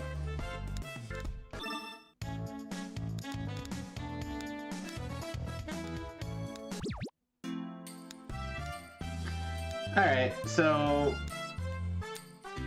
Yeah, alright, you got kind of a bowling game, you got some, you know... what do you call that? The, I forget what the other one is. Anyway, so... It wants you to do this with multiple characters? This just seems so... so grindy. If they want you to... Because you got how many characters? You got, like, five boys and 5 girls? That's a big grind. Anyway. There we go, minigame game. Not terrible, you know? Not great. Not terrible. Gonna get a bit of a workout for sure. Your hand is anyway. Alright.